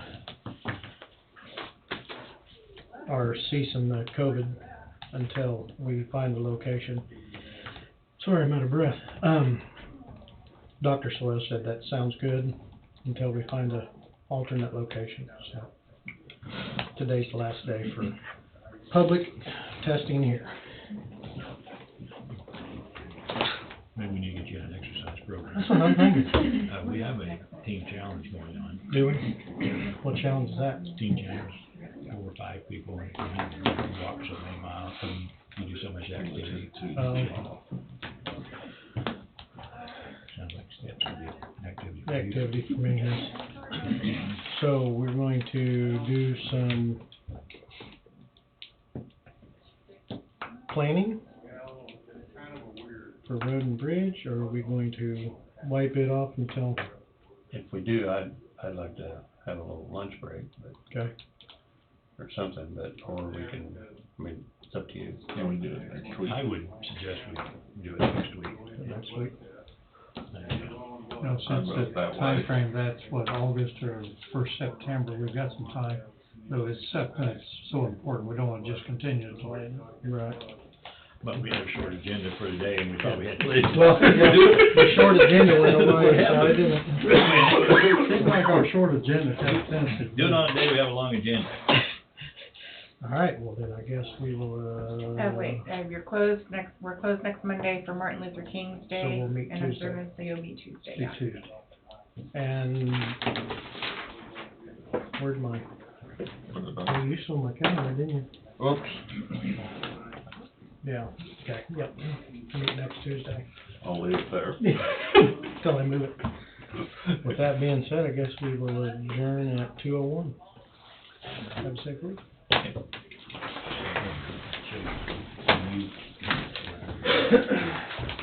Well, Steve,